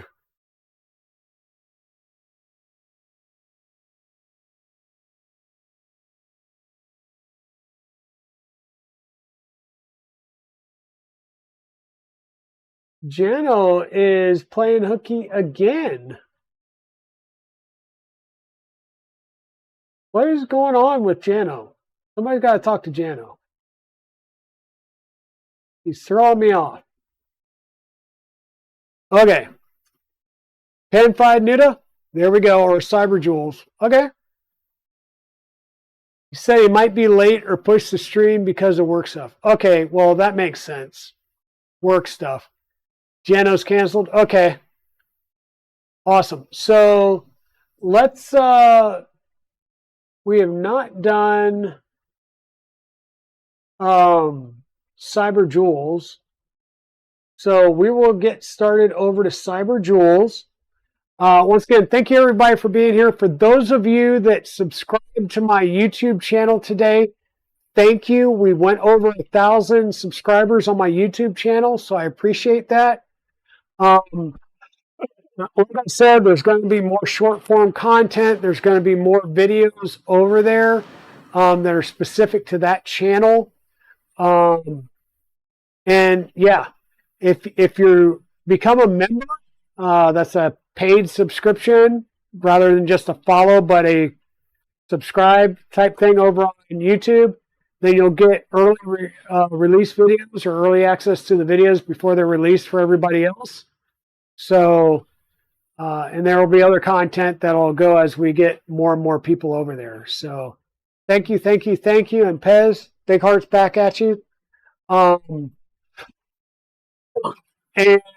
yeah, can't wait to see everybody in a couple weeks up in Indiana. And I will see you guys later. How'd the build go? It's going. We had an issue with a couple of the boards not being identified. The Pi 3 that you gave me, all 4 of the USB ports do work. They worked on the Octopus, and I have it on SKR 1.3 now, but we're waiting out. So have a great night, everybody, and I'll see you guys next time. Bye now. And for those of you that are sticking around and watching this later on YouTube, thank you so much for being here. If you like the content and the weird builds that I do, please feel free to like and subscribe down below. When you subscribe, be sure to hit that bell so you get notified of future videos. And like I said, if you become a member, you'll get early access to a lot of the videos as well. For those of you that have been here, YouTube's going to be offering up another video right here. Thank you. Have a great night. Bye now.